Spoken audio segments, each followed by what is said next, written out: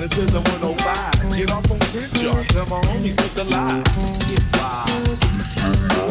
Look alive, look alive.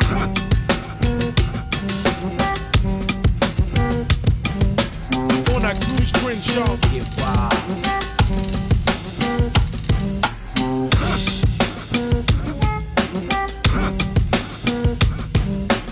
On that cruise Crenshaw, look alive.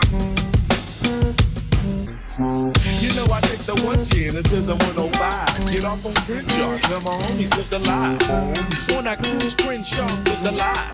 Get wise, look alive. You know I take the 110 until the 105. Get off on Crenshaw, tell my homies look alive. Get wise, look alive, look alive. The time has arrived. Let's begin. This is the path. This is the path. This is the path. This is the path. This is the path. Round one. Fight.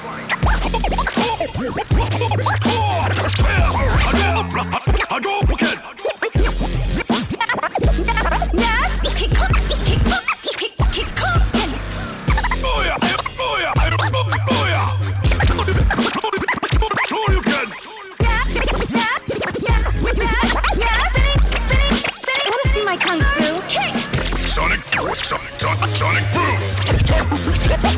Tiger! Sonic boom! Tiger! Sonic boom! Tiger!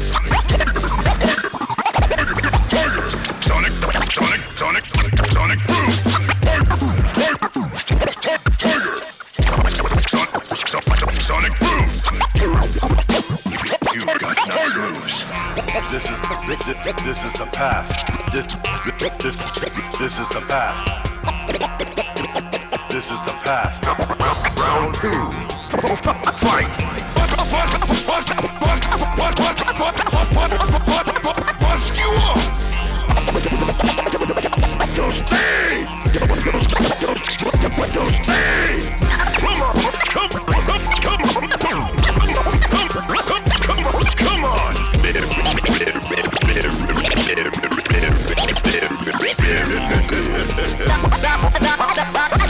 Started? I'll take you downtown. I'm ready. Now begin.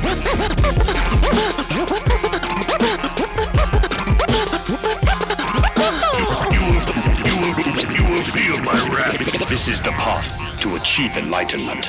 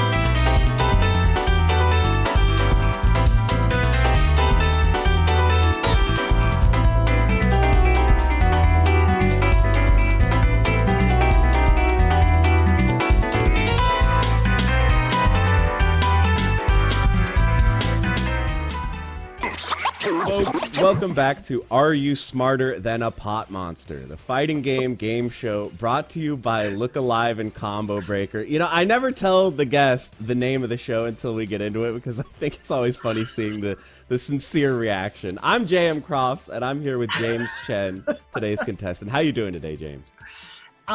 Look, all I'm just gonna say is that I have been a pot monster my whole entire life, so it's Listen, okay. I always say that too. You know, someone who enters tournaments, and you know, you're not sure if you do well, it's a nice bonus, but it's not really your expectation going in. That's how I operate. But for you, you know, you're something of a fighting game scholar, I feel like. Ever since the old days, I've seen your guides on Game Facts. Do you feel that you are smarter than the average pot monster? Don't set me up for failure here, John. It's too much pressure. Exactly. Okay, No, I'm sorry. ready. We'll keep expectations low. All right, I'm ready to go. If you keep all your questions related to Street Fighter 2, I think I'll be okay with this. Okay, excellent. We'll put that knowledge to the test today. The game is pretty simple. 2 rounds, 4 questions each. Just like a tournament, it's double elimination, so you can miss one and keep going. Oh, okay. Some of these questions are devilishly difficult, so we've got 2 lifelines to help you out, or as we like to call them, top player privilege. First of all, we got coaching, so you can break the no coaching rule, and you will get a hint to get you closer to the answer. And the other is top seeding. The number 1 seed in the bracket, they're usually the first to get a bye.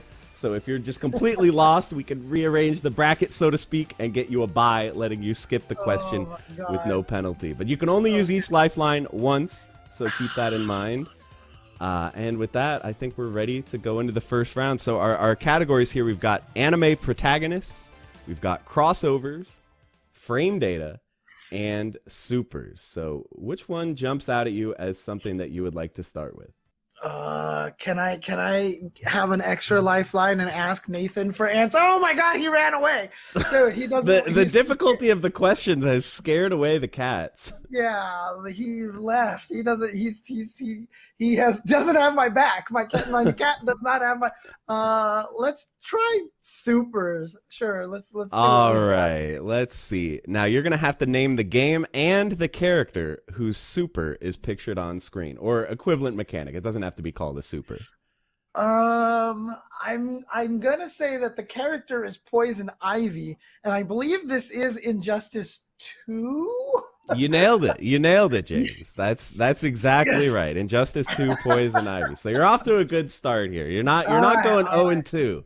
That's guaranteed. Okay. That's usually what I'm hoping in a tournament, is just not to go 0-2. Oh, by the way, I just remembered I have something to do, so I'm going to retire undefeated. All right. Thank you, guys. Signing off.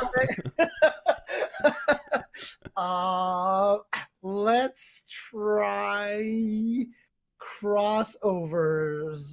All right. King of Fighters contains characters from many SNK franchises, but who is the only Samurai Showdown character to ever appear in a mainline KOF game? Thankfully, I've been doing a lot of SNK podcasts recently, so I can say with confidence that it is Nakaruru. Final answer. All right, I made these too easy. I thought these were going to be hard ones. Okay, but this is just round 1. Don't get too comfortable. Oh, this is only round 1? There's going to be 4 more questions if you get through these 4. Man, I thought I was doing good. Now I'm scared again. Let's do frame data. All right. Chun-Li has the fastest jab in Street Fighter 3 Third Strike, but how many frames of startup does it have? All right, this one I'm going to answer with a caveat. This is a trick question in a weird way. Yeah, I know there's kind of 2 possible answers. Yeah, it depends on how you define it. The original old method of defining frame data, they did not have the first active frame as startup. And so a lot of people said that Chun-Li's crouching light punch in Third Strike was 2 frames. But by modern nomenclature, where the first active frame is also a considered part of the startup, it would be 3 frames. So modern day 3 frames, old days 2 frames. See, James, I even accounted for this. I knew. I put 2 frames, but it does hit on the 3rd frame. Because in Street Fighter 4, jabs are 3 frames. but they hit on the third frame. So really, it's the Right. same speed, right, as There Chun-Li. you go. Oh, cool. So Okay, I was ready to go either way on that one, but you got the extra credit. You knew the full reasoning and everything. Nice job. And See, so now we're left with just Yeah. anime protagonists here. I left it at the end for a reason because I'm scared of this one. Okay. All right, in Dragon Ball FighterZ, including DLC, there are 6 characters with Goku in the name. You're gonna have to name at least 4. Oh my god. They all got Goku in the name, so that's an easy way to start. All right. I think there's like regular Goku. I think his name is just Goku, and Yeah, we'll count that. there's a kid Goku. I think it is young Goku. I think we're gonna have to talk to the judges on that one. Maybe guess some other ones. We'll see if we can get Okay. it. There's SSGSS Go. I don't know. Oh god. And don't forget that you do have your hints as well, or you Right. have one hint and one skip available if you don't want to Right. risk it all on the question. You know, I'm gonna use my skip lifeline because. All right, I think that's fair, James. Not a No. Dragon Ball scholar. No. We'll show the list here. We got Super Saiyan Goku. We got you were on the right track. SSGSS Blue Goku. Right. Okay. Goku Black, Base Goku, who, that's kind of just regular Uh-huh. Goku. GT Goku is Kid Goku. It's kind of misleading. And then Ultra Instinct Goku. There's too many Gokus. Dude, We set you up for failure there, going deep in the anime well. I know it's not your specialty, James. 100%. I was done on that question, so I'm happy with my lifeline. All right, well, you came out of round 1 unscathed. You're 4-0 right now. You're out of pools, as I like to say. But now we're moving on to round 2. We got a whole new set of categories. Let's jump over to it. All right, we're into round 2 of Are You Smarter Than a Pop Monster? We got a new set of categories. We got announcers, we got inputs, FGC history, and then Combo Breaker. Of course, this is brought to you by Combo Breaker and Look Alive. Which one are you feeling here, James? I know, like, you put FGC history in there, and I call myself an FGC historian. So that guarantees I'm getting this question wrong. And I'm going to look like a fool. So let's get that one out of the way. All right, let's do it. FGC history. All right, the first European to get first place at EVO was a French player named DTN in 2003. Now, which game did he get first place in? So you already know it was at EVO 2003, so that narrows it down somewhat. Right. See, the thing is, I'm pretty sure I know the answer. I just don't remember which one. Okay, I'm just going to say this much. I'm pretty sure this is Soul Calibur as the series. I just can't remember which Soul Calibur. That's the trick. I will neither confirm nor deny your suspicions so as not to influence the answer, but So it's either going to be, I believe it's either going to be 1 or 2, I think. Let me think. And I remember, so 2004, 2005 was like the GameCube, was when the GameCube was out, because I remember at one of the Evos, we had Mario Golf on the GameCube, because I remember that because it was my GameCube at Evo, and it broke because it never turned off. So I'm going to go with Soul Calibur 2. oh my gosh, we took a long road to get there, and you're exactly right. It is Soul Calibur 2. Soul Calibur 1 was never run at EVO, so that helps a little bit. And neither was Soul Calibur 3 also, I'm pretty sure. 2 and 4 both were. Oh my gosh. All right, so you're cruising, James. You're 5-0 right now. Dude, I had to logic that one out so much, dude. You had to go into the Sherlock Holmes mind palace. I understand. Oh my god. Oh, okay. All right, let's do inputs. Let's do inputs. All right, inputs. What is the input for Akuma's Raging Demon Super? Light punch, forward, light kick, heavy punch. Yeah, that's right. That's an easy one for you. If we got one of those people who know all the Gokus, maybe they would have trouble with that one. Right. You were well suited. All right, since this is Combo Breaker, I'm going to save this for the last. So let's go to announcers. Let's do announcers. All right, so for our semifinals round here, this is going to be an audio question. So I'm going to play you a collage of many intro announcers from fighting games, and you just have to see if you can name 3 of them. So listen up closely here. The wheel of fate is turning. Rebel 1. Action! Ladies and gentlemen, it's showtime! Open your magic circuit. Fight. Nobody blink. Let's party. This is gonna be a match to remember. Fight! All right, did you get all those, James? So you just have to Yeah. name 3 of the games. 3 of the So, games. play him again. All right, for sure. The wheel of fate is turning. Rebel 1. Action! Go to the next one. Ladies and gentlemen, it's showtime! That's Skullgirls, right? Yeah, that's right. Magic circuit. Okay. Fight. Nobody So go to the next one. blink. Let's party. That's Street Fighter Alpha 3. This Yeah, is that's gonna right. be a match to remember. Fight! And that's Capcom versus SNK 2. All right. Skullgirls, Alpha 3, CVS 2. You got them. The other So- ones were we had Melty Blood type Lumina, Ooh, and okay. we had Blaze Blue was the first one. The Wheel of Fate Yeah. is turning. I So would again, have the gotten- anime coming Yeah, up as a bit the of a funny thing is, weakness. I would have gotten the Blaze Blue one, but I totally would have gotten the Melty Blood one wrong. For some, I almost was like, if you had to have me name all 5, I might have said Under Night in Birth, and I would have Right. crashed and burned on that one. Okay, good. James, I don't know what to say. You're here at the grand finals, and you're still in winner's side. So really, there's nothing that can go wrong here. Even if you get this wrong, you're making it out of this in one piece. So our final remaining category, what's that? You know what's going to happen, though? I'm going to get this wrong, and Rick is going to be like, oh, really, James? And then I'm fired from Combo Breaker. All right, there's a lot on the line for this one. Right. Careers could be made or broken. Let's see the final question. After the last offline Combo Breaker tournament in 2019, which player got first place in Under Night In-Birth EXE latest, and then went on to win EVO as well that year? So they won Under Night at Combo Breaker 2019, and then they won EVO 2019 in Under Night In-Birth EXE latest.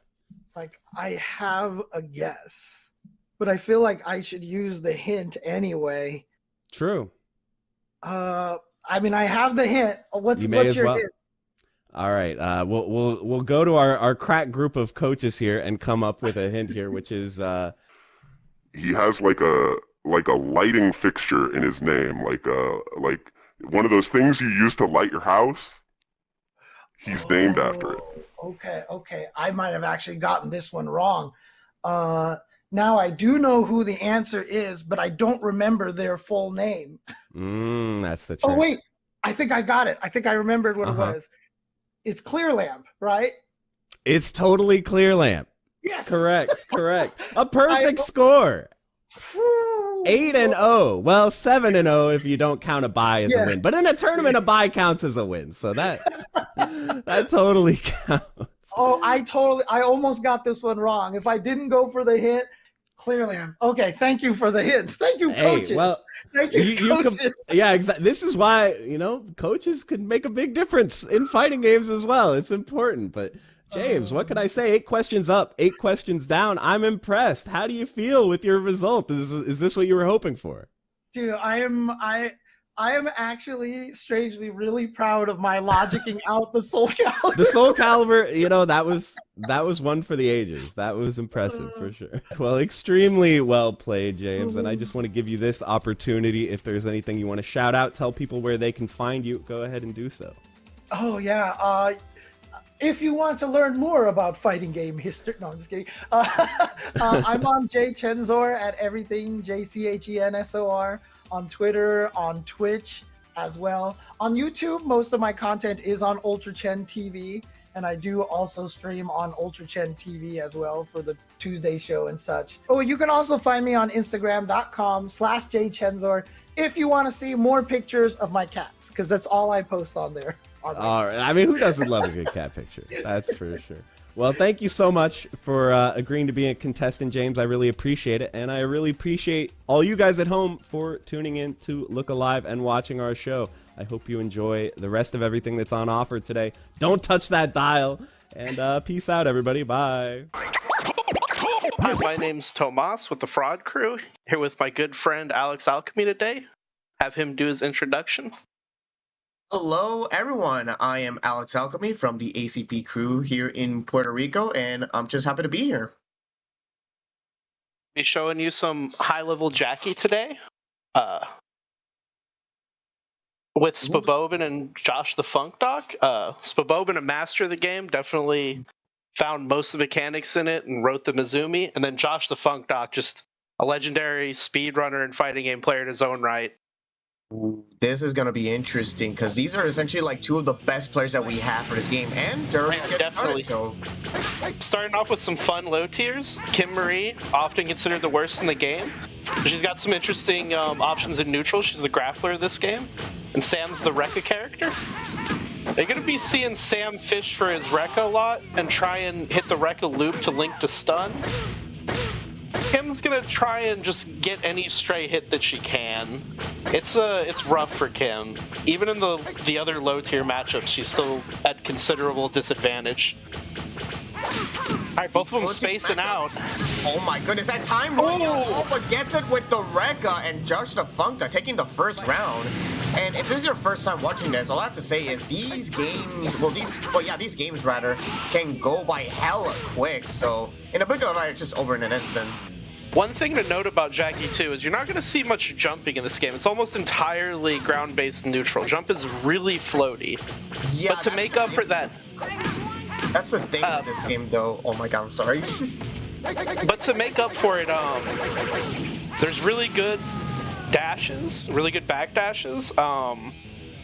There's also command like normals that are overheads, so you can still open people up. It's just it's not too recommended. Essentially, it's more like a high risk, high reward kind of scenario. Oh, in the case, like if you do Sam mirrors? Oh, what? Okay, I actually wasn't expecting that. All right. All right, both of them are trying to rush each other down as much as possible. Oh, hitting the Rekka. Bunch of Rekkas going out. If you somehow manage to get the first one and get the rest of it, they can do like a lot of damage. Getting the dash loop. That's something that Spabobin's really good at, is hitting that dash loop. Spabobin takes the first round. Alright, both of them just trying to like get a feel at the match start. Neither connecting with anything. Lots of stuff on block. Oh, trade? Trade, yep. Oh, gets it with the Rekka combo, nice. Oh, super, but not connecting though, only hitting on block. Punish. Oh, just going through with the auto combo. And there's the follow-up. You love to see it. Really good conversion out of that. Funk Doc taking around. Oh, this is some dirty pressure that's really hard to deal with that dash loop. Especially around start. Ooh, getting so much pressure in the corner here. Funk Doc absolutely insane. Yeah, my man Josh not letting Spabobin breathe right there. My goodness. All right, now time both of them just dashing around, trying to get the hit. Oh, no combo. Now timer is deceptive in this game because the last like 5 seconds of the clock are longer than the other seconds. So there's more time than it looks like, but oh wait, who's gonna get this? Wait, I think that might be Oh wait, Josh. timeout. Yep, and it's gonna be Funk Doc taking the second game too. Heck yeah.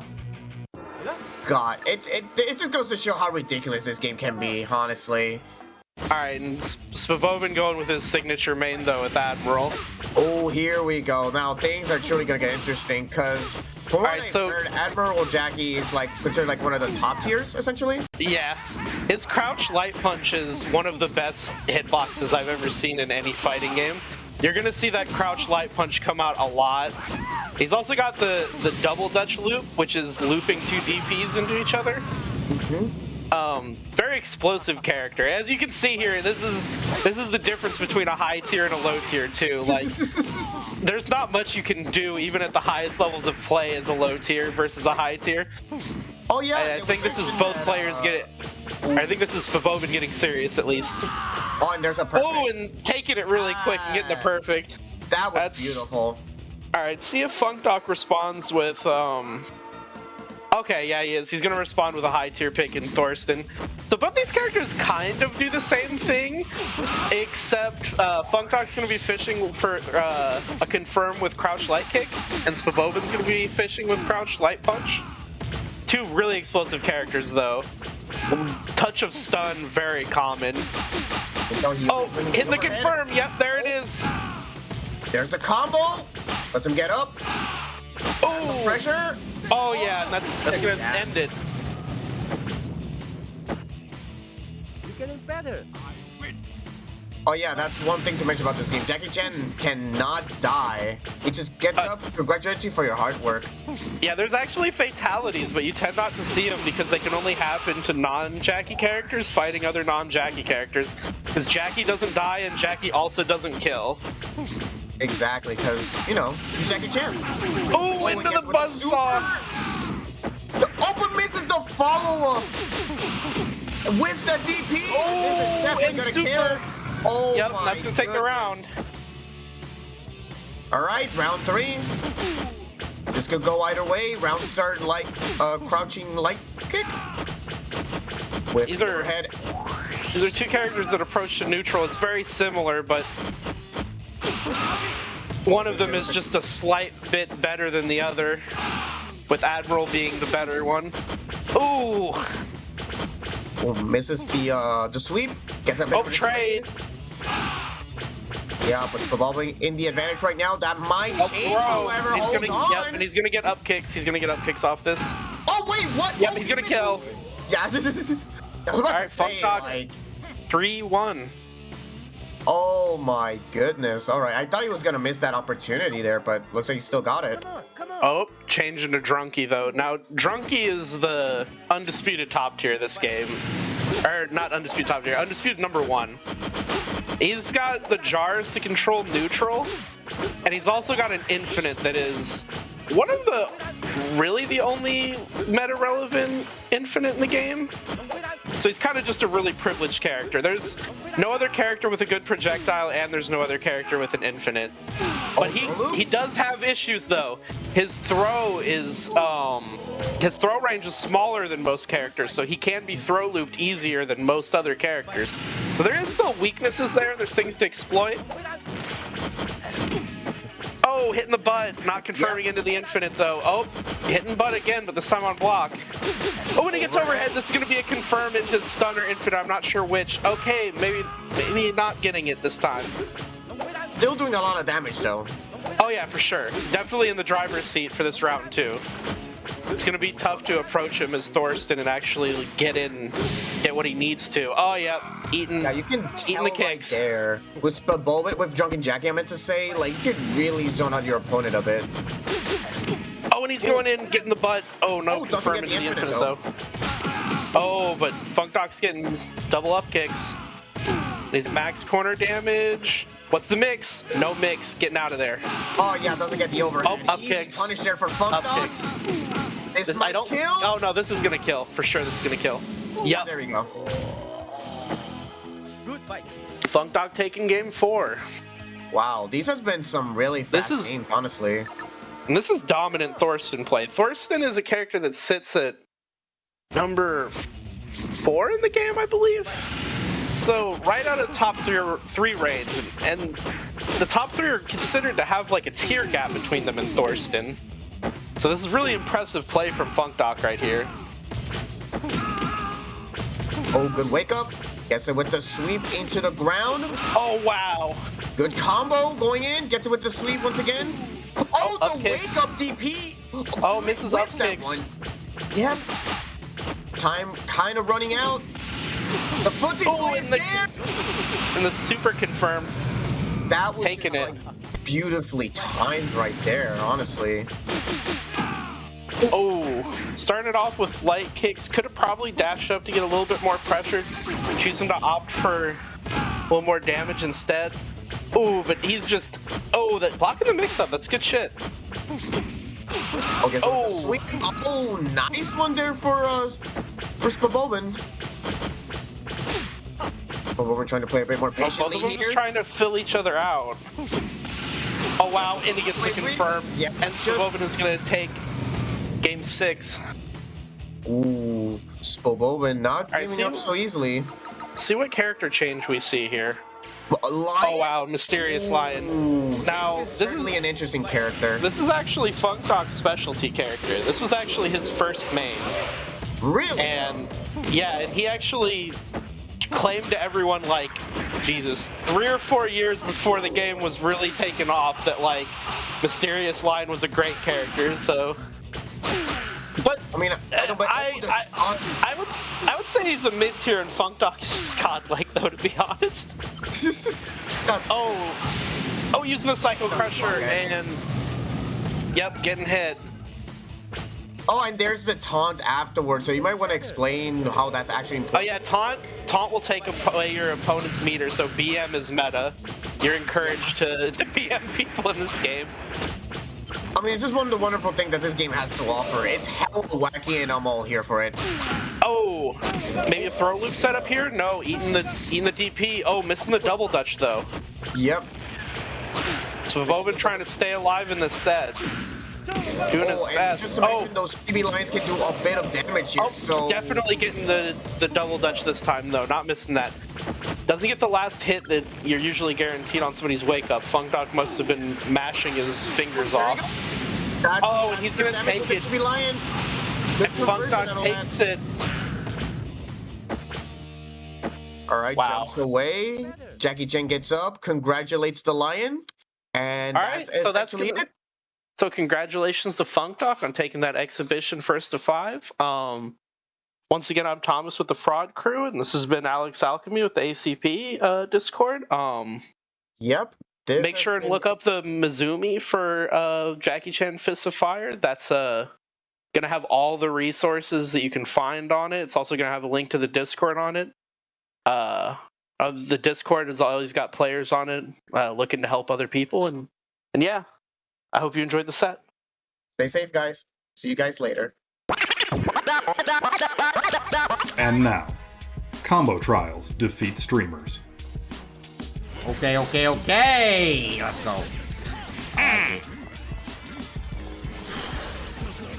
Okay. I understand.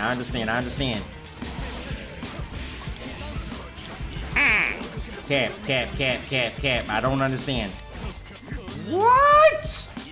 Why is this game doing this to me, bro? I promise you that's not supposed to happen. It's a conspiracy out to get me. 3. Only hard part is knowing the timing, since I don't play Slayer. I might not be dandy enough. This combo is so cheesy, bro. 3 hours later. Man, this combo. No wonder Slayer players can't play any other character, bro. Look at the inputs you gotta do. Please. We just want the last active frame. We got this, chat. Trust me. I just need to get through this.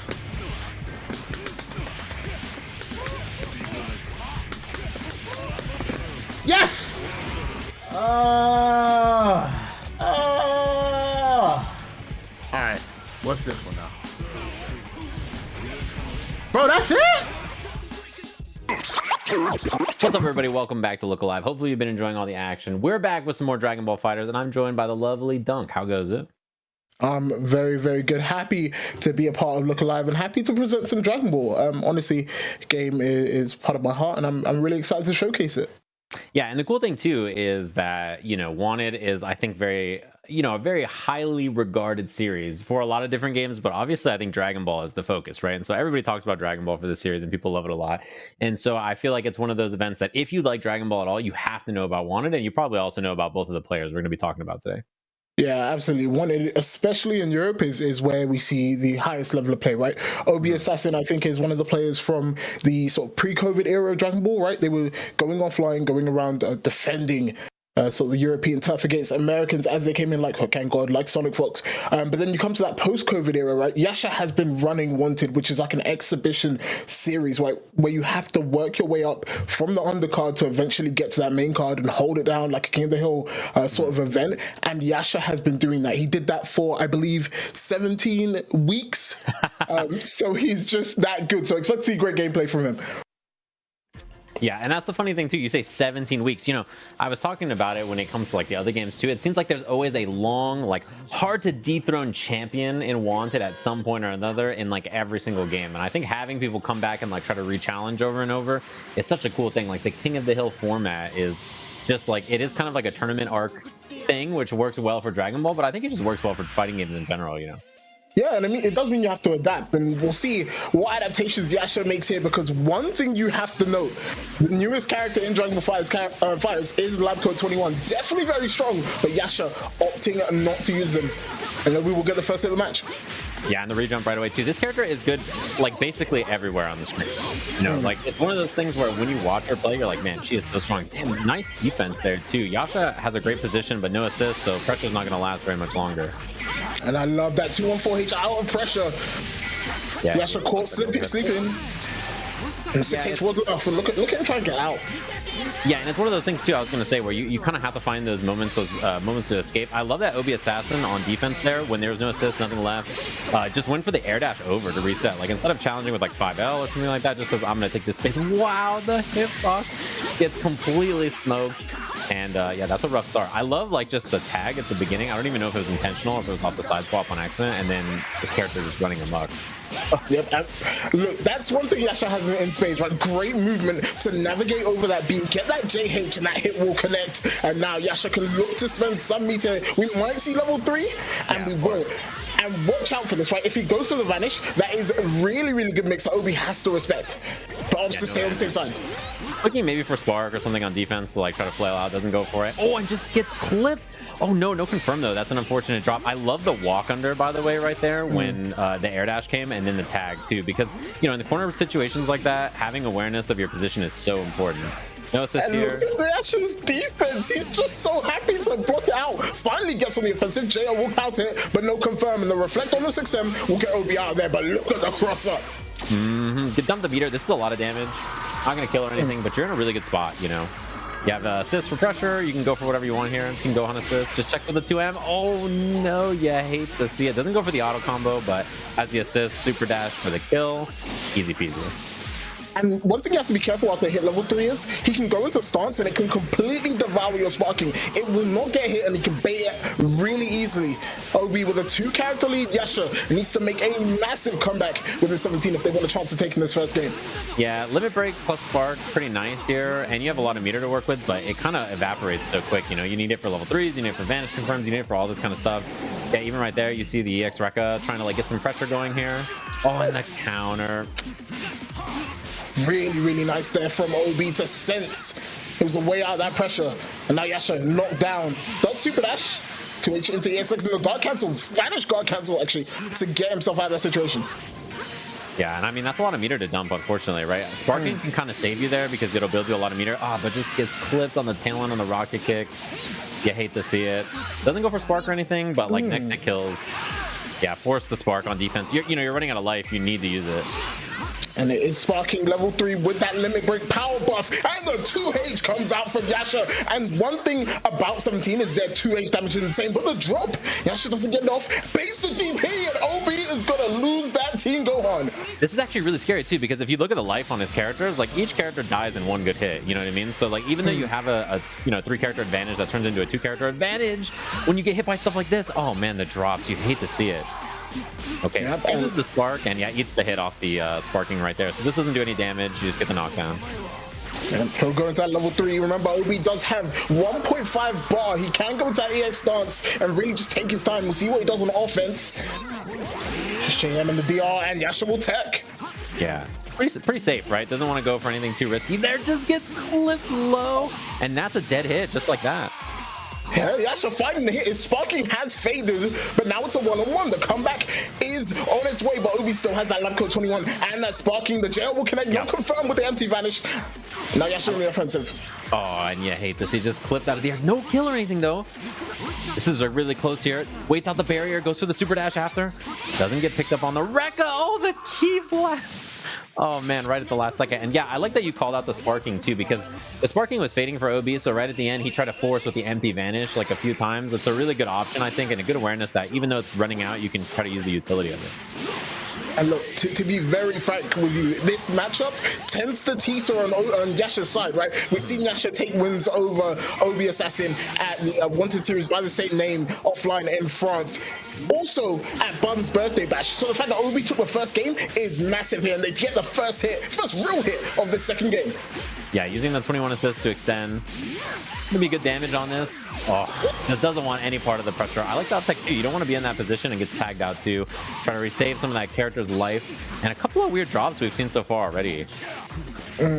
I mean, like, both of these guys are sort of keeping each other on their toes. Both of their movement is really, really good, so I can understand when they get a hit, they might be a little bit flustered here and there, but Obi will get another hit, go into that Team Gohan level 3, and we don't see a lot of Team Gohan anymore, but Obi favors it, will run up, auto combo, M legs, and the guard cancel. Yasha knows, gets himself right out of the situation, easy peasy. Yeah, I feel like that way about Obi's team in general, especially, I mean, before 21, you know, it was like a really unique team that he played overall, so I kind of like it here. Dagger pressure in the corner. This is really scary too because you have both assists up. Barrier with the 17, and yeah, 6M block. I like the backdash 5M check there too. Just like say like, hey, are you gonna try to swing? You gonna try to go for a spark or something? Oh, yeah, that's not good. The block on the guard cancel means it's an easy 2M punish, and as long as Obi finishes this combo, it should be a kill. And that's a character gifted to Obi, and you can't be asleep at the wall like that if you want to take a game. Yeah, that you hate to see it too. You know what I mean? Like the guard cancel just comes flying in, and it's a clean block. I mean, you just get deleted for stuff like that. And now we see Lab Coat 21 come out. One thing we haven't seen a lot of actually is the debuff, right? She does have the level 1 that does 21, takes away 21% of the other character's damage. And we haven't seen Obi go for it a lot. They'll have to find another chance. Yasha on the offensive will connect with that JH. And we'll go all the way to the corner with this one. Oh, no rejump on that. A little bit of a miss. Wow. Hit both for a second there, but worked out okay. It's the rejump confirmed. And yeah, I mean, this is one of those positions where you have to feel pretty good about this too. Gonna tag in a hit. And has the Team Gohan assist here. Oh, good reflect on 2M. And Obi with the kick. Yasha not ready, and I love this. Use the fucking try and get the kill. He drops the combo, but the British reset comes out, and Obi will take a character. I mean, you'll take it. It ended up getting you more damage, and just like that, it's gonna be a clean kill here. Damn, it all kind of just like came about. It kind of unraveled at the end there. Just Obi Assassin up 2-0 already. You hate to see like just doesn't hold, like just believes like, oh, you got me, you hit me, and like doesn't block the rest of that there. Like, oh, that's unfortunate. And we see a character switch. Okay, not kind of surprising, down 2-0 here and changing it up. Yeah, I think Yasha's definitely feeling the pressure of this Lab Coat 21. I'm not sure about this team, right? We know S. Broly is a very cool character. I think their assist is great, but generally they can struggle against characters like 21 because they can find easy ways around the projectile. But Yasha does get the first hit. Will look to continue, but the 4L out OB is saying, I'm not holding any fake pressure here. Yeah, just kind of like, it's one of those situations too, you can just hold back and then just hit like 4L or 5L, right? And like in that situation, you know, if you're in block stun, you're fine. If you're not, you just get the button. So you're like, okay, it's not the end of the world. Guard cancel on the legs, doesn't want to deal with the pressure. Oh, look, Broly, and great jump away from the command grab. You can see Obi just tries to tentatively make his way forward, gets clipped out of command grab, and now we get the world's longest combo. Oh, drop! And OB happy to DP out. That's a happy birthday, Sajam. Yeah, both characters, and keep some sandwich. I love the empty vanish confirm right there. Calm there, huh? That character's dead. You're feeling great about that. And I think even this sparking can work out really well here because you get the extra meter, gets the rejump on the vanish, and you're not going to quite have 2 bars at the end of this. Doesn't get the extension either, but yeah, I love the patience too to back up, maybe look for the spark. Yeah, definitely. That Shimi was looking for a spark 100%. Look at the blue life Yasha has to regain from a sparking here. The command grab will connect, and surely we see Yasha get this S Broly out of here so they can go into the time chamber and really regenerate. Yeah, this character needs to get out. But you don't really have a safe place to tag. Okay, so then the spark gets forced out because of it. Super dash is in. And that should be a kill, Sajam. Yeah, you feel pretty good about this too. You got all that blue life back and you built so much meter, right? So this game is pretty even at this point since Obi spent the spark earlier to try to get the kill off the happy birthday. And then now you come in with all of this extra meter, all this sparking going on, a level 2 sparking. So actually, I think a pretty good spot for Yasha here in this game. But you have to be careful. The time assassin always looming at any point. Could open up this Broly. Nice step back. Doesn't want to be anywhere near him, right? Yasha, with this S Broly, does have access to a bunch of like bust out level 3s, level 1s, sorry. Invo level 1 he can use to get out of the situation. Obi knows though, gets himself out of the situation, and the confirm on the 21 hit assist. Obi should go into level 3 here, please. Yeah, level 1. Oh, that's actually an interesting choice. Yeah, it goes for the extension instead. I get it. It makes sense not to go for the... Oh, this is what you're just talking about. And he uses it to get himself out of that situation. Both characters Yasha has can do that, right? S Broly and 17 can both do that. Obi needs to be aware. And look at that. That's a 14-frame beam, Sajam. It's so fast. And she's so happy to throw it out from any range because of the massive hitbox. And it devours the key blast. But again, no confirm from Obi. Yeah, you hate to see it. There's been a lot of these weird drops. I mean, part of the thing about playing a new character, right? You're just going to have these situations where confirms you normally would hit don't go your way. Oh, the 5L check. Didn't believe on it, though. Okay, super dash in the front, nothing fancy. And, you know, I like that we've seen so much use of the 21 assist, too, with hit, right? Like, he's a character who's great at picking up on those horizontal assists. Air to air, that was clean. Oh, punish by Obi floats into the perfect range to punish that key blast, but again another drop, and Obi is going to regret these, right? You don't get a lot of chances to hit Yasha in neutral. When you get them, you have to take them, and this is why Yasha gets a DR. Will look to get this 17 out of him. Maybe go into S Broly level 3. It's really, really good. Yeah, you have level 1, level 3 here, maybe. Oh, just goes for 17 level 3, actually. Maybe wants to mix up here instead. Oh, and just gets clip load, the classic. You see it and you stand up and you're just like, oh, and then it just gets smoked. So it happens like that. Solo hit here with a lot of meter to burn, though. Yeah, just you can see him trying to go into stance, but Obi's being peppered by everything, right? Yasha doesn't want to give him any time to get into that stance. Back to neutral we go. Yeah, cut. And just, oh, goes for the cancel that time, was maybe looking for a super dash or something.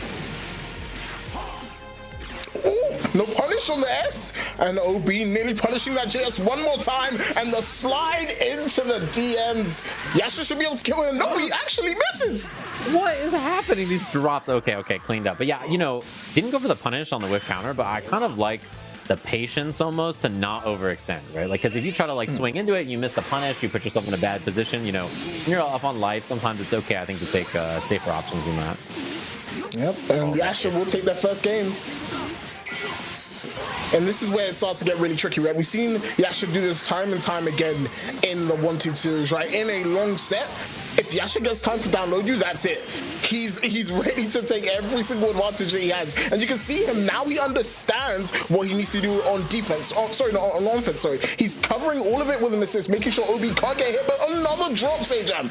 Yeah, a little bit too much hits on there. Again, you see the 21 assist too. And you got to get hit out here, I think, pretty quick, maybe if this offense doesn't work. And yeah, even if it does, this goes for the tag. Team Gohan coming in. Doesn't try to escape the corner, actually. Yeah, I think was, you know, Obi was just sitting there waiting for it to see. And the DP comes out from Yasha, and that's the Yasha DP, right? You expected a really strong player to never DP. It's like, oh, I don't need to. My offense is amazing. But Yasha, when he knows you're desperate to get a hit, pulls out that DP, and now is on the offense with S Broly. Being very patient. Goes for the command grab. Great jump. Super dash from OB. Tries to confirm, but another drop. Back to neutral we go. Yeah, and I think it's one of those things where in this game you're trying to cover so many things on offense sometimes that just like wake up DP is not always what you're looking for. You know what I mean? You're like trying to look for everything, see if they're going to up tech the auto combo starter here. And it has both assists. Yeah, instead just goes for the level 3. Watch out for the stance. That's the most important thing. He can go into stance or command grab, right? And that flash could be the same thing, so you have to be super careful. But OB waits. Yasha raw tags, gets the hit. And I'm not sure if they're able to kill here. Have to be super optimal. Maybe use an assist even. Yeah, we'll see. The tag in. Okay. DR ender. 5 meters, though. At worst, it's 113. Yeah, actually, like, these supers do a lot of damage, right, with these characters. So it should just be 111. And Yasha gets the first kill of this game 80 seconds in, Sajam. Yeah, it was a long time coming, too. But the thing is that Yasha's team did take quite a bit of damage here. Oh, the 2H. Man, that was great awareness, not to just block the legs and then get smoked. Oh, he tried to go for a reach on there. Base the DP with the backdash, but no punish. Yeah, that could have been bad. I mean, Team Gohan could have died there. So, you know, it worked out okay, I think. XM blocked. More and more pressure here. See, after that air block 6M is plus. Yeah. OB with the DP to get himself out of the situation. Not going to be enough to kill because he had to vanish. Meter penalty will stop him. And there's the spark from Yasha. The defense has been excellent here too. You know, it's nothing that's too scary. This is a huge starter though. But the drop, oh, so many of these drops have been on Lab Code 21 too, which is a shame. I'm talking about big starters. This is definitely a lot of damage. Goes for the reset, lockdown. Tries to go for the grab and the sparking force from OB. He has to make something happen here. Try and get rid of this S Broly. The hit will come through. No confirm. And what a punish on that 236H from Yasha. He'll be rewarded not only with a lot of damage, but all that blue life from the sparking is getting cut because of that EX move. Yeah, and you have all this meter to dump here too. You can just take a hard knockdown off of this, or just take the damage because the sparking runs out. This combo was so long that the sparking didn't matter at all. You're just like, yeah, who cares? Yep, that's the S40 signature, right? Their combos literally last forever. Really, really good to weigh out the sparking time. And Yasha now, with the 2 character lead, it's all up to Team Gohan. But I don't know how he fares in this 3v1 comeback. Yeah, I mean, pretty rough there. I love the whiff 2M and then just like call 17 assist anyway and then do it again. They're like, what's the worst that can happen? I got the barrier assist. Oh, and that EX, like, look at how much damage is this doing. Hold on. Is he going to be able to kill it? He can do DR into level 5. Will it be enough? Yeah, you can dump all the meter to get the kill here. Unfortunately, like with no sparking though, your meter build, okay, gonna try to dump it to get the kill. That's enough. You have no meter though, right? Is the only problem here. So even though there's 2 characters left, like you're feeling okay about that. Fighting a character with an assist, especially 17 assists here. Have to be so careful. 6M connects. And look at the dash box. He's waiting for that DP, trying to bait it out. Just relax. The 5S will connect. Great confirm there from Yasha. He tries to go command grab to take it back to the corner. That drop will be expensive though. OB should be able to get this kill on the S Broly, and now we're into a 1v1. Yeah, not only does that drop hurt because you would have got all the damage anyway too, but then your character just immediately dies and you're forced in this 1v1. It does have meter advantage though, right? So that is like a pretty nice thing to have here. You can combo, you can vanish, and you get level 3 still at the end. Like you have so much to work with. Look, OB just trying to float down. Wow, EX Wrecker from the sky. New change for this season. And this should be a kill, right? If he doesn't do too much, he can end the combo here. Go into level 3.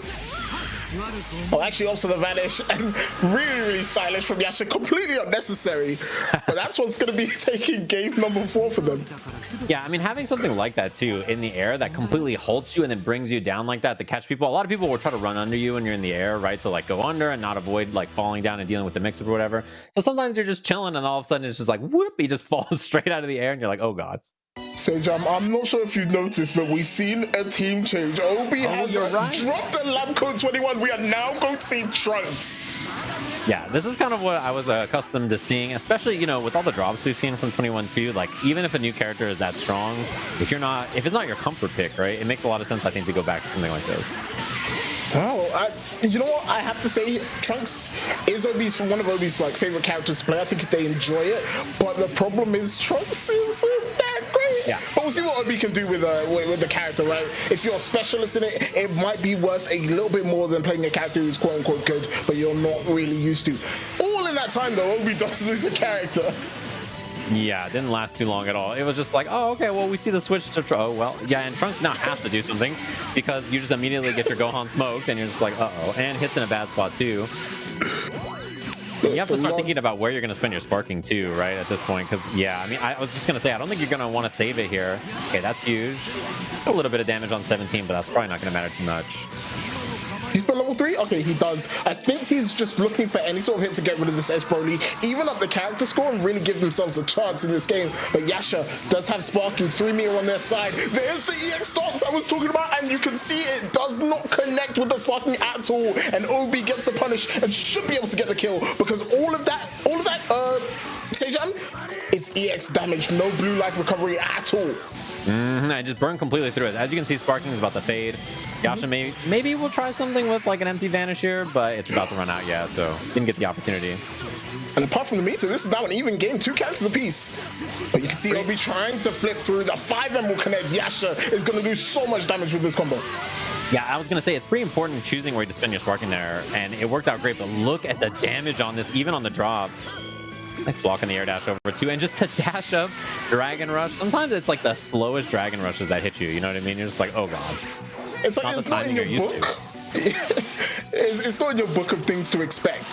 So you're just really not ready. And maybe OB could find a clean hit to get rid of this 17. Wow, the 2M, and just like you said, it's the slowest option that you might not expect. 2M is really slow, but Yasha gets another hit, and with 7 meter, you have to think they dump some here. Yeah, for sure. And I think you have to get 17 out here, right? You don't want this character to stay in the drop. Oh, man, you hate to see it. 5 LLL gets the job done. And, I mean, you have a lot of life to work with. In terms of life, we're pretty even, but having the extra Trunks assist, the beam here, is pretty useful. Yeah, 7 meter on Yasha's side. So you can look to spend some. Oh, wow, 5S will connect. And if that whiff, that would have been an easy punish. Super, super negative. So much recovery on it. But Yasha threw out, got the hit, and we'll go into level 1 to get the kill. It's now 1 character apiece. Obi will get a bit of meter for their troubles, but this is anyone's game still. Yeah. Oh, God. Yeah, change the future right around start. I mean, it's a good option, right? It just deletes most things, has a humongous hitbox. But I mean, even at this point, it's still pretty scary, I think, because of that meter deficit. 5 bars to work with is a ton. Oh, the 2H call out! That's massive. Yeah, especially because you have level 3 in the corner here. Next hit'll do it. You have a lot of meter, though, to try to escape this situation. Plus, Moby just trying to lock him down on the backflip away. Just wants to leave that situation. Virus will connect. It's not enough to kill. Cross up JR. What a block from Yasha. Oh my god, this is humongous. Though. With all this meter on the line, you have to be kidding me. That beam didn't kill. Oh no. The tragedy. OB about 100 damage away from taking this, but the clutch factor again from Yasha comes out strong, managing to get the 5M, dumping tons of damage onto OB, and now it's 3-2. The tables are turned. Steady. That was so tragic. Just the beam not killing right there, and then watching the beam from Trunks just whiff and dash. 5M gets smoked. You hate to see it. And just like that, I mean, Yasha up in the set. Yep. OB, you can see him trying to force the issue. The sparking comes out though, and this is massive, right? Gogeta as a character, I was gonna say can 2-touch off pretty much any hit. If you hit 5LL, it's an easy 2-touch. Yeah, and I mean, the starter was great too. I mean, you're in sparking, it's a double jump L overhead and everything like that. And then the drop into the reset gives you even more damage. So you'll take it, right? I mean, those are the best kind of drops where you immediately hit them again for extra damage. And it sucks to get hit by as well, because you're like, oh damn, I should have just up-tech, but Obi will have to make do with these 2 characters and sparking again. Oh my goodness, that was such an amazing reaction, because he literally can't do anything else after that. The fact that Yasha was able to react to level 3 was amazing. Yeah, now you have to watch for spark. Yeah, there is the spark and get through on the clash. That is humongous too, because even if this isn't too much damage because of the sparking regen, you know, getting rid of some of this level 2 sparking is huge. Both got hit. He could anti-vanish if he wants, yeah, to keep them both in, and he does. But unluckily, Gogeta falls out of the combo. EX starts to go past the assist. Look at the hits from him. Yeah, and I mean, even the assist kind of got smoked there again for a little bit. This should be able to get the kill here, easy peasy. And look at the blue life. This is so much, man. You just lost so much life because of that. Such an unfortunate scramble, just with the assist getting flipped like that. Just like that, it's an even game. And you can see OB feeling it, wants to take it to Yasha. Good block on the 2M and backs out. No assist to work with, and knows they can't risk staying too long. Yeah, I like the 2-on-4S right there. Just like get away, kind of reset the position, say like, all right, what are you gonna do? Like, what's the plan here? Oh, the air dash in, finds a clean hit, and this is great damage here too, especially because you might want to get the character out, you know, depending on whether you feel confident doing level 3 with 17 here instead or something. You know, keeps in for the Oki, the reflect, still keeps up the pressure. Oh, that 5M got stuffed there. Not going to be able to kill. But the corner goes to OB. And look, Yasha just wakes up with the buttons. Goes for mix after the 17 assist. That has to be fake cross up from Yasha, right? He jumps in the air, does J2S. Yeah, just jumping in on OB. That's like kind of the classic, right? You just go in the front with the beam instead. Makes perfect sense. Okay, now we're going to see the meter dumped here. Get the hard knockdown. Goes for the empty low. Great block. Blocks on the 6M too. The clash, the reverse clash too. Good awareness from both of them. And I love the escape option from Obi instead. Just like not engaging. Oh, and the auto combo. Maybe didn't even know what side you're on there after the flip, right? You're just like kind of piloting it and you're like, oh, I'm where now? I'm inside this 5-0. It hurts. But luckily, you won't have to do it anymore. Just hit. Good reflect on that Rekka. That's barrier. That's an easy punish. Negative 40. OB Assassin was ready for that. Level 3, no ops. To keep it simple, good jump on the command grab from Yasha. Exactly. Yeah, that's not easy to do. I mean, in those situations, you mentioned it earlier, it could be the stands, it could be something else. You're not always ready for it. Great awareness on defense. Knockdown here, again, just going for pressure. DR gets jumped, no punish. Yo, he's on the other side. Didn't even know. Didn't get the hit. Maybe happy to block. EX. Oh, EX! Rekka into the barrier. OB's patience rewarded. And so many times in this set, it's 1v1 again. Yeah, this has no business being this close to, and that's such an easy punish. Okay, this is humongous. That should be a kill, right? He can surely go into level 5 to get the kill. Dump all the meter here to get it. It should be easy peasy. No drops, nothing weird. Yeah, and that's going to be it. Yasha taking their 4th game. And Sajam, that was super close, right? You saw Obi go into EX stance and then the kick. If that was a millisecond away, that's Obi's game, right? He gets the kick. Yeah, exactly. But luck on Yasha, well, say luck or skill, whatever you want to call it, on Yasha's side, managed to get the kill. And now Yasha looking to close this one out, 4-2 the score on set point. Now I love that just like dash up, delayed DR there. I feel like Obi hasn't been going to it as much, you know, as this has been going on. So I kind of like that option. Falling overhead gets the hit. And I feel like this is how so many of these games have started, right? Team Gohan on point has not won a lot of these interactions. And in fact, as you mentioned, just gets hit, gets knocked down, next situation doesn't work out, and then it's kind of just been over.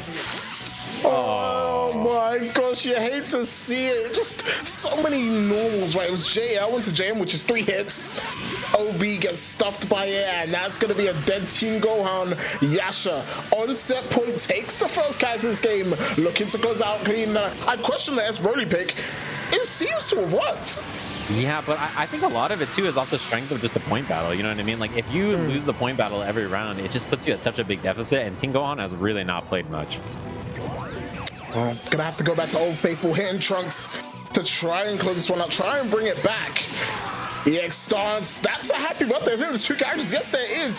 OB opts not to spark, and I understand. Instead, cashes right out, gets the blue light from 17 right away. Yeah, and I think those early sparks have not always paid off, so I like it. Yeah, blocking the air dash over, which is, it's more about positioning there than anything. I love that 2M stagger too. Just to like, you know, kind of reset the position, gives you time on your assist. 2H hit confirmed. This should be the kill. Oh, Obi went for the fancy combo instead of the simple one. And Yasha gets out, crush up on the Rekka, extends with the EX barrier. And surely this 17 is going to get out scot-free. Obi should have had the kill. Yeah, that is a tragedy. I feel like that's so much of the set so far, you know what I mean? It's been like hits Obi have had, and then things just not working out in their favor. And you're just like, oh, you hate to see it. Air dash in, yeah, there's a spark immediately. You kind of need to make something happen pretty quick here, and the DR does happen. And look at the meter board, right? Like basically 2.5 meters off of that. We'll be happy, go into level 3. And next hit will kill, but Yasha again has fucking, we've seen this situation so many times. Yasha has opted to keep their team whole in situations like this. And also do the same now.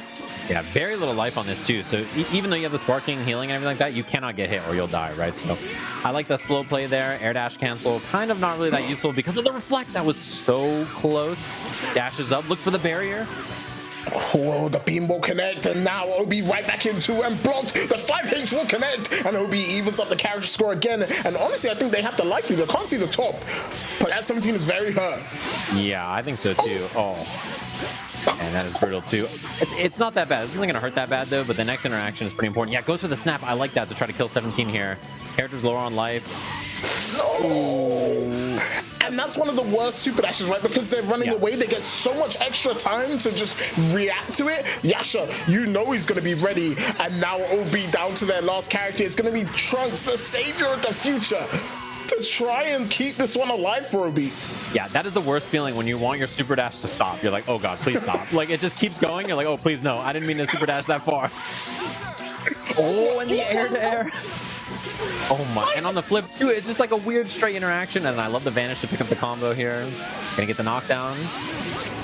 Got locked out with a 17 assist. OB tries to mash out. Brought a JL to intercept. OB trying to take airspace, and with that rejump, they're going to build enough bar. Surely you go for level 3 here. You go for that mix. You go for something to end the OB. No, the vanish. Oh, and then try to go for the fake cross up in front, but yeah, this is a tech away from OB Assassin, doesn't have to deal with it. There's no assist here. Yeah, so just goes for the vanish instead. I like the jump away. Oh, that was a great pickup. Yeah, because if you stay on the ground there, you have to deal with 17. So the air to air was a perfect choice. And I love this from Obi, right? Takes himself out of the corner so he can go into flip mix. Flip mix is super potent. If Obi can pull it out and get a kill, this is anyone's game. But Obi went for DP. It didn't actually work. Fake cross up. Yeah, but it was unfortunate because you already had the hit. You didn't have to go for the mix. And then now we're on the last character for both of them here on the set point to Yasha. But look at the meter. Yasha with 4, Obi with 1, and you can see the movement from both of these guys. Neither one wants to die. JL will be blocked. EX Wrecker, great block there from Obi. Oh, and the flip out. Yasha, they're just scrambling amongst each other looking for a hit. Yeah, and the normal then auto correct there. Change the future, barely tagged at the tip of the hitbox. Oh, and there it is. Just comes in flying. I love, though, how Yasha played that incredibly well done. Gets the job done. 5-2 here. And I was going to say, in those last few interactions, I love that Yasha's approach was always like jump in and then jump again, right? Try to remain above the character there so you can at least force the interaction first on any of those neutral scrambles. And it was just really well played. Ever since that character swap, actually, things just really seem to come together for Yasha. Yeah, I question both of their character changes, but I think they were warranted. We saw both of the characters have great flashes, but Yasha will end up taking the end, and great performance from both of these guys. Yeah, that was a really well played set. It's always fun to watch too because, you know, players that play each other all the time, you end up seeing these like really interesting scrambles. And like, yeah, it felt like literally every game was like anchor situations with like scrambles and like people trying to air to air attempt to like bait something and then the fake cross ups hitting and like all this kind of stuff. These little decisions that come down to these sets where like, you know, it could be 5-2 the other direction if just some of those anchor battles worked out the other way. Yep, and I think with Yasha's performance there, excited to see what they have left in the bag. But I think that's all from me and you, Sajam, but fantastic games from these guys. Oh, yeah, for sure. I was going to say, if people are interested in watching more Dragon Ball, they are either fans of the game or they're like, hey, I haven't been playing Dragon Ball recently. Where can I learn more about Dragon Ball? Where can people watch the Wanted series that goes on each and every week put on by Damascus? Well, you can catch that at twitch.tv/ZDamascus. It goes on for Dragon Ball, I think, every Tuesday. Make sure you guys tune in. I think right now, it's going to be fantastic to watch, I think, because of that Lab Coat 21. Lab Coat 21 has changed everyone's game plan. It's going to be super exciting to watch, just see people come up with new things to try and take over. But make sure you guys tune into that. It's going to be fantastic. Yeah, and thank you for joining me. It was a pleasure to chit-chat about some Dragon Ball, of course. Hopefully everybody at home has been enjoying all of Look Alive. We'll catch you all with more action in just a little bit.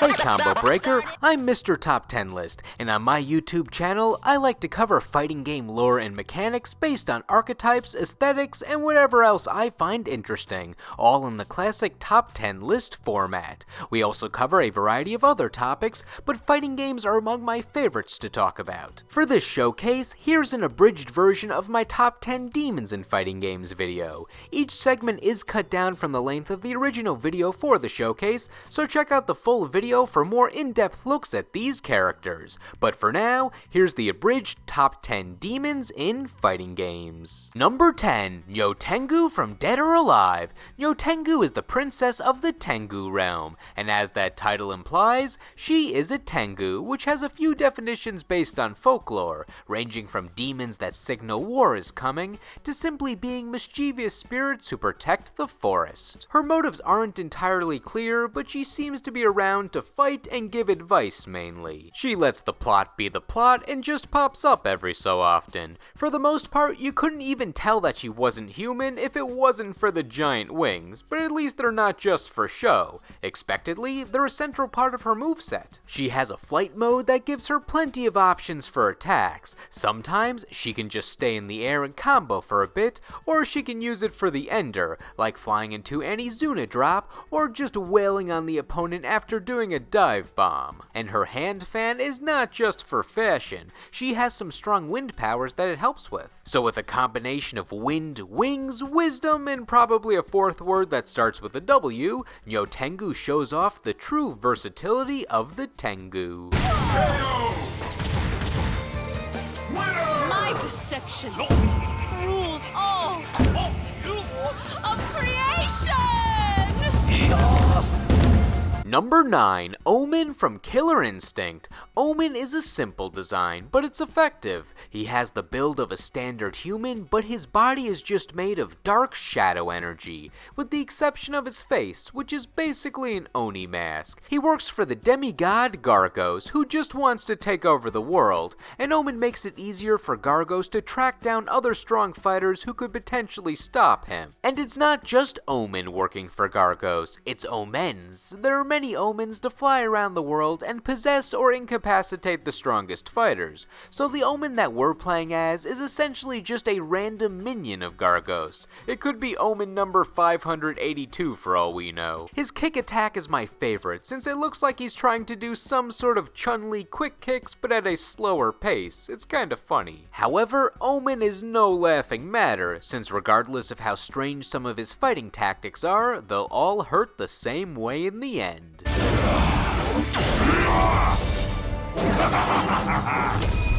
Number 8, Firebrand in the Marvel vs. Capcom series. I know we're talking about a crossover series that has many powerful demons from all backgrounds, like the Doctor Strange villains, Team Devil May Cry, and Blackheart, but I like the simplicity of Firebrand. He's a traditional devil-demon design and has classic devilish powers. Nothing too crazy, just claws, wings, and fire, and sometimes I just want to play as a common demon who only likes to destroy, though he has a bit more of a purpose than Mindless Servant, going on multiple quests in the Gargoyles quest series to protect his home. He makes great work of those claws, either going for some quick slashes or taking you for a ride as he drags the opponent into the ground as he flies low, and the destination is the wall, allowing for more combo opportunities. He also has straight up fire powers in the form of balls at all angles and a flamethrower. He can turn his body white to increase his speed temporarily, and he can call his little buddy to annoy the opponent and do moves alongside him. It's always good to have a friend. Number 7, Inferno from Soul Calibur. The sword Soul Edge is called many things: cursed, evil, wicked, chaos, but if there's one term I'd like to describe it as, it's demonic. That sword has a sentient eye that's gotta fall under some sort of demon category. The driving force behind Soul Edge is the entity known as Inferno, and the demonic being that helps him is called Nightmare. Once Nightmare gathers enough souls, Inferno can manifest a physical body and show us the true terror of Soul Edge. And then when he does, it's nothing new in the fighting department. Inferno just uses the same movesets as other characters to show off that Soul Edge is the perfected version of all weapons, as in stronger AI. When not in Nightmare's armor, he's made of bones and fire, two aspects that scream demon. I just wish he could be more than a mimic character in future games to cement his legacy in the series. He's a guy on fire. There's plenty of unique things you could do with that. Just look at all the other fighting games that have perfected that sort of moveset. Inferno would be happy to join them. You lose. Number 6, Jeddah from Darkstalkers. Despite this game being about the creatures of the night, the types of monsters on the Darkstalkers roster are usually defined beyond just being a mysterious demon. Like Morgan is a succubus, Dimitri is a vampire, Shenko is a Jiangshi, Rikuo is a strangely attractive fishman, but Jeddah is the only one who is classified as a straight-up demon. Regardless, Jeddah is an excellent demon, being one of the 3 most high-ranking demons of the demon realm in Darkstalkers, and he's the only one of those 3 that's actually playable. He uses his own blood to drag his opponents into life-threatening scenarios that ultimately take part of their soul. I've discussed it before, but his coolest attack to me is when he forcefully makes you sign a blood contract in all of your blood, and then steals a bit of soul for later. And to use his own blood, he'll happily dismember himself to allow him to stretch out his limbs, since it's easy to pull yourself back together when you're a demon, though if all else fails, he's made of blades, he'll just use those. Just poking with those things is gotta hurt. He can go full blender if he wants to, you don't need magical blood powers there.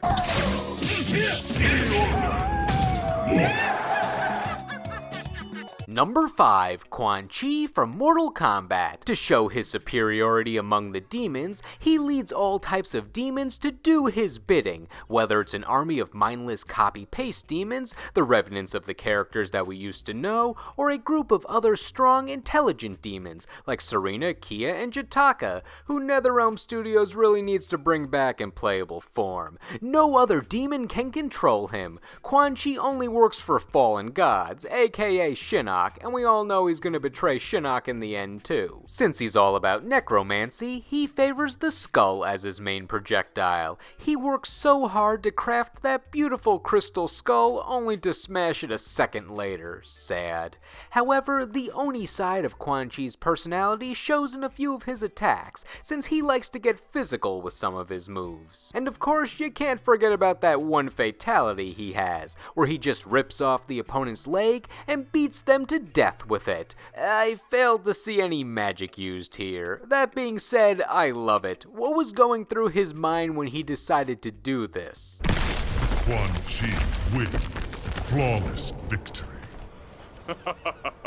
Number 4, Orochi from King of Fighters. Orochi was the demon behind the bosses in the first few King of Fighters games, either possessing someone to fight on his behalf, or some power-hungry person was trying to release him. The form we see Orochi take is not his true self. He's basically a giant snake in his real body, or more snakes plural since there are many heads involved. When we get to fight Orochi, he's possessing the fighter Chris, leading to his more human appearance. Being close to a god power level, it's very hard to defeat Orochi without some sort of magical crap. You either need to be a chosen one or have a mystical artifact, like Kagura's Yata mirror. But since Orochi's a final boss in an arcade mode, technically anyone could beat him if they punch him hard enough. Canonically though, you do need to be a main character, since they're the ones with that power. His body even flickers for a few seconds to show that all his might cannot be contained in this realm. It's a really cool effect, I like it. Though if you like how it looks, just admire him from afar, because he will dispose you with ease if you get too close. KO! Winner is Orange! Number 3, Merkava from Under Night in Birth. The Under Night universe has creatures called voids, which are basically demons, and that's what Merkava is. While voids tend to be mindless creatures that just attack whatever moves, Merkava is above all that. He'll still fight like a wild animal, swinging his arms and biting, but when you're not fighting, he can have a normal conversation with you.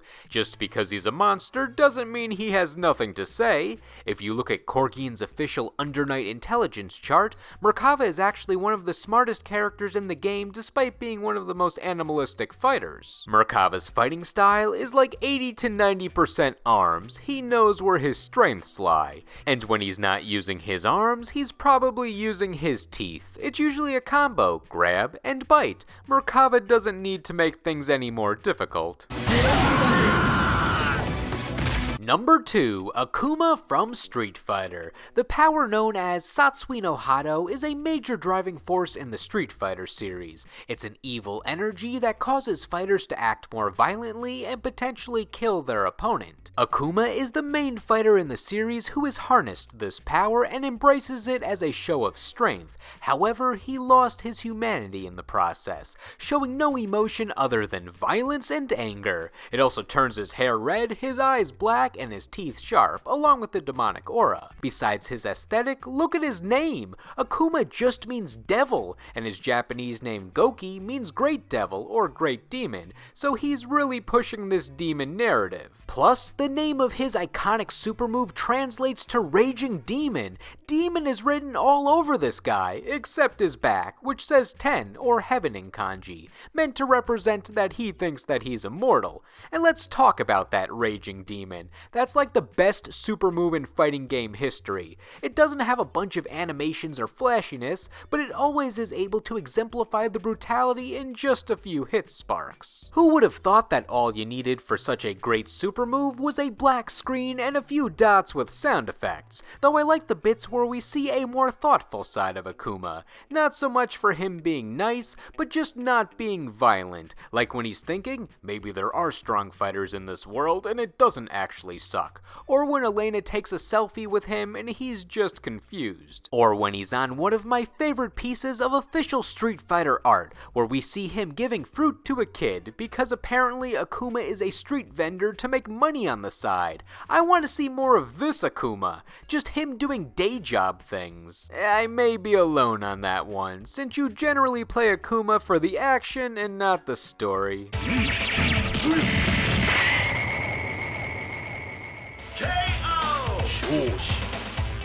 Number 1, Devil from Tekken. Devil's origin is somewhat unknown, but the implication is that this guy is the devil. He takes over the body of everyone's favorite protagonist turned antagonist turned chaotic neutral turned whatever he is now, Kazuya Mishima. I've covered the story a few times in other videos, but basically, Father Heihachi threw his son Kazuya off a cliff to teach him toughness, which triggered the devil blood in Kazuya's lineage to take over and let the devil possess his body. The story has been told in so many Tekken games that certain aspects of it have been changed or revealed, like that Heihachi also threw Kazuya off the cliff because he feared the devil gene in his son, or that he did it for the opposite reason, where he wanted to activate the devil gene so he could harness it himself. However, all those details really don't matter in the end, since the devil was here to stay regardless, wreaking havoc all over Tekken's plot. After beating his father in Heihachi's own tournament, Kazuya took over the family business and was quite aware of how the devil powers have enhanced his strength. This is when Devil's influence fully comes into fruition, where he emerges in all his purple glory. When you reach Kazuya at the top of the arcade ladder in Tekken 2, after beating him, Devil will take over his body for the true boss battle. All seems the same with his moveset at first, using Kazuya's fighting style, but then he pulls out the head lasers. That's essentially what devil power is, lasers and flight. But those who want Devil's power are really just in it for the raw strength. Everything else is extra. I still kind of miss something about Tekken 2's Devil. I can't quite put my finger on it, but I like the circumstances in which you fight him in the game. It has that PlayStation 1 era uncanny animation, and instead of fighting him in some sort of epic volcano or a stage with any form of brightness, it feels like you're fighting Devil in a void. There's no visible end to the room in sight, or even an indication of where you're fighting, so all you see is a screen in the background that infinitely loops the fight that you're playing. Regardless, for being such an enigma that motivates half the cast of Tekken, and showing us some cool laser beams, Devil possesses the top of this list. Perfect. You lose. And that's the abridged version of my top 10 demons in fighting games video. Check out the full video and much more on my YouTube channel. Anyway, thank you all for watching, and I will see you in the next video. Hey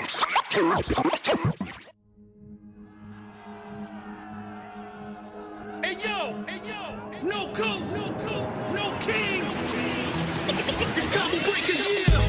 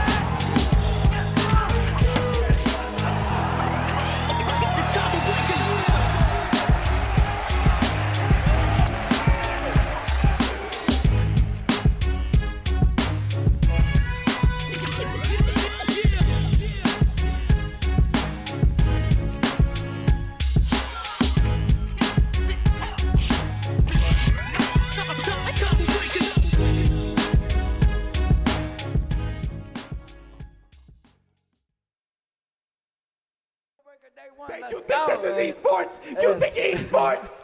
This is FGC! Hey everybody, we are going to be bringing it old school here for you guys with some Street Fighter Alpha 2 action. I'm James Chen, and I am joined by my wonderful son, Vicious. Vicious, how are you doing?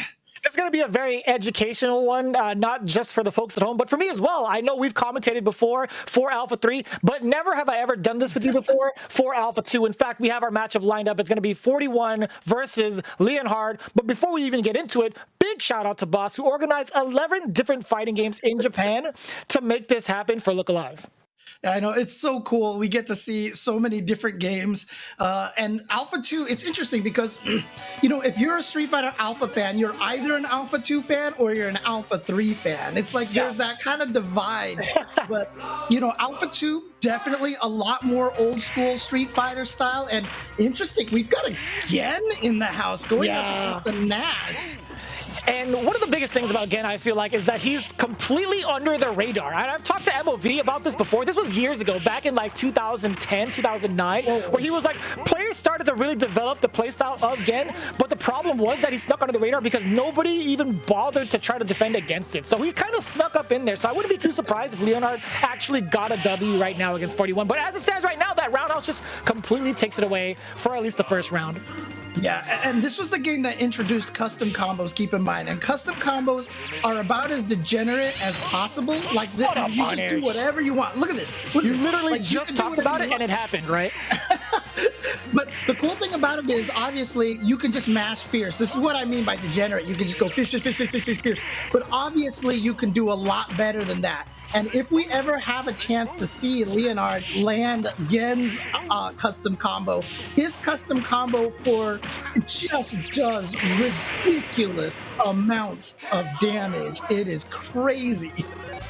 And not bad for 41. I gotta say, that chip damage, he knew full well what he needed to do to get the job done. He did have enough meter to get the Sonic Boom Super. But I will say, on the side of Leonhard, he had a really sick side switch gimmick after that level 3 super, like the Death Touch super. Well, it's not really the Death Touch super, but he neutral jumped afterwards and the body fell backwards behind him to get the corner positioning. That was super sick. And it's probably one of those things like MOV was talking about, right? You know, the more people play, the more they start to learn this. And yeah, also, you know, for those people who don't know, you know, Gen is like he was in Street Fighter 4. You have the different modes that he can fight in, basically. He's got punch mode and kick mode, basically the stances that you can change between them at any point in time. And then what a crouching fierce. Oh my god, sorry. That was sick. No worries. And in tricky, ooh, the air super, but that's what you get out of it. That's all you get though. You get one hit. Yeah, it doesn't lose any sort of animation. The overhead's there. You tried the alpha counter and it actually interrupted the super. Yeah, that is an option select that came up late in my life of Alpha 2. Nowadays, it's like super early, but you know, you tend to buffer things in late on cancelable moves because that way, if there's no alpha counter, your move just finishes animating and nothing happens. If they alpha counter, you get frozen in your active frame that's cancelable and suddenly you can cancel into something. That was a huge interrupt too. That's how Shoto's could DP a lot of alpha counters and such. Right. You see the rapid hands there from Leonhard. There wasn't any single buffer behind those hands, by the way. Or at least I might have missed it. I might have blinked and it just happened. 41 just a little bit. Find a way to get in. Oh, and yes! That's alpha the thing. Counters kill! They do damage in this game. That's right. They actually do damage in this game. Yeah, so trust me when I say, you know, with chip damage and alpha counters that kill, comebacks in this game are very difficult, but at the same time, the damage that you get from these custom combos is crazy. Now you can see 41. He's completely content too against playing Leonhard in the way that he wants to play. He's been laming it out so much. They're both sitting on full meters now, so one custom combo will kill. You're actually hella dead. Yeah, he's gonna go for the full level 3 to get the kill right there. Nice and easy too, little jump in, getting the light confirms into the level 3 super. I gotta say, 41's been controlling the pace quite well against Leonhard. There hasn't been really any significance in neutral going against the side of Nash, right? You're seeing the anti-airs coming into play, him actually just charging down back. One of the scariest things you could possibly see. If it's not Guile, it's coming from Nash. It's still just as scary. Yeah, I mean, you can actually air block his flash kicks and then like try to roll at him. That is one of the different things because it counts as, quote, airborne. Airborne moves can be air blocked. But again, he still has a lot of control of zoning you out.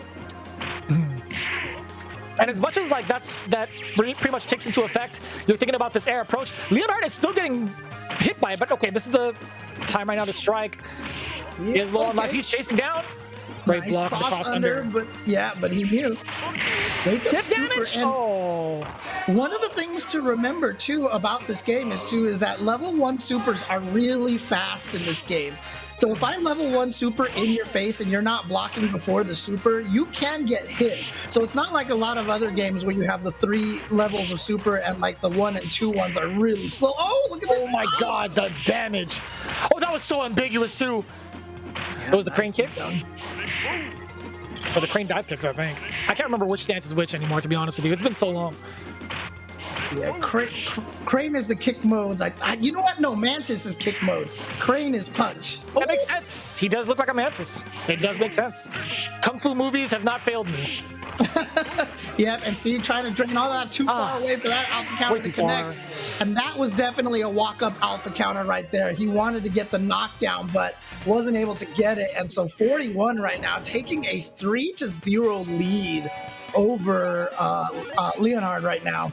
That makes sense too, right? He did have at least one bar to get that alpha counter going. It would have dealt a decent amount of damage, does score the knockdown, and then it would have been up to the jump in. Just like this, right? Yeah, he doesn't want to continue with the rest of the uppercut, like those up kicks, because he wants the knockdown situation, right? Right, exactly. And, there is a really, really specific timing to get all 8 hits of that up kicks, but a lot of times you don't need it. In fact, his custom combo... His custom combo is just DP, quickly follow up, DP, quickly follow up, DP, quickly follow up, and it just drains a lot of health. But we haven't seen Leonhard actually have a chance to use that yet, but because he's actually in kick mode a lot. He could cancel it to... Oh, no. Yeah, the dive kick super mid-air. Yeah. Even if you try to block that, you get chipped, don't you? No, you can't air block that one. You can't air block supers, right? I'm pretty sure that one's going to hit you. Again, it's been a long time. I apologize if any of my information is incorrect. It has been a long time. But one thing's for certain, right? Nash has done a great job for 41. He's just been controlling the pace no matter what part of the screen he's at. The Sonic Boom still keeping Leonhard away. And look at how much damage he's already taken. There's not an open. Okay, this actually might be the opening. Oh, no. No cancel into the super off the crouching heavy punch. I'm pretty sure in this overhead. game, there is, Gen has the ability, with his chain combos, I'm pretty sure you can cancel crouching heavy punch into standing heavy kick and cancel the heavy kick into a super. I'm not 100% sure if that is something he could do in this game. I'm pretty sure you could. Oh, I might be thinking of Alpha 3, to be honest with you, so... Oh, giant jump in. Custom combo, you do not have a gap in between that. Nice to make it safe. And a good amount of chip damage as well. Leonhard could do the same thing if he gets confirmed. He does not offer the jump in, but he gets under the Sonic Boom. That was sick. Oh, yeah, just draining little bits of his health, little by little. Yeah, oh, no. You get uppercut. That flash was sick. Yeah, that's a punish. You saw. Yeah. And keep in mind, this game is also the game with the infamous VODs. Even if that wasn't a punish, I'm not 100% sure. Gen was standing up when the custom combo was activated. And the infamous VODs, created and popularized by Mr. Alex Vi himself, he found out that you can sweep with almost every character before the opponent can crouch. You could actually act before the opponent could after activating custom combo. So if they were standing, you could hit them low and there was nothing they could do about it. Yep. Oh boy. Ooh, a trade. Again, level 1, not a lot of invincibility. And I haven't seen Leonhard, air block any of the flash kicks. It might be if you do it late enough that it is considered still grounded, so you can't air block it. Oh, nice! It makes sense. It makes a lot of sense, and nice and easy. The Sonic Boom just keeping Leonhard away, right? There's a lot of pokes coming in from Gen. The crouching heavy punches majority of the time against Nash, but it just does not compete against something like a Sonic Boom, right? Yeah, and that was risky from 41 as well, because Leonhard did have the alpha counter available to himself, and I think that's one of the reasons why he stays in kick mode, because the kick mode alpha counter is that lunging kick that has more range, if I'm not mistaken. Oh. Oh, no, actually, it looks like punch mode still has it, perhaps. You might have the same custom combos in both modes. Again, I'm really sorry to all the Sonic Booms. The Alpha 2 fans out there. How dare you, James? How dare you? Oh, nice. Yeah, longer roll. That was smart. No anti-air. Oh, okay, so you can be blocked. It can be blocked. I was going to say, like, there was an opportunity to get that punish, and there you go. 41 ends up taking it 5-0 over Leonhard. Actually, pretty convincingly, I got to say. Yeah, I mean, unfortunately for Leonhard, not really able to do much with that Gen. Like I said, I was surprised to see it. Obviously the game has changed very much since I've been playing it, and Gen obviously is a character that some players have done well with, but it's just a lot of the other characters have so many other very, very strong tools. But either way, we got to see an exhibition, a very good one at that, between 41 and Leonhard, still dedicated to their craft, which is pretty amazing through and through, James. But for the most part, yeah, I mean, we both have so much to talk about when it comes to legacy Street Fighter games, right? Yeah, obviously. Just loving that one game and continuing to play it the whole entire time is just like one of my favorite things about fighting games. They will never grow old, they'll never die, and that's kind of one of the things that Look Alive here is celebrating, and so it's really cool, really cool. Yeah, big shout outs to Boss, big shout outs to Combo Breaker putting this all through. Again, Look Alive is going to be happening for the rest of the day, so be aware for that. We're going to see you all on the flip side with plenty more fighting games to go. And now, everyone has a punk impression. Or dash. Oh, finish the job. God damn, he screamed at your ass. Oh, hold Get on. him, Necro. Hold on. Yeah, let Punk get on real quick. What's up, Punk? Man, if I was in this tournament, I swear to God, I would have bodied these guys. They got no neutral. I swear I would have bodied these guys. Yikes, you don't think I'm nice? You don't think I'm nice? I got second place last time. You lucky I'm not here today. And look at Punk. Yo, if they put Luke in the game, my Luke gonna be nasty in Street Fighter 6. They probably not gonna put Karen. My Karen too OD. My Karen, I'm the alpha. You ain't nothing but a little bait. I'm gonna play that hook. When I speak French, they say I don't have an accent. Really? I sound like I'm from France. Do you think that about America too? Like your English, like your American accent? I got a pretty good punk accent. I think I can put. Bruh, I'm through. This man is playing some characters. I mean, if I'm gonna pay $60 for Street Fighter 5, I might as well play all the characters. Gotta milk the value. And welcome back to Look Alive. We have another exhibition on the deck, and it's something a little different. Tough Love Arena. But I can't do this alone. I gotta have my homie Shy Guy coming through. Dog, tell me a little bit about this game. It's browser-based, is it not? Absolutely. It's got one of the most silky smooth feeling netcodes. Roll back, of course. Play anywhere in the world. Came out January 1st, 2021, and it's just still going strong. All right. So to showcase a little bit of this action, what do we have on the menu today for this play? We got Wilton Laws versus Meep, two really competitive players, top seeds in almost every tournament. Really looking forward to this one. And then you just said tournaments. So there's tournaments run for the game that we're about to see, right? Is it on a weekly basis? What's going on? There's Fridays we got weeklies. Just from the base game. Saturdays we run a modded bracket. So creators can make some mods, make stuff that they're passionate about, and compete on Saturdays. Already, you could definitely tell this is a fighting game, right? Like, people might look at this and be like, yo, where's my ridiculous 3D graphics and sweat like that? But, this definitely has all the elements of fighting game. I see the health bars. I see the other bars at the top. What are those bars below the health bar? Those pink bars right there are for meter. It's 1,000 meter per bar. When you have two bars, you can burst like the get off me option.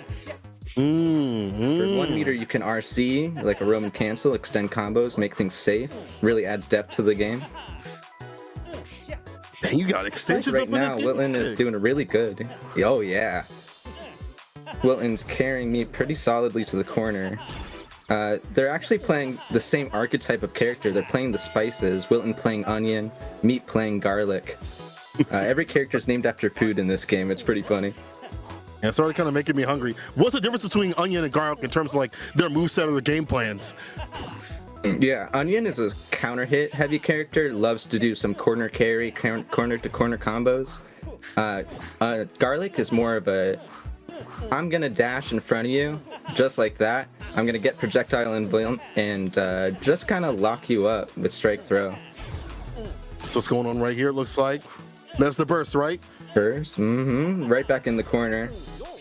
Oh, what a roundhouse! Whip punches? Was that a whip punch I just saw in this game? Was that a whip punish? Absolutely. Just being right outside the zone and then using heavies to bully the other player is works really well in this game. Beautiful combo coming out from Meep. Yeah, Meep with the first one. Corner. I gotta get out of the situation. A little difficult. Stuff. Pressure from Onion. Harassment. Switch sides though, gets right back in it. Dance on him, doesn't quite work out though. All right, Wilton Laws. Ooh, fantastic jump in, round start with it. I like that. Or get the corner carry off that low. Keep him in blocks, and what are they gonna do about it? Oh, maybe that. Maybe get out. Oh, dabbing on him. Yeah.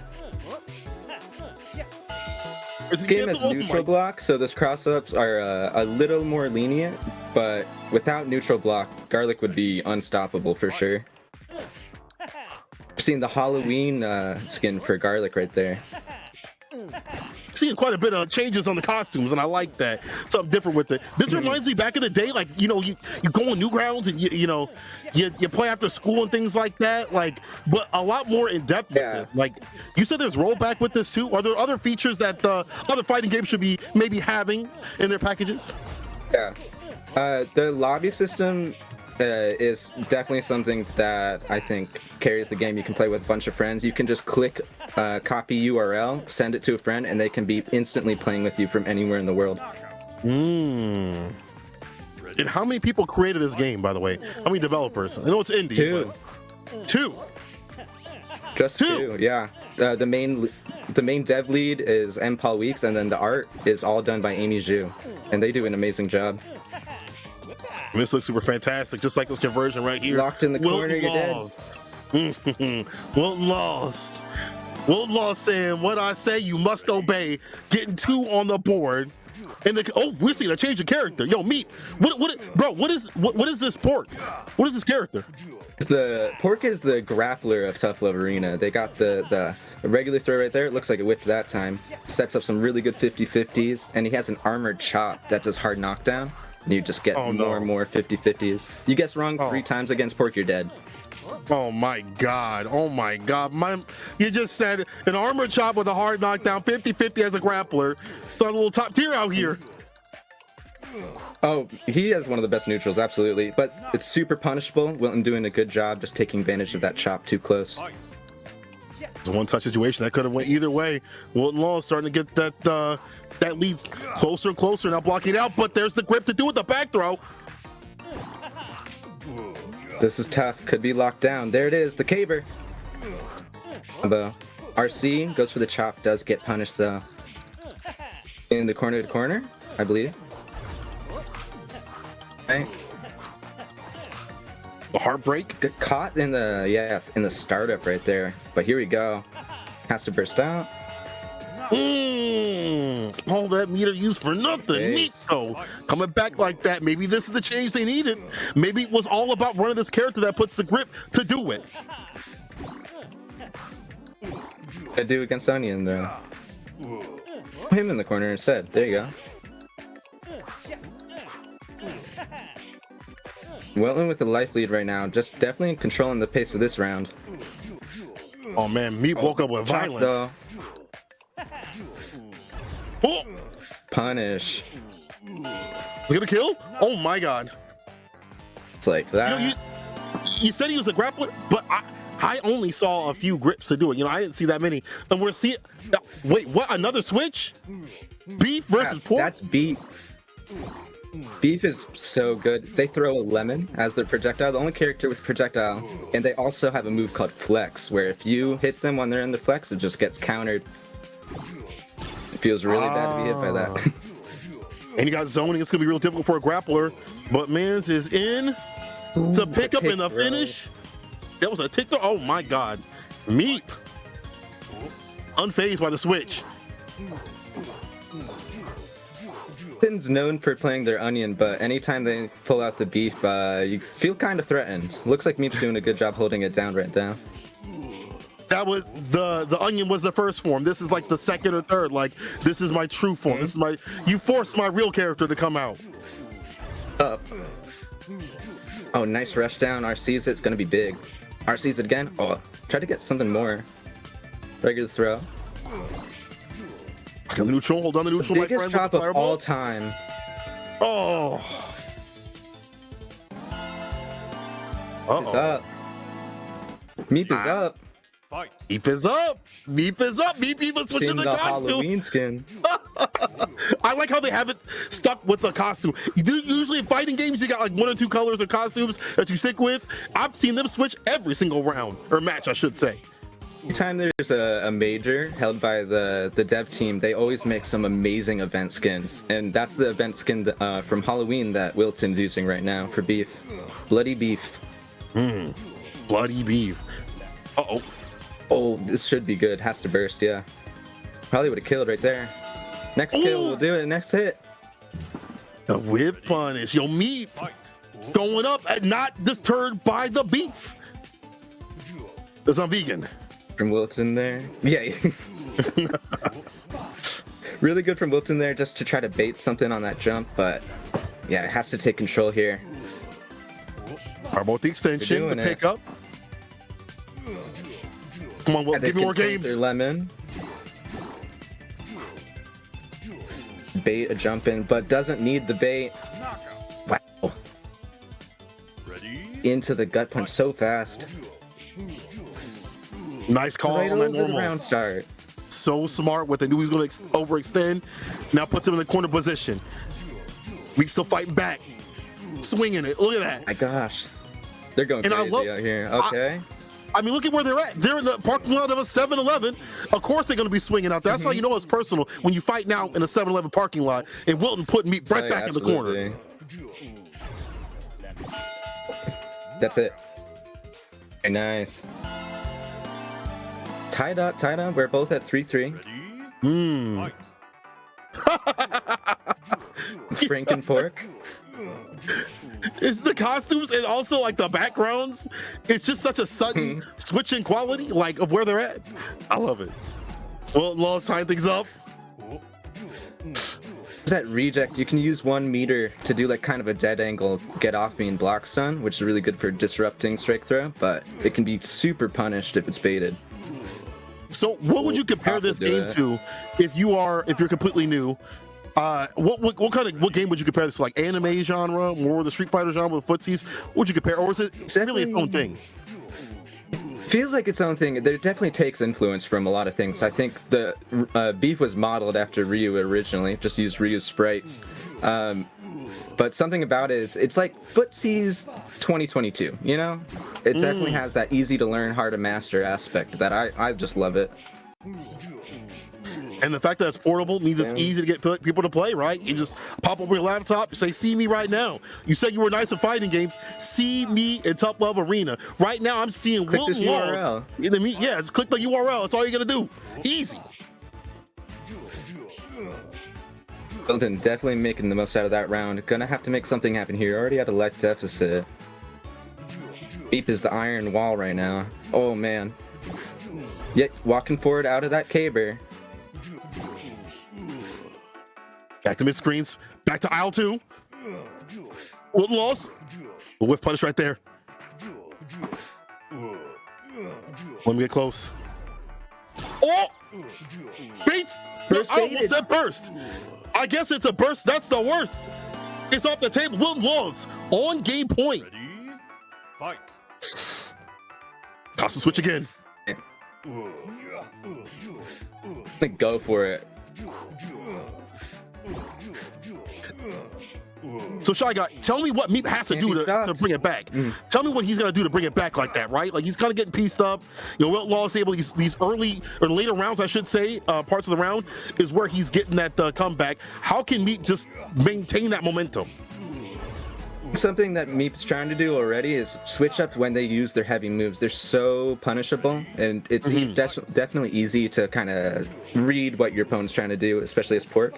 But if you condition them, you know, put them in the mixer, if they guess wrong, they lose, you know, so you just got to get them in that situation. House always wins. It's hard to do that. It's going to be hard to do that with his pressure.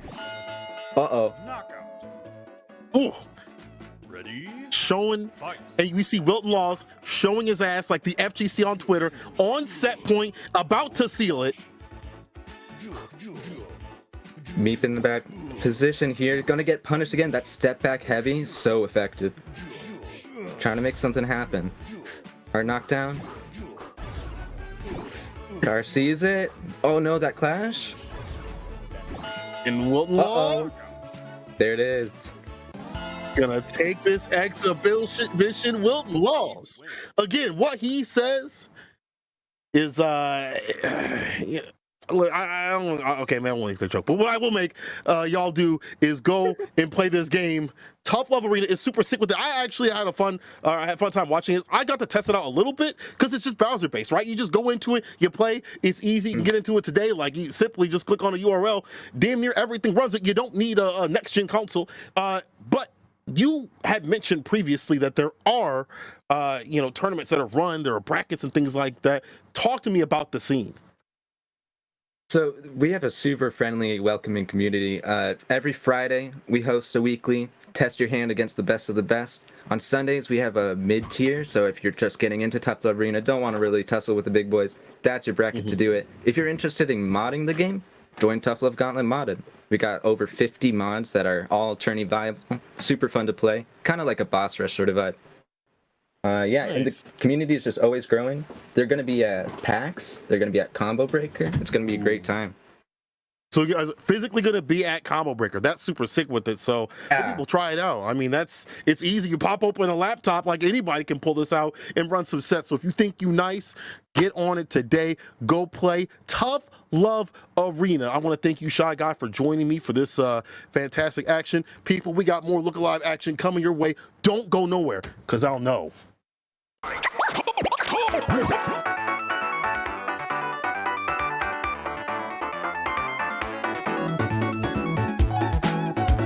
So at the time that I started, I felt that the beginner fighting game niche was relatively untapped. We had Fantasy Strike, Footsies was still in a very early state at that point, and I feel like the scene has expanded a lot since, but the way I play fighting games is I just find someone that wants to play a game and I play whatever game they want to play. And that's how I've played most of my games. So I'd go to an office, someone there plays Unial, I'll learn Unial. But I've moved around a lot, I've worked with a lot of different people, and sometimes I'd get to an office and I'd bring in my PS4 and my 2 fight sticks, and no one would play fighting games there. And I'd be starting with, the unmolded clay and trying to get someone in from scratch. And it's hard for someone's first game to beat Unial or DBFZ or any of these other things that have, 30-second long combos. And I tried some of the beginner games like Fantasy Strike or Smash, or things that are, a little bit more popular, a little bit more accessible as an on-ramp to get them interested. And that was what I thought could be a really successful angle for TLA and something that I had a lot of passion for. Because I really liked these beginner games, but I didn't totally agree with all their design decisions. So as I said, I started with essentially footsies, just light punch and medium kick. And then as a player, I was like, well, where's my skip neutral button? And so I added a jump. And I was like, blocking seems kind of strong, so I added a throw. And I tried to add just enough to get to the fighting game that I would have fun playing, but still felt as simple and bare bones as possible. He basically taught me all the terminology. I learned so much just listening to him talk about it. But I want to say we designed the characters around their mechanical strength. We have like a character with long arms, long range, and then we have like a really buff, muscular character, and then we have like a quick little guy to round out the set. I said, draw me characters that you want to draw. Give me, I don't want to give you any direction. I want this to be as fun and expressive for you as well. So what do you want to draw? And she came back with some concept art. Designing them was interesting because I feel like I got to kind of do it in a vacuum. You know, my thought process was, we're doing this for free, we're doing this for ourselves, for fun. And I love, you know, like strong silhouettes, flat colors, a lot of animators into that. But also I really like the idea of expressing with just body language and no facial expressions. So that's sort of something I decided on really early is like they shouldn't have faces. And I think that makes them more relatable in a way. And I feel like they don't need faces because their body shapes are so different and their body languages are so full of personality. Like the way that each character gets up or gets hit or jumps is like all really different. And they all sort of showcases their personality, whether it's like being kind of awkward or being really buff, which is a personality, and just being kind of sly. That's sort of how I think of the three of them. I think it really benefited us that you didn't have the context of like other fighting games in a way that could anchor you, because this came up a lot in the first year when I was trying to design moves, and I'd basically be like, I want Guile's hopping medium kick. And I'd be trying to describe that, and I'd just be like, let me just show you the sprites, and she would resist me, being like, no, because then I'm just gonna draw that. And I want to draw my own version of that. Yeah, exactly. I feel like when we were developing moves, he would just be like, well, the hitbox should be this far, and they should be generally be like this kind of pose. And I would just take that and run with it. I'll just be like, what's the goofiest thing I can do but still fit that criteria? And I think that's how it ended up being so fun. I would start with these preconceived notions of like, I'm gonna have a character whose fireball is kind of like Guile's, but then realize, well, oh, that's like kind of hard to balance without neutral jump. And the way that I constrained myself with the simplicity of the engine, a lot of existing archetypes didn't translate as well. And so I tried to focus more on just the matchup feeling of a fighting game, where I am playing the rushdown character versus the zoner, versus I am playing the rushdown character versus the grappler. And this feeling of just, I have a zone where I'm strong, I have a situation where I'm strong that's different from my opponent. And that's what's interesting. And it doesn't necessarily map one-to-one, but as long as I can create those moments, that's the tension that makes the game fun to play. And so I remember getting the feedback when we released in January of a lot of people were like, Noodle is insane because you have this Rekka character who's also Dhalsim and also has a DP. And this seemed almost heretical to, you know, combine all these archetypes. But I was actually really inspired by, again, I keep bringing up Eunice, which I haven't played that much. What blew my mind was Lynn in that character. She's like one of the main characters, and she's the super fast rush down, but she has like Guile's fireball. She just has this option to sort of like cheat neutral, which is supposed to be hard for a rushdown character.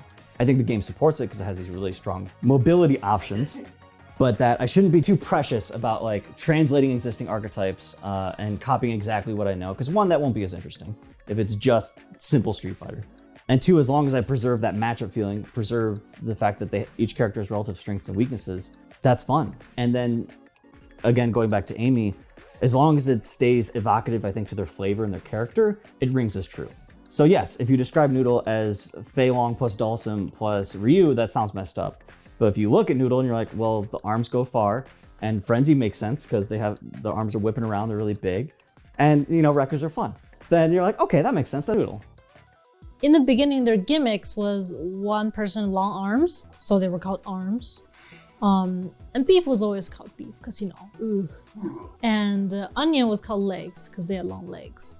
So we had arms, legs, and we had Beef. And then their else was just gonna be like evil arms, evil beef, and evil legs. That's why they have the little backwards black heart. And then when they turn into like full-fledged characters, we're like, well, we need real names. And I think Paul came up with the idea of, well, Beef is great, we'll keep Beef, so let's just make the other characters also food names. That's how we got Noodle, and then we got Onion, and then the else who then became real characters just spun off the same idea of like what's similar to beef is pork, and that's how everybody got their names. And I think people love that. People had so much fun with that.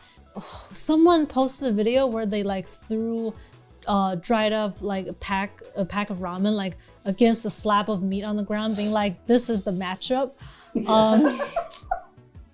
We definitely had a moment because we came up with the character names before the game name, And we had a moment where we were trying to decide, should we lean into this? Should we call our game like Food Fight or something? But I figured that would be, again, we loved the designs and we loved the names because they felt evocative and they felt fun. But I figured if we called our game Food Fight and then you show up and it's this, like Play-Doh looking guy and not, the living tomato, you'd be confused or disappointed. So instead we lean into the heart theme. So sometimes people are a little confused of like, what's with the food sub theme, but it's fun. It's fun. It's goofy. Like we're just being like unapologetically having fun.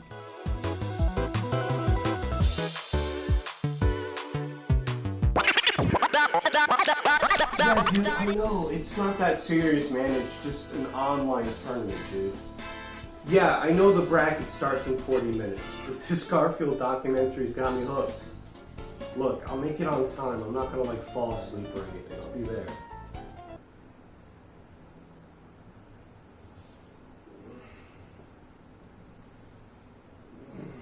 Oh, what time is it?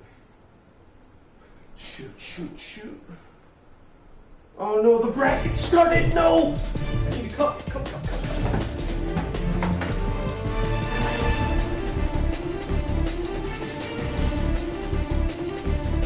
Alright guys, welcome back to the tournament. Week 22, up on stream first. We're going to have XX Forgotten Soul XX versus Onion Ring Lover 86.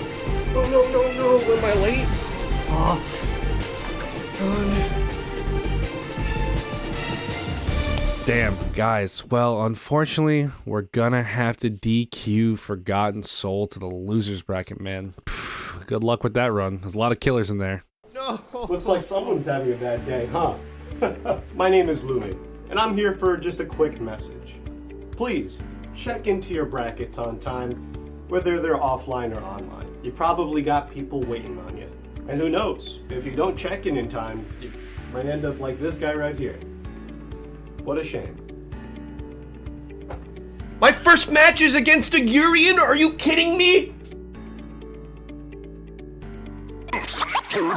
Welcome back to Look Alive, everybody. I hope you've been enjoying the show so far, checking out all the cool stuff for the weekend, whether it's matches or games or anything like that. We have another little jam radio here to talk with JMCrofts, the very lovely man himself. How are you doing today? You chilling, relaxing? Yeah, I'm doing good. Nice, beautiful weather here in Chicago today. Got above 60 for the first time this year, so I'm feeling good. It's not even spring yet, so that's true. Yeah. I suppose I got. You guys don't know what it's like over there, dude. I got the window open today. Like, can't relate. Like, yeah, it's nice and windy, and I'm like, ooh, it's a frigid 60. Like that, I feel the opposite. It's actually like 59, and I was like, man, it's chilly out today. Like, you're hurting my soul, Sajam. I can't. I realize I've never actually seen how you live. Like I've never seen your background before. Is this like a bitch? You live like this? Nah, I don't mean it.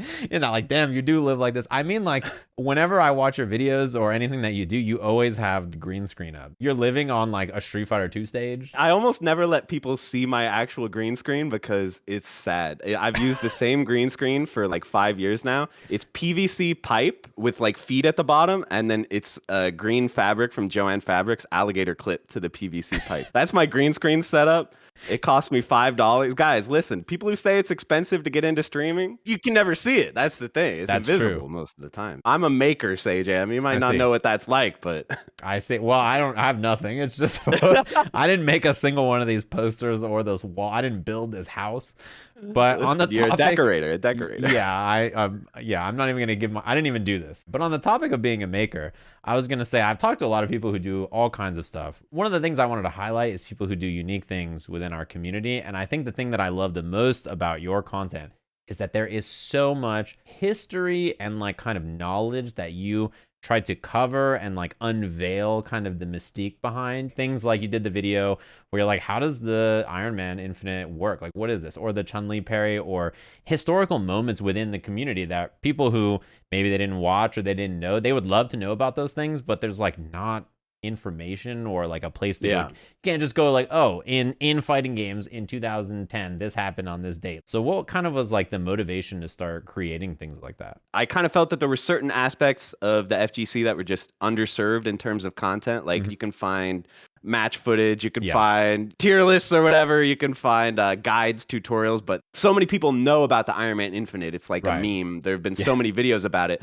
but people don't know, like, why is the Iron Man Infinite so important? You know, there's a million infinites in Marvel too. Almost every character has an infinite on at least one character. So why is the Iron Man Infinite so notable? So many people love fighting games, like they played Street Fighter, Soul Calibur, whatever, but they don't know anything about, you know, the FGC or the competitive scene or like the deep, crunchy, hardcore mechanics. So I want to kind of break that down and make it accessible for people who like fighting games, but they don't really know how to get to the next level. Right. And I was going to say, that's such an interesting point, because content that is built around the history and the stories and the why and kind of like stuff that is not just like top level player opinions, top level gameplay, do so well. And there are so many viewers, especially on YouTube, that are like, you know, a little bit like less interested in that competitive side of things and more interested in the games themselves. And they want to break through, but they don't really have like the kind of knowledge or know-how on how to do it. And I think your videos do such a good job of kind of covering that stuff. There's sort of a separation between being able to play a game really, really well and then being able to talk about a game or like break it down or explain it well. I'm able to see things from that perspective of someone who's a little bit more casual. And instead of saying like, yeah, you just do super jump cancel, yada, yada, yada, like I can be like, okay, no, this is why you do this thing. Here's how to sort of think about how to play fighting games and not just like, here's the mechanics of what you have to actually do. I think that also something that draws people in is that when you watch the video of the Daigo parry, everyone's losing their mind, right? Everyone is so excited. And like, that's us, right? We know, but people watching that, they want to be part of it. They want to relate. Like, they can tell it's amazing by watching, but I want to be able to help take them to that next level of like, this is why you should care. This is why it's special. It's such a relatable thing though, isn't it? Because everybody has like, if you're like not a football fan, you've been invited to a Super Bowl party and like everybody cheers and you're just like, are we winning? Like they don't know what's happening, you know what I mean? They're like, did we score a sports down? Like what happened? ELI5 or yeah, whatever. like I want to know, like funny guy go bop pop pop pop, like what's that about, you know? And I think that your kind of content is such a nice bridge for those people who are just really like, I would love to be as interested in this as you all are. You know, if I had known I was just going to join this call and get compliments, I would have. All right. No hesitate. Grill me, Sajam. The reason I asked you and everybody else on this show is because I think that there's something really fascinating and worth talking about. And so many fighting game players don't understand that. You know what I mean? They're just like, I know everything. Everybody else must know it too. And the preservation is mega important, I think. I try not to get too involved in like Twitter discourse, but there was a piece of Twitter discourse that was like, viewers only want this, memes, or viewers only want exaggerated reaction faces or like whatever. But if you sort my YouTube channel by like most viewed, a lot of them I don't think you would look at and be like, yep, that's the kind of thing that your average Joe, it's like, some of it is in-depth stuff. Sanford Kelly versus Duck Doe. Joey Donuts, who's never gone to a tournament, he's never heard of these people, but people hunger for this type of information if you can explain it in a way that is interesting and if you can break down, hey, here's why you should care. Like, I think you would be surprised at how discerning and how sort of canny the average viewer is. You just have to sort of invite them in a little bit. You have to speak to them on their level. That's such an important thing. You know, I myself for commentary have put a lot of effort into describing players in ways that even if you don't know the scene very well, you like know who they are. Because like, you know, sometimes on commentary, people will say like, this person needs no introduction. And you're like, they might need an introduction like that. Yeah, you probably should give them an introduction. Yeah, like Sonic Fox vs. Goichi was such a popular thing. Everybody knew about it. And so they kind of didn't need an introduction. But even still, I tried to like sell it as like the ultimate offensive scramble versus like the defensive god, you know? And I think your Sanford Kelly Duck Doe example is kind of the same thing where like, if people don't know who these people are, but you sell it as like, this match was so important for the scene or the community or whatever for this reason. And if you talk about it in like such a revolutionary way that is like, hey, even if you don't know anything about this game, this is why this is so cool. Like people will check it out. And I'm sure that you've had other games or other things outside of fighting games that have done that for you, and you've been like, oh, this is so cool. Like I watched Trackmania videos. I know nothing about Trackmania, and I watched the videos and they're like, this is how this world record got broken. And it was like a 27-part process of how they got there, and I have no business watching that video, but I thought it was incredible. Or like Summoning Salt. You know, when you see what some people say about YouTube, where they're like, the only way to get big on YouTube is like lowest common denominator. You eat hot wing, you pog face. This is how you get views on YouTube. And then try to explain to them that a video explaining the history of the world record of Mike Tyson's Punch-Out. Millions of people watch and love this video. Most of them probably have never even played Mike Tyson's Punch-Out. But it's because people recognize good content that engages them, and they want to watch it. So I think, you know, I'm not trying to preach to people out there, but if you're an aspiring content creator, give the viewer more credit than I think a lot of people do, because people can smell good content. They can identify it. Yeah, and I'm a firm believer in that. If you're a great teacher and you can present something that people care to learn about in a way that's like fun, it's like a story or like something really memorable, then people will love that. And I think your content really does that so often. Also, I'm not really a fan of the argument of like fighting games are inherently inaccessible. I know you've talked about this a lot as well. Like people say a fighting game is never going to be as big as this other genre because there's no one to blame but yourself for like whatever reason, which I don't think is true. I think, look at Smash Brothers Melee. That's a hard game. Yeah, it's one of the most dense games to play. People want to learn. They want to love the games more. And so I think that we can help them. And I do think, hopefully it doesn't sound like I'm ragging on other content creators, because honestly, it was so much easier when I started out. People have gotten so much better at making content. So it's harder for me to make videos go viral now. So I do love seeing that.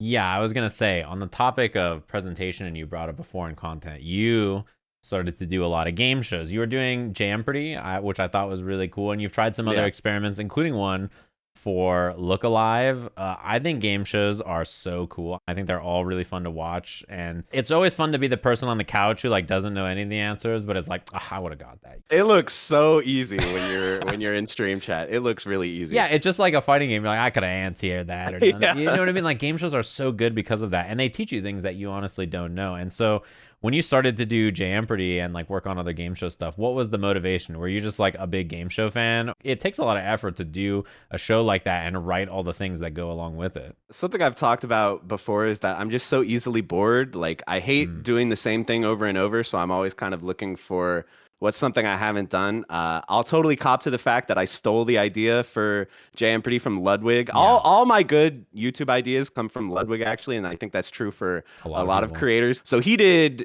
Twitch Jeopardy. It was all like Twitch memes and insider jokes for Twitch. I was like, I could do that for fighting games easily. And it was harder than I expected, I'll be honest, but I've been changing up the format a little bit. I think that Jeopardy was obviously great. People are always asking when I'm going to bring it back. It's way, way easier to make like Deal or No Deal than it is to make Jeopardy if we're talking about like real game shows. Yeah. So writing all the questions and the fact that it's 3 people at the same time is also hard. I'm always trying new things. I'm sure I'll bring back Jeopardy, especially.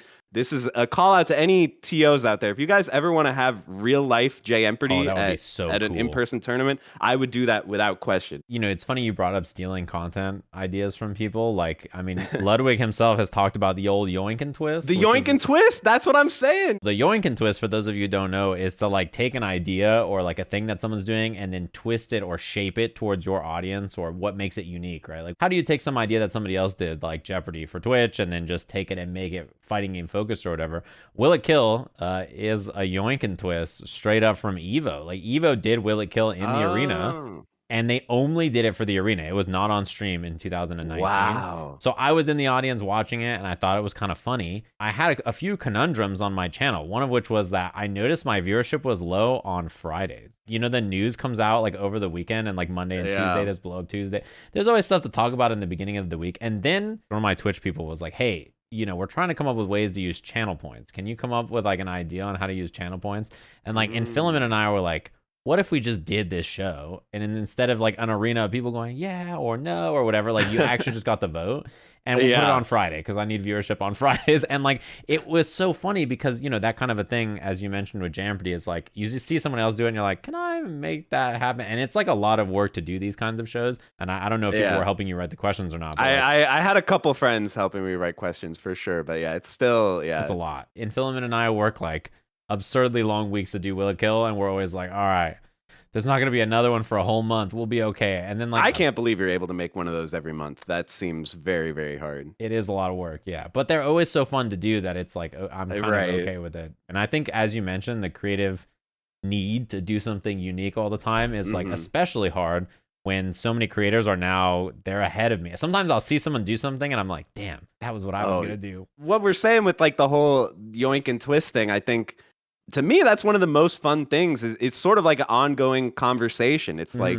okay, like Brian F did like a speed run where he's like, how long does it take me to learn it for the first time? And then other people were like, well, let me see if I can do it. And then I actually think that that's really great. I mean, we think about so many things like remix culture and like sampling and like all these different reactions and things that we're doing that are based on what other people have done first. I think it's a lot of fun and it's a lot of ways to keep your content fresh without having to think of a brand new idea every day, which, you know, is kind of impossible. For talk show stuff, that's what I had done for so long. And I think like it's one of those things that sometimes you just don't have an idea for a day, or like you're just not sure about what to do exactly. So you're like, I don't really have anything to talk about for today. You can run out so easily.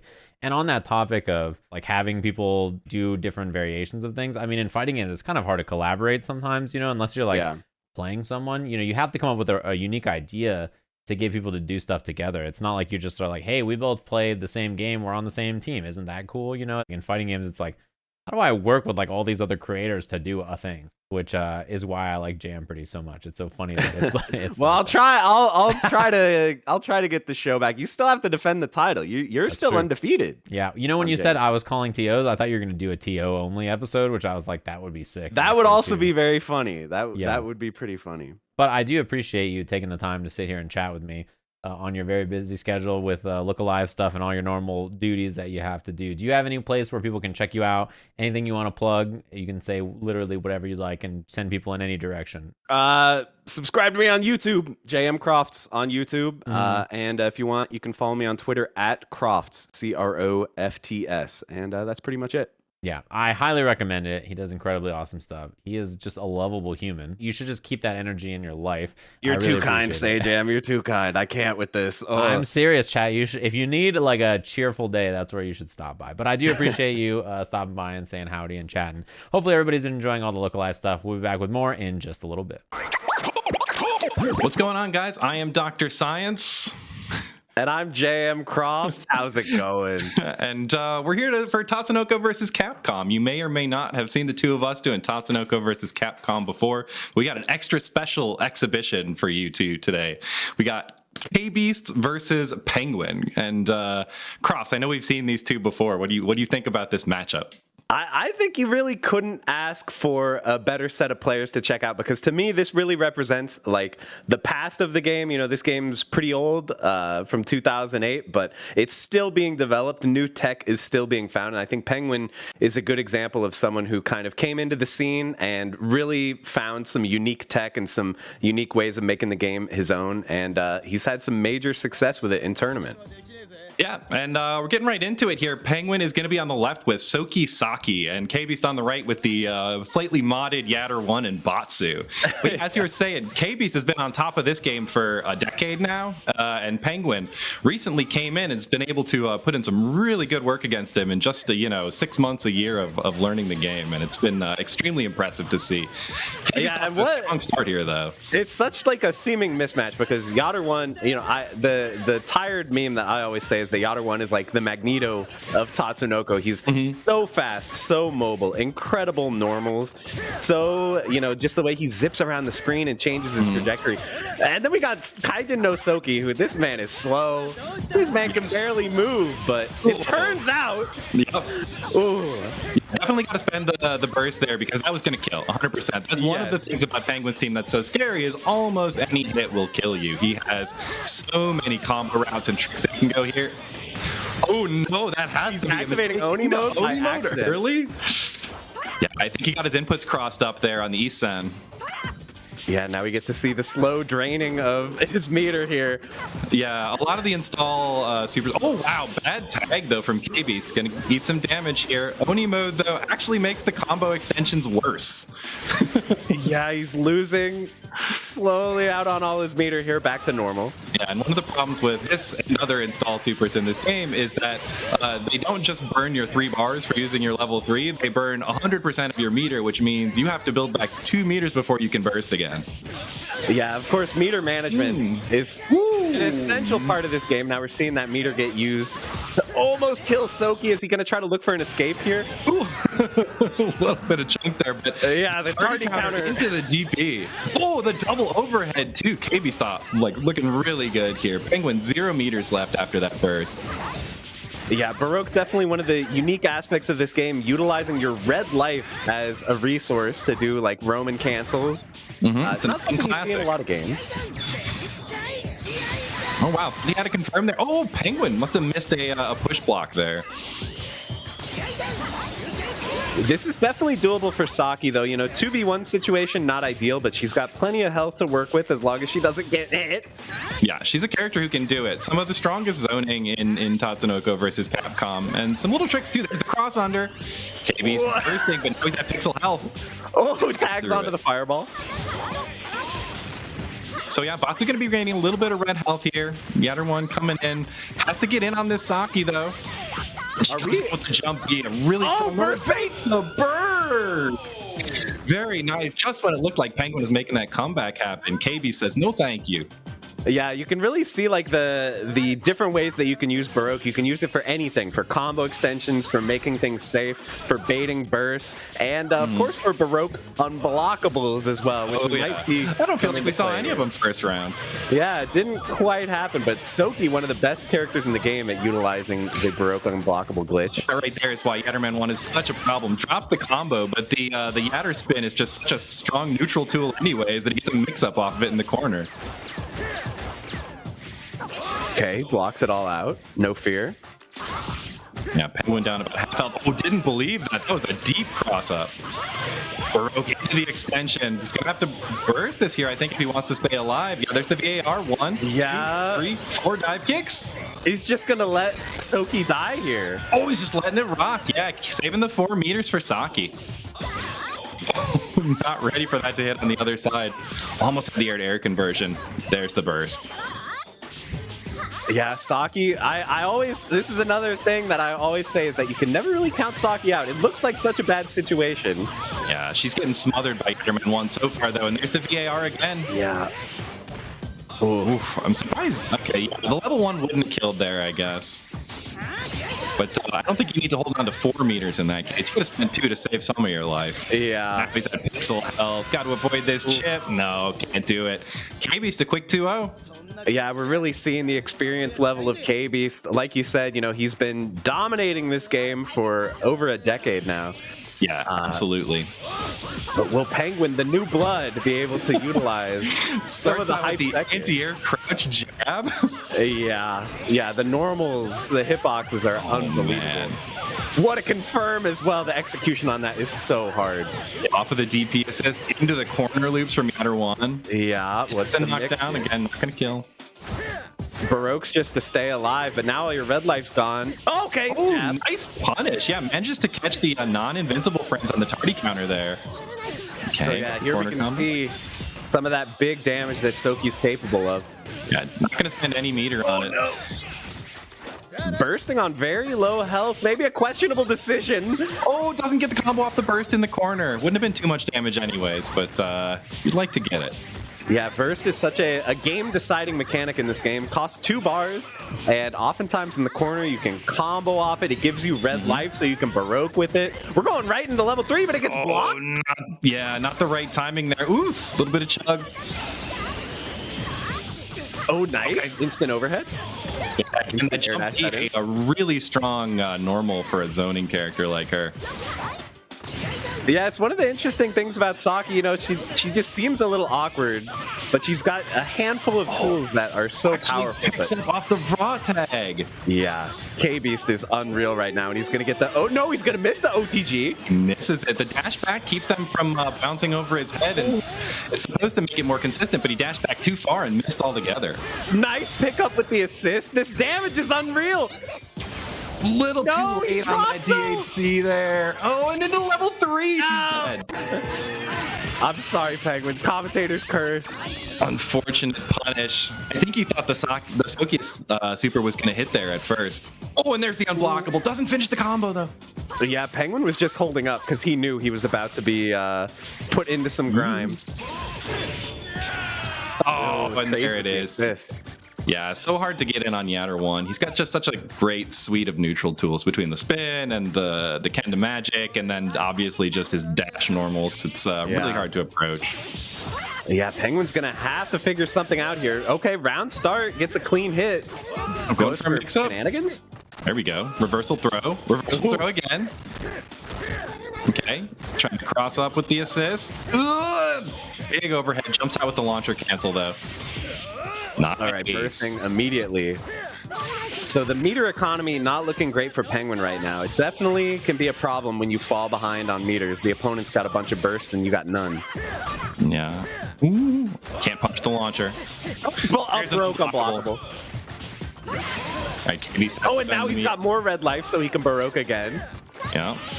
Using the assist for pressure. Oh, actually catches with the stand C. Not letting him jump out. He's just pressure, but the Yatterman one is dead. Batsu coming in solo now. Oh, the other side. I'm guessing we're gonna see. Oh, okay. I think that was a little early on the assist call. Gets another throw. These throws from Penguin are really saving his life in these defensive situations. Yeah, Soki a little bit confused though, swinging his sword the wrong direction. Yeah. Oh, goes for unblockable, but gets hit out of it. Yeah, KB's going for the DP. Really nice option. Even though that unblockable looked a little mistimed, I would have beaten it anyways. Oh, and the Baroque forcing a burst. That was not an unblockable, but hits him with the Baroque anyways. Oh, can't quite convert that. And finally, Penguin takes a game, gets on the board. Yeah, a little strategy that I see Penguin using there, which is very clever, is combining a throw with your assist, right? You kind of put your opponent into this sort of fake unblockable situation where if they jump, they might get hit by the assist, but if they sit still, they're going to get thrown. Cross-up setup again. I'm not sure if this is supposed to be a combo or not, but he's just getting these sort of cross-ups at the beginning of the round. Yatterman 1 almost dead. Burst down to pixel health. No, and he tags! No burst available. This could hurt a lot. He's going for it again. Yeah, okay. K-Beast was ready that time, though. Yeah. No Baroque unblockable coming out just there. Okay, bursting that Baroque combo. Neither one of them has burst available if they get hit immediately here. Ooh, happy birthday! Yeah, goes straight into the super. Nope, not in time. Oh, such a great jump back. These are the Nice normals we're Baroque. talking about from Soki. It's just so hard against him sometimes. Once he's in that position, just swinging the sword over his head. You can't jump out. You can't go forward. What are you going to do? Yeah. Yatterman has big hitboxes, but Kaijin, his hitboxes, man. Oh, yeah. Oh, there's the overhead. Yeah, that raw launcher from Yatter 1, also another one of his really incredible normals. Yeah, it's extremely fast. Huge hitbox on it. Oh, catches with the anti-air jabs. Relaunch. Oh, drops the combo. That was an input mistake there. Ooh, yeah. Yeah. Forcing a burst there is very huge. And I have to imagine that Penguin's going to want to take some damage just like that, so now he has another Baroque available with no burst. Oh, no, he wasn't ready to confirm there. Oh, yeah, you can't jump out. Another reversal throw, though, and he goes overhead. Baroque unblockable again. KB has the burst if he wants it. It looks like he's going to let it rock, though. Okay. There's a combo that time. And Batsu coming in solo again. Oh, stays in the front. Level He's got 1. so much meter to work with as well. This is gonna hurt. Yeah, you gotta burst that to keep Soki alive. Oh my god, he's just pressing buttons. Full screen? You think you can up back? Oh, wait a minute. Okay, he's gonna roll forward. Rolls forward, gets the punish, uses the Baroque to prevent the meter gain. It causes less meter to be gained by your opponent when you're hitting them, so that prevents the burst there at the end, and Penguin ties it up. Yeah, that's a great point. Yet another use of Baroque, and we saw there, Baroque does scale up and get stronger the more red life you have, but even if you have just the tiniest sliver of it, like what Penguin has right now, you can use that to create mix-ups, to create unblockables. Oh, almost had him there. All right, looks like he's gonna go for it right here. Oh, he actually lands the counter. Yeah, he thought the unblockable was coming, so he tried to mash out, but he just let the counter rock and get the hit. Cool 30% for 0 meter. No, I feel like that's a rare move we don't see too much, is actually connecting with the counter. Yeah. Nice combo from KB's. Ooh, yeah, he's safe. Pipes. Uses the Baroque a little bit early there. Yeah, you can see how scary the defensive situation is against Soki. The moves are slow to come out, but you don't ever want to press a button. The threat of armor is so real. Yeah, the threat of the assist. Right again there with this NC as an anti-air. He just swings so high up above his head. Nice. The conversion. Meters if he wants it. Ooh, weird hit. Yeah, he didn't end up getting launched by that. Instead, he hits behind. He gets launched backwards instead of forwards and doesn't go far enough to get the wall bounce. All right, not a safety HC. Yeah, nice punish there. Good awareness to air dash over and take that. This could be a dead Soki though if he's going to choose not to burst. 1, 2, 3, 4. I think it makes sense. The meter, nice. Yeah, so he's still got burst meter at this point, and he just has to fight the Saki. Ooh. Okay. This time he lands the confirm, although not much damage, like we said.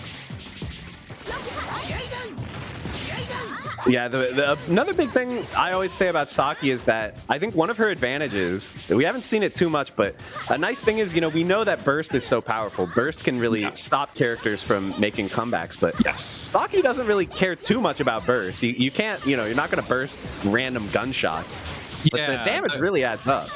Yeah, the burst does self-damage that's not that much lower than most of her combos, so, it feels bad to burst against her, and you can, look, just these comebacks that way. These random grenades. Oh, that was a unblockable, though. Look at this. See, it adds up. Yeah, Yatter 1's getting kind of low. Oh, there we go. Air-to-air conversion. Yeah. But he burst. Yeah. Yeah, that was the burst even earlier. Now he's at pixel health.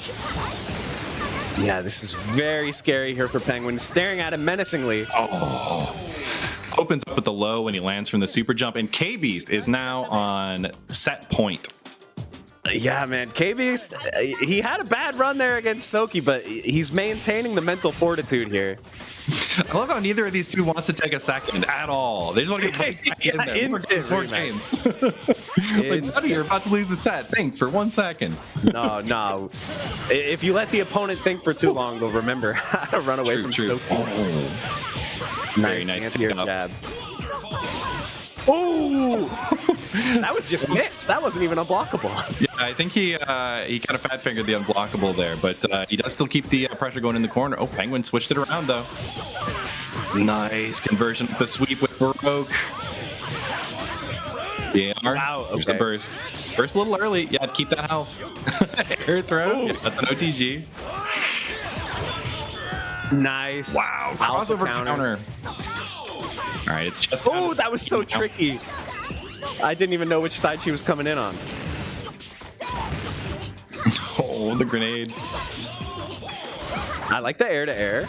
Yeah. Loading up a bullet. B bullet. Trying to gain some space here. Okay, air dash is out of the corner. Yeah, this is going to be big damage. Oh, no. Oh, he drops it. But you get another chance. Bro, K-Beast is too much right now. The burst right at the end here, but this seems like an unsurmountable hill to climb here. I'm not gonna lie. He burned all his red life to get some extra damage. 3.5 meters, character and a half worth of life. Run, Penguin, run!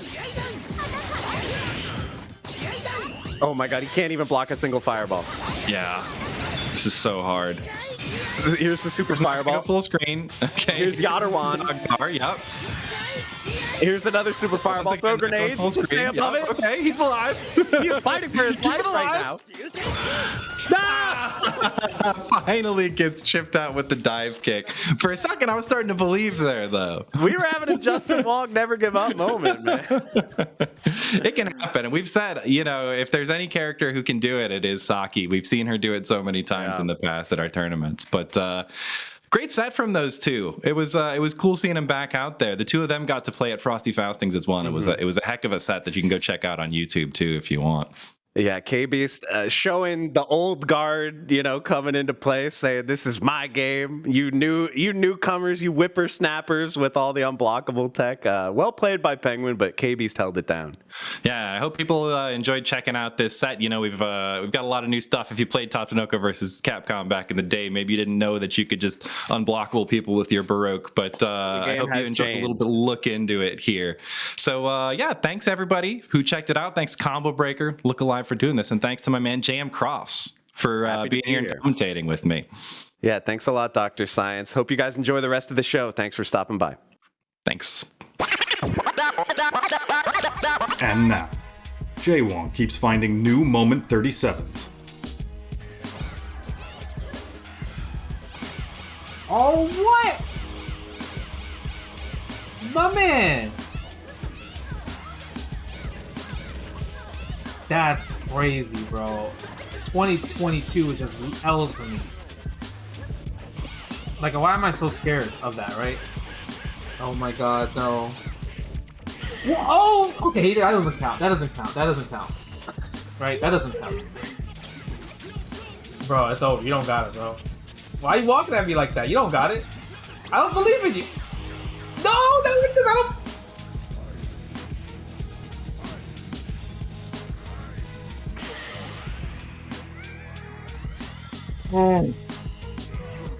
He's not gonna do it. He's not gonna do it. He got this? He got this? Huh? He got this? Let's go, Justin! Oh shit! No! Oh, okay.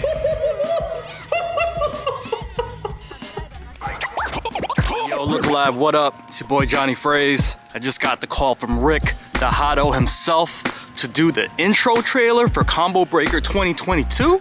Yo, we're about to hit the studio right now and make some fire. Let's go. You are now in tune to Johnny Fraze production.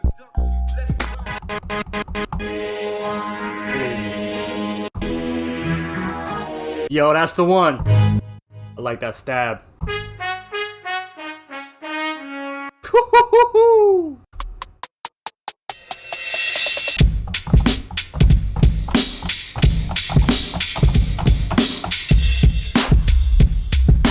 Funky bassline time.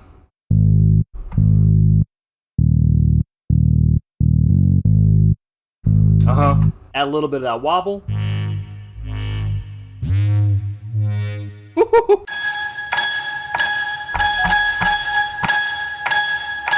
Storm samples, some risers.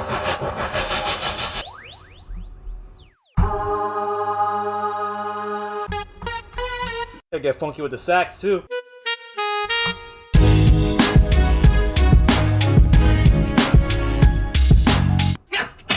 Gotta get the kung fu sounds in there. Yo, what's up, Tonio? All right, look.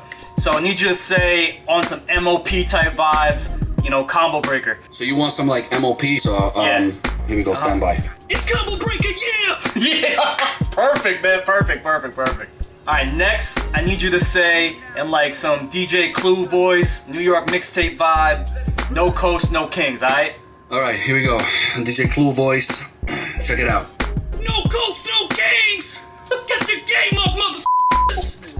I don't know if you can curse. Sorry about that. That just came out of nowhere. It's all good, All right, I'll do this one too. Yeah! What y'all know about this right here? No coast, no kings! Perfect. Yo, Tonio, thank you so much, bro. Oh my god. All right, I'm gonna chop it up in the turntables. I'll send you what I got. No coast! No kings! It's Combo Breaker, yeah! Alright guys, the track is done, mixed and mastered. About to send it over to the Combo Breaker team to cook up that fire trailer. You already know it's going to be fire. Once again, it's your boy Johnny Fraze. I'll see you guys at Combo Breaker 2022. Let's take you out with the beat. Look alive, baby. Hey yo, no coast, no kings. It's Combo Breaker, yeah.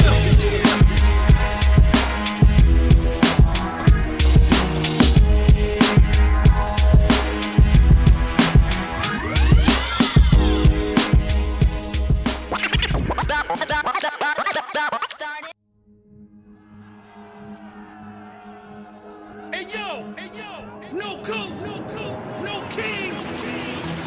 It's Combo Breaker, yeah.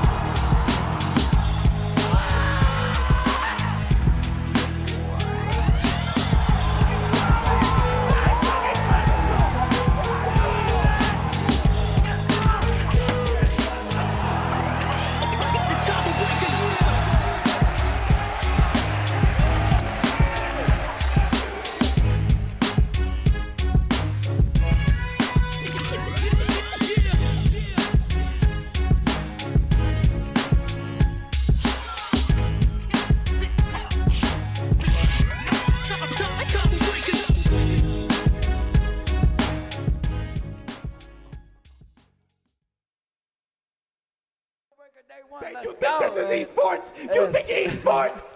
This is FGC!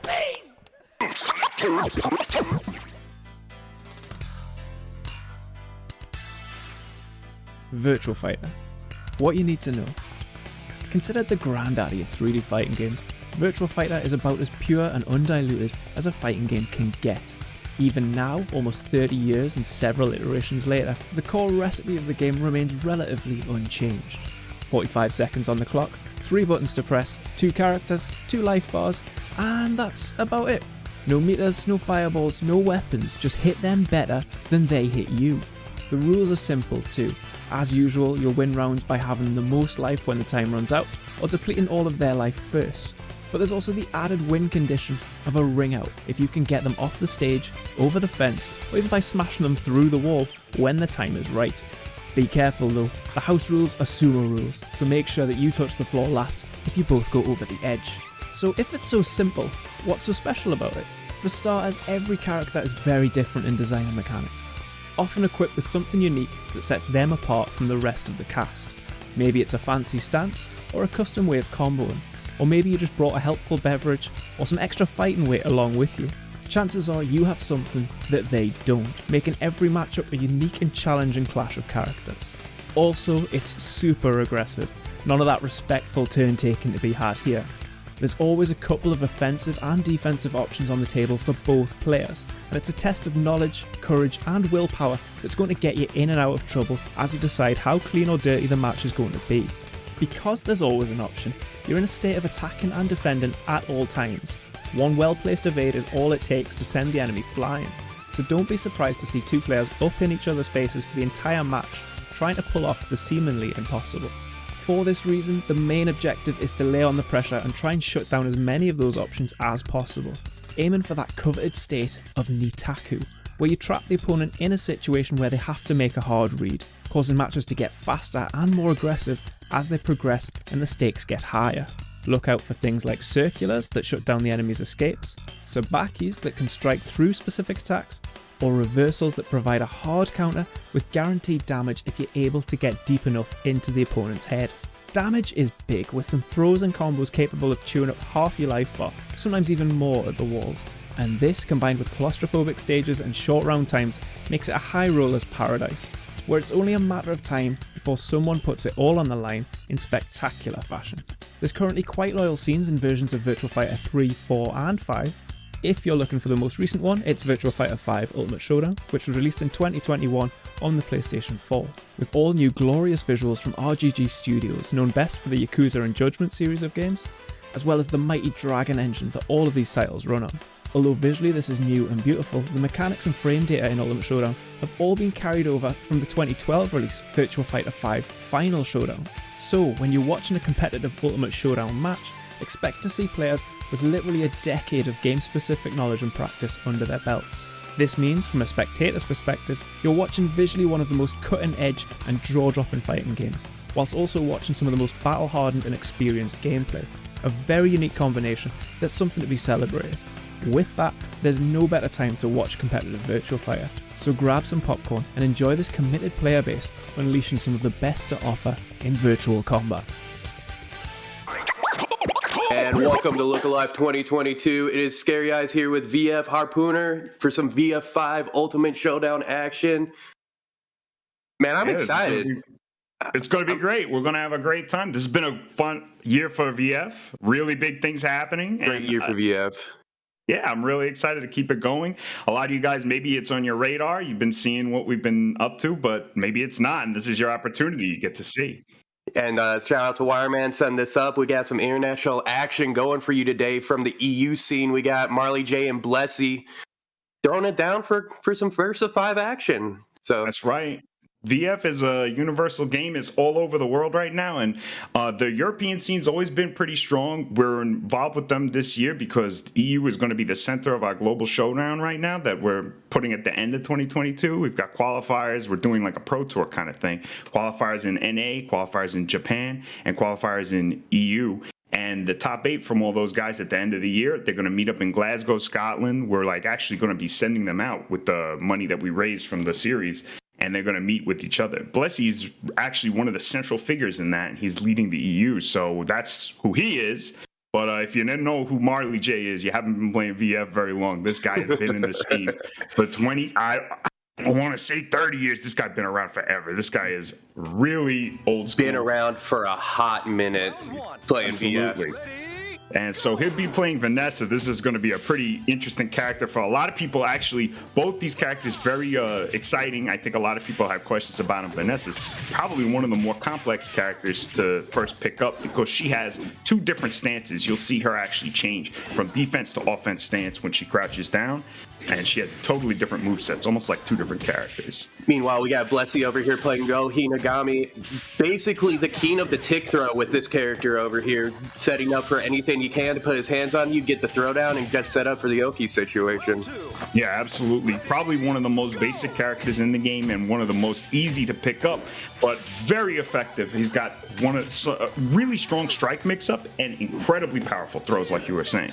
So we'll see some of those, hopefully. Oh, nice. Getting under there with the wacky hitbox. Getting that good wall carry and ring out because we got that taco stage, so you just want to get to that end, push them out, and then, hey, set up for round 3.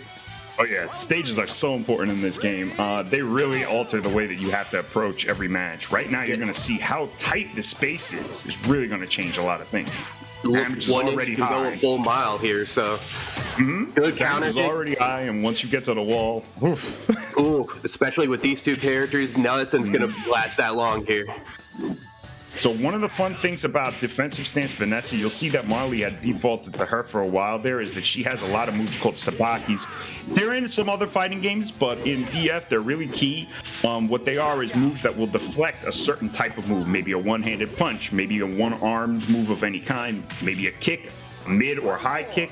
You know, it's specific, but Vanessa has a ton of them in defensive stance, so we may see a few of those. Lets her go back right into the offense and keep onto it. And there's that high knee. That's going to be going all the way to downtown.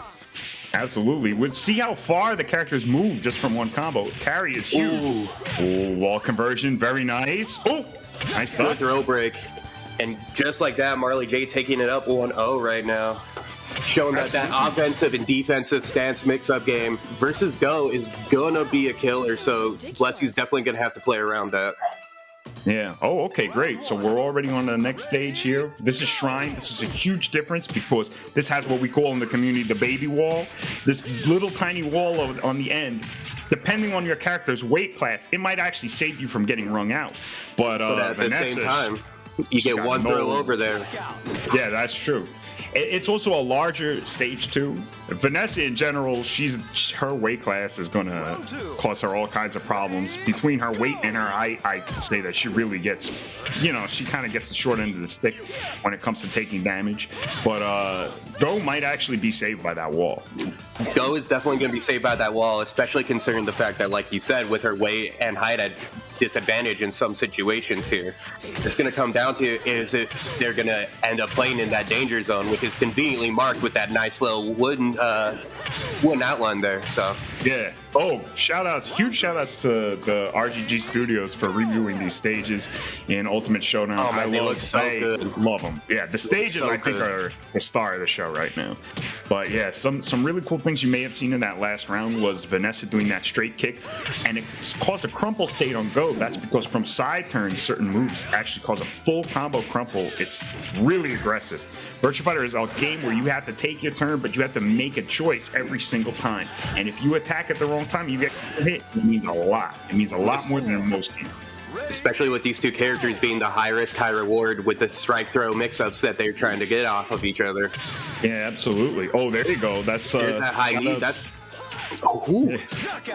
that little knee. Shout outs to Godoku in New York. He always calls that the crush groove. Man, I hadn't heard that name in a minute. Groove, yeah. Get that crush, get it going. Mm-hmm. Oh. Playing the mid game. Now you'll notice a lot of them are checking each other with 2P. The nice thing is 2P is a universal 8 frame in Virtua Fighter and can be used to check a lot of situations. Yeah, it's 12, but yeah, absolutely. I apologize, I forgot about that. No problem. It's absolutely a universal, and it's fantastic because it's a low and a special low at that. It does mean that you can block it standing up. But it also means that it's really fast. It goes under a lot of pressure, and it definitely beats throw. But remember, in VF, all attacks beat throws. You cannot throw somebody out of an attack. And a lot of people learned that the hard way once this game came out on online recently. So absolutely, both these guys have been playing for long enough that they definitely know that. And that actually used to be up until Final Showdown introduced the lazy throw escape technique. Ooh, that was throw escape while blocking.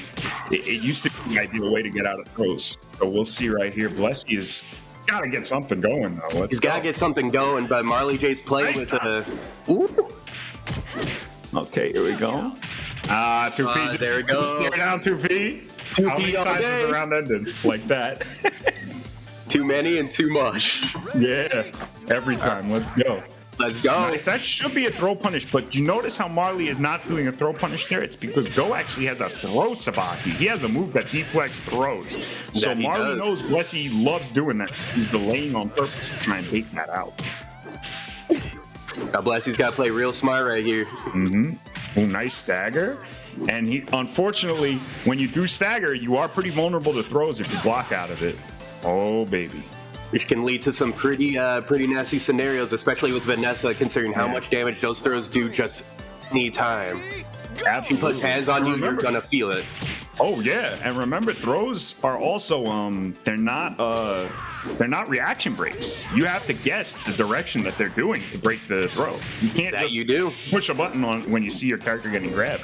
You actually have like a 33% chance of breaking that throw, provided that they're really mixing it. But most people prefer 1 or 2 throws. As a Wolf player, I know which ones I like to go for. So. Oh yeah. I'm sure anytime anyone gets grabbed by the neutral throw by you, they look at you with shock. Like, you really did this to me right now? Okay. All right, Blessy's still not on the board, so Marley, that experience is really showing. Oh, this time he did go for the grab. Nice stuff. Smart. Oh, now we're in offensive stance. Offensive stance is fantastic for pressure when you have them by the wall like that.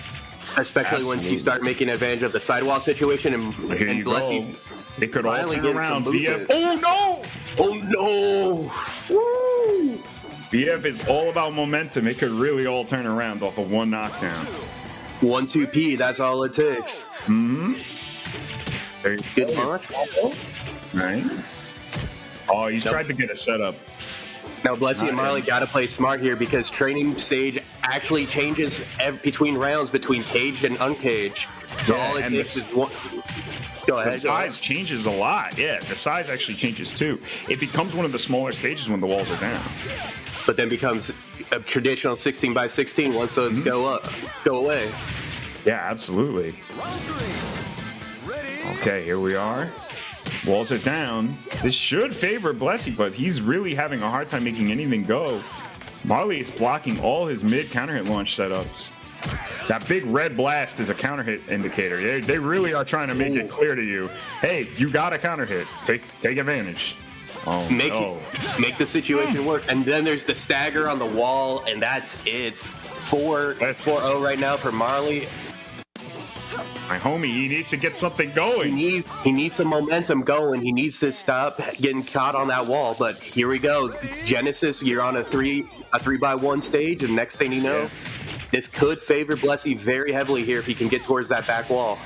Absolutely, or even floater for an easy ring out. Exactly. Oh, here we go. Speaking of. There we go. Come on, Blessy. Now, you know I love seeing Go getting beat up because he is on my tier list of degenerate characters. But I will tell you, I feel for my buddy here. I want to see Blessy gets good switch, but can't get anything off of it. See, Marley tried to get cute there. Oh, he was like, I'm gonna take you out. You're going downstairs. Absolutely. Going right into it. Ooh. Nice. Just catching every wake-up option right now. Yeah, so tech roll, it can... Oh, is he going to that was so close. Oh, it didn't even matter. Oh, that was so close. I wasn't looking at the life bar because I was just thinking, oh, I know why they sent this clip in. Okay, there we go. Smack him down. All right, we're going towards... Ooh, the throws. Now the throws are coming out because Throsbaki has not been showing up. But here we go, Blessy. That's right. a lot of damage and an excellent... That's the momentum change you need right there. Yep. We got 40 golden letters on the screen over there. Time to go. We stand.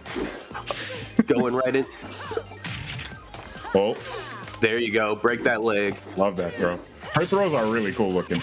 And she gets different ones in each dance. Oh, here we go, the clinch. So the clinch is a little... It might be familiar to Tekken players. If you play with Marduk, you do have different options to break it. The only trouble is it's actually just like throws. You have to be holding that down the whole time. You can't break it on reaction. So no, you cannot. You have to... Everything in VF is... Yeah, everything in VF is based on reads. That's it. Nice. Good. Oof, man, he is just not letting the hits happen. But that's the trick. You have to throw as soon as you start seeing that they're just blocking everything you do. Oof, big damage too. Oh, this should be enough. Almost. Oh no, wait. Didn't go for the roll afterwards though for the Oki, and there we go. Blessy finally on the board. Let's 4-1 right now. Getting really close here. And honestly, this might be the momentum shift that Blessy needs, especially going back to River right now. All right, here we are.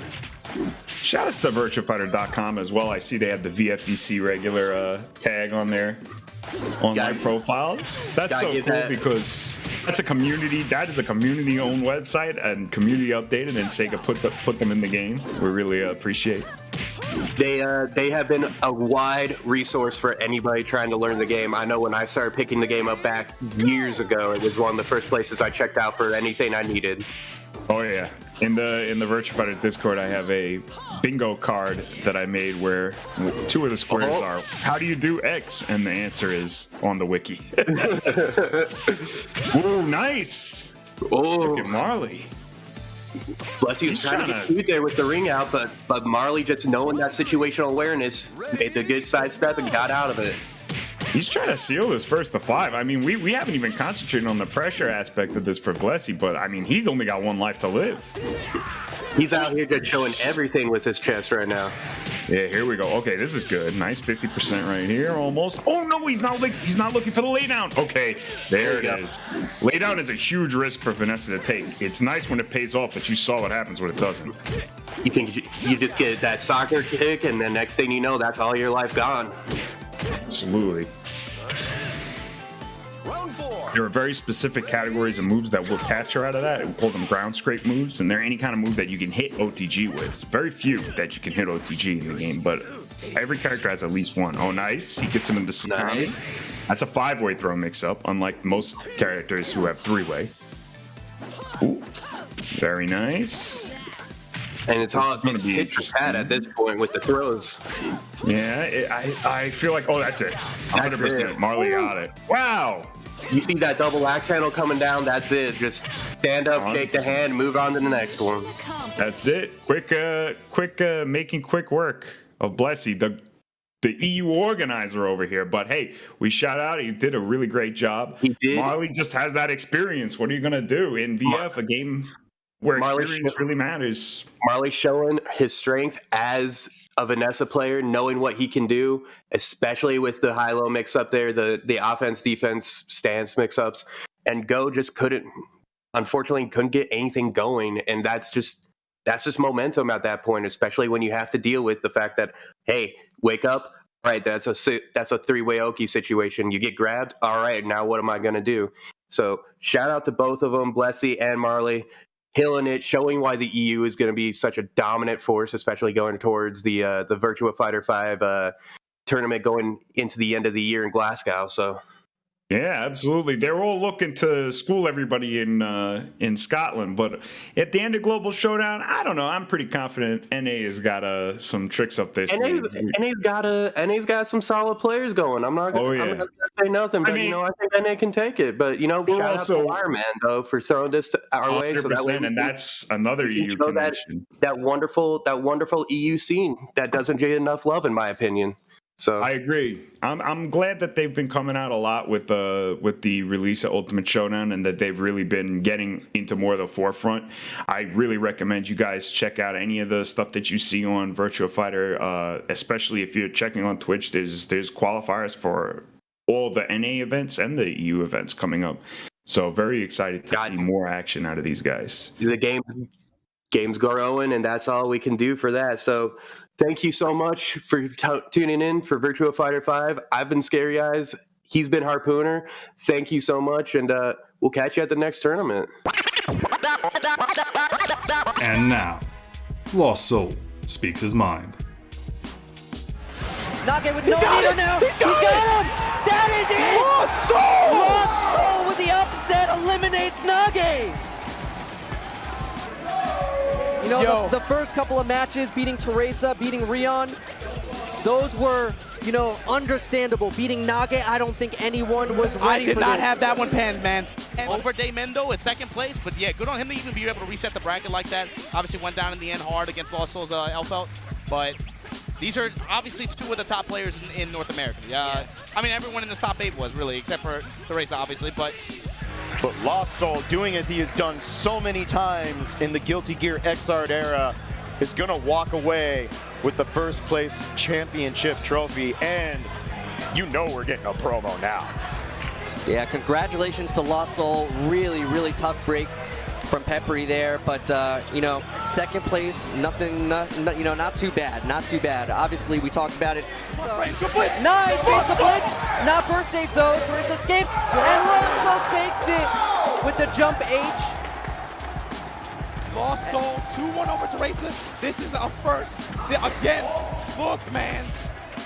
When you talk about these arcade legacy titles, players in the West typically have a tough time breaking into that top cut. We know that there's a gap between the East and the West. But Lost Soul to be able to perform here on this stage, put one of the strongest jams from East Japan and Loot out of the tournament.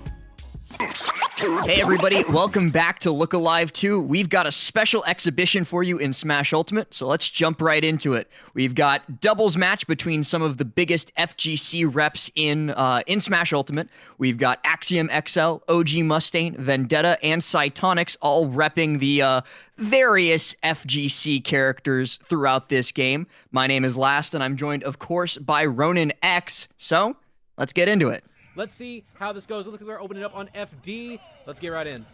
Yeah, that's something that I've actually heard Vendetta talk about a little bit, is that he doesn't have as much fun in doubles because like he can't do some of the stuff he's used to. But I've also heard some other Shoto players claim that they're better without auto turnaround because they have those like crazy bears. And already off the bat, we see a shield break come through onto Axiom XL. He only eats a focus attack for his troubles, but it's still a little bit painful to be shield broken this early. Absolutely, man. That's the thing. All these characters are absurdly broken in scramble situations, so they want as much interaction as possible. So it's almost like a coin flip, especially with how chaotic what we're seeing right now is. Yeah, there's so many particle effects on our screen, and Axiom XL just wipes the board clean. Only one remaining with 3 stocks, but yeah, we saw it there for a second. We saw like a Shoryu come out. We saw a Buster Wolf. We saw an Electric Wind Godfist. Like everybody was just going, I have a special move. I'm going to use it. Why not, right? And there we go. The first stock for Axiom XL is finally gone. But this is one thing that's so amazing about reused fireballs and doubles. It's such a good interruption tool with very little commitment. There we go. Gonna blow him off the top, but we're gonna take that trade, and they're just gonna forward smash Vendetta right in the mouth for the punish. That's the scary thing, man. Once one person gets opened up, if the other one is not occupied by having to fight the other person, they can always come in for the secured the ability to just be able to like open them up as soon as they leave an opening. Right, and that's why I think, especially in this type of doubles match, stock leads are so very important, because if it does come down to a 2v1 situation, you're not going to be having the best time. Somebody's just going to come in behind and get a huge punish while you try and focus on the other opponent. Speaking of which, a 1v1 did develop over on the left side there, and Vendetta's going to be able to get that Shoryu to close out the stock, bringing Axiom XL down to his final stock, but a Buster Wolf from OG Mustaine means that they're not going to let the lead get too big. Yeah, Axiom's going to go over there and try to help him get out of the corner. There's an unsafe Tatsunoko on block, and here we go. Mustang is trying so hard to get out of here, and there's the power dunk. Going to go ahead and take that next stock. This is scary. Right now, Vendetta has got Axiom in the corner. Man, Mustang's going to have to figure out how he's going to get his buddy out of this situation, because now he's in between 2 Shotos. There we go. DP is going to be let rip from Cytonics. Can he keep the pressure on Mustang? No, the laser's going to keep interrupting them. That move might not be that great in singles, but as a disruption tool in doubles, it's very useful. Yeah, because it is a transcendent projectile, so it does come through and just say, hey, everything that you guys are doing over there, stop that right now. Vendetta tries for the Tatsunoko there and actually gets another Shaku off the stage. He's keeping XL occupied. He's not letting XL get involved, but once XL does get involved, he gets that big hit, and they're actually able to take out Cytonics. That brings it down to a 2v1, and in very, very short order, they're able to close it out on Vendetta as well. Fantastically played, and as a result, that's going to be OG Mustaine and Axiom XL taking game number 1. This team genuinely looks super deadly if you have full control of it. This is scary. Yes. Because not only do you have like that rage drive coming through, but Kazuya has so many invincible moves that he can use like that extra armor on while he's going through with them. So you can just kind of see like him serving as like a frontline tank almost, while Mustaine can just stay in the back and serve as a disruption, or they can just swap it up. It's really both players can play both roles, and that's something that's terrifying in doubles. Yeah, the thing is about both these teams, there's a lot of tools for handoff situations, right? Shotos can just do empty hard down tilt and pass it. If they like ping pong you between the two, it could be a nightmare. And at the same time, a lot of the angles of things like Terry's throws and stuff like this can set up for some nasty stuff as well. So like, there's a lot of team synergy possibilities for both of these teams. Laser coming through from off stage. XL is trying to get Mustaine out of danger, but he's actually guarded off by Vendetta. Mustaine could have found himself in trouble there, but he's actually going to be able to get the Buster Wolf off, though. Fun fact, everybody should know this, Buster Wolf, not safe on shield. Just shield that, and you can hit him with a huge F-smash, something else along those lines right after it. Get a big punish, but speaking of big punishes, Vendetta on the other side of the stage takes out the first stock of this game. Oof, the team kill coming from Axiom. The one thing that's really great about that dash attack is that it actually high model shifts over a lot of lows. So he can literally punish you for just constantly mashing low like hitboxes, which is actually one of the main ways of beating Electric Wind Godfist. You can actually just interrupt it if you mash lows. So you have to have those counters on deck, and Axiom is definitely awake right now, ready for that counterplay. Using the Shaku back onto the stage, though, Vendetta kind of just says, get off the ledge, let me get back on, and then Mustaine comes crashing in with a dash attack. Oh, you see Exium try to get under him with Crouch. He was trying to get him with the DI mix-up right there. If you DI in or away, doesn't matter. Crouch double cover both, and you get your kill confirmed, but he dropped it. That's the thing, man. Kazuya's execution's so tough, but you know what's not tough is that DP coming from Vendetta, who was about to cook Mustang and put him in the corner. Can't Cytonics keep him there? Cytonics almost actually managed to follow up off stage, but Mustaine was able to get underneath the ledge and then use that rising tackle to get back on stage. He's still not out of the woods yet, though, because he's at 101 against a Ken in the corner. One good setup into the DP could do it. Instead, it's going to be XL eating the DP, and another one. They're just throwing them out left and right. Yeah, it's really terrifying whenever Vendetta and Cytonics are able to kind of stick close to each other because they can just play as an assist the moment any of them gets put in hit stun. This is so terrifying. He just got a DP in this man's face. He did not care. You mentioned it too, that like in certain scenarios the Shotos can play as an assist trophy, and that's exactly what we're seeing right here. It's just like, oh, it's your turn to play, I'll just help you out. Oh, it's my turn, let's go. And now they've got Mustaine trapped between a rock and a hard place. Gets caught by Shaku. He's going to try and come back in, but he's just in the middle of these two, and I don't see a way to get out of this. This is going to be really scary. Right now, Cytonic seems a little hesitant to go for the follow-ups that Vendetta's giving him. Like, you know, he's serving him up with that hard down tilt, and that can just put him in so much hit stun. And that's not just it. If you get hit with Shakunetsu sent towards your friend, you're able to get follow-ups from that because of how much hit stun Shakunetsu has now, especially after the recent buffs. So that could definitely set up for some crazy stuff.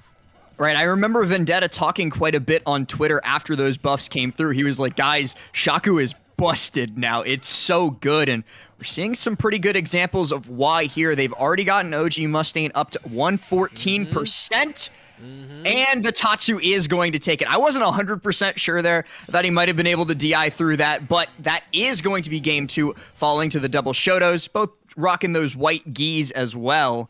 We're tied up 1-1 here. So we're going to have to go into this game 3, like you said, looking to make sure that those 2v1 situations don't happen.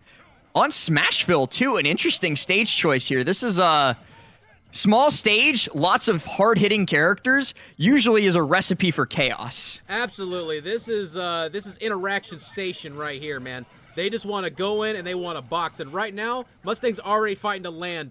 That's just a really... Oh, God. Here we go. Oh, no. Pushing in. God, dude, I don't know how this is going to happen. I just saw Vendetta's shield turn into a Skittle. I genuinely was afraid.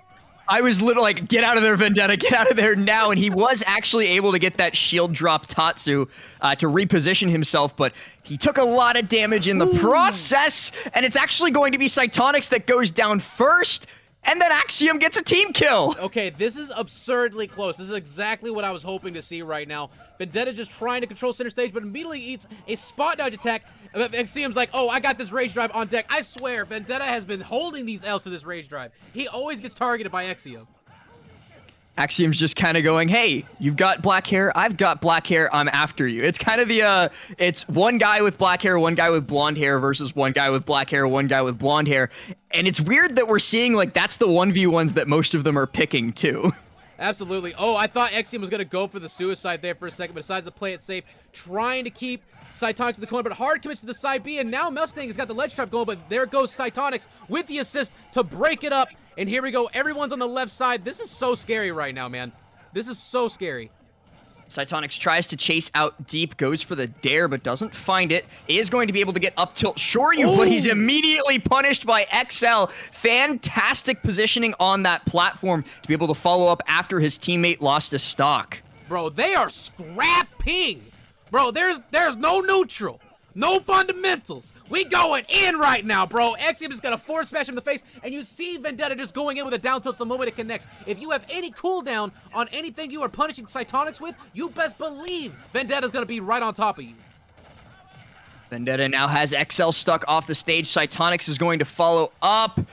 XL alone, he's stuck on stage by himself as Mustaine tries to recover. Terry's recovery is a little bit slow, and as a result, he's not going to be able to get back in to help his teammate before Vendetta and Cytonics can take him out. Cytonics, though, he's starting to hemorrhage a little bit on this final stock. He could be losing his life soon, so despite the fact that Vendetta's been able to tank on this stock so hard, it's not going to matter if he ends up stuck in a 2v1. Mustaine, though, at nearly 150% means that he could also go down soon, and that is exactly what's going to happen. happen. It's a great quick thinking by Vendetta to set up yet another 2v1 scenario. Axiom, though, he's healthy on this stock, so it's still very doable. Absolutely. We all know Mr. Mishima eats his Wheaties and lives forever, and he's just gonna punch Vendetta in the face. He's like, oh, I gotta fight two of you? I played Street Fighter Cross Tekken. I saw the trailers. We all know how this went. Bro, he folded these two. Now let's see if he can do it again. I believe in him, bro. Can he do it? This pressure's insane right now. This is coming from Cytonics, though. Yeah, I love that Axiom tried to retreat to the platform, but Cytonics like immediately recognized that, and he was like, hey, I have moves that hit you through this. I'm not letting you claim this platform as your own. Cytonics gets the DP, but it's not enough yet. 177% also means full rage for Cytonics, so the next solid confirmation into Dragon Punch should KO, but he's got to find that confirmation into it to be able to even set that up. Rage Drive now here, a thing too, should kill Cytonics, but it's the DP comes through exactly like I said it would, and that is Cytonics and Vendetta taking game 2, or game 3 rather. I can't count, I'm so excited. Man, that was just some good Smash Bros, man. I don't even know what to say. That was just genuinely one of the most fun sets I have ever got to commentate.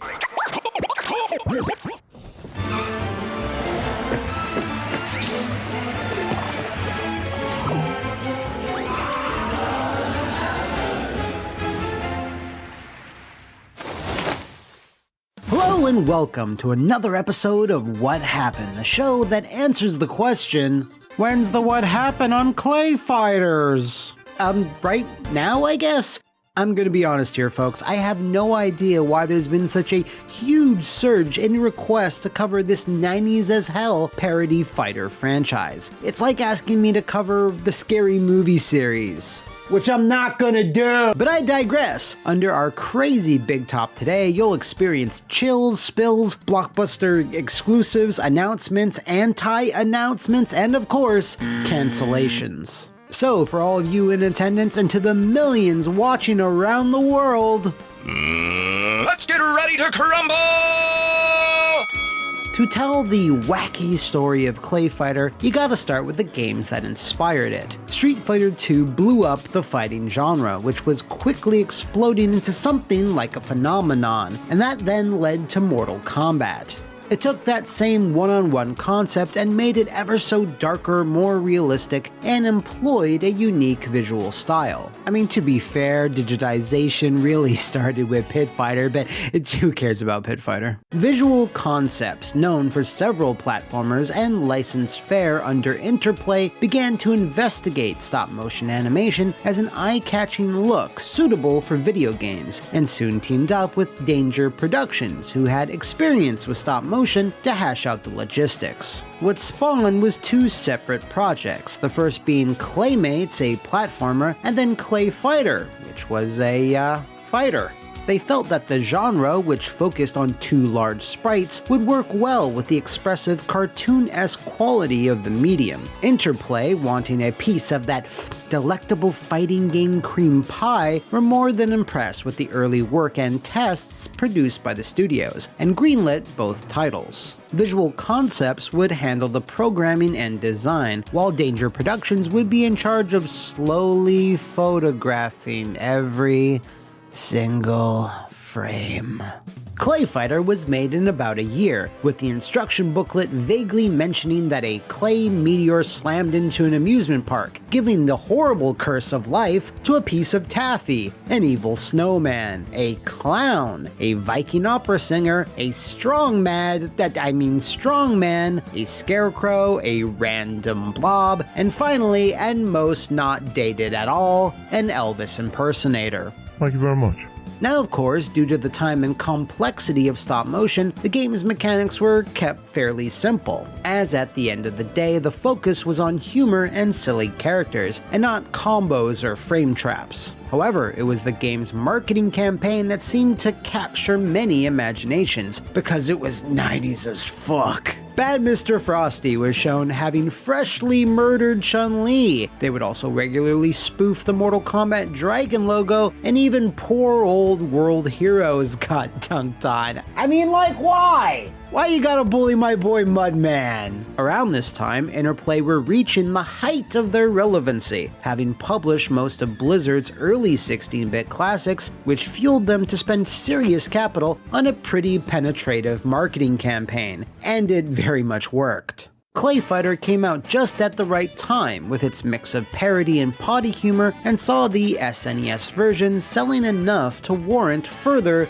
Claysploitation. Clayfighter Tournament Edition, obviously a jab at Street Fighter II's revisions, unfortunately offered way less content than what it was referencing. It offered tournament mode that nobody ever used, new backgrounds, but stopped short of including a single new Clay batant. It was maybe for this reason that the original Super Nintendo version was never officially sold in stores, and was instead a Blockbuster exclusive.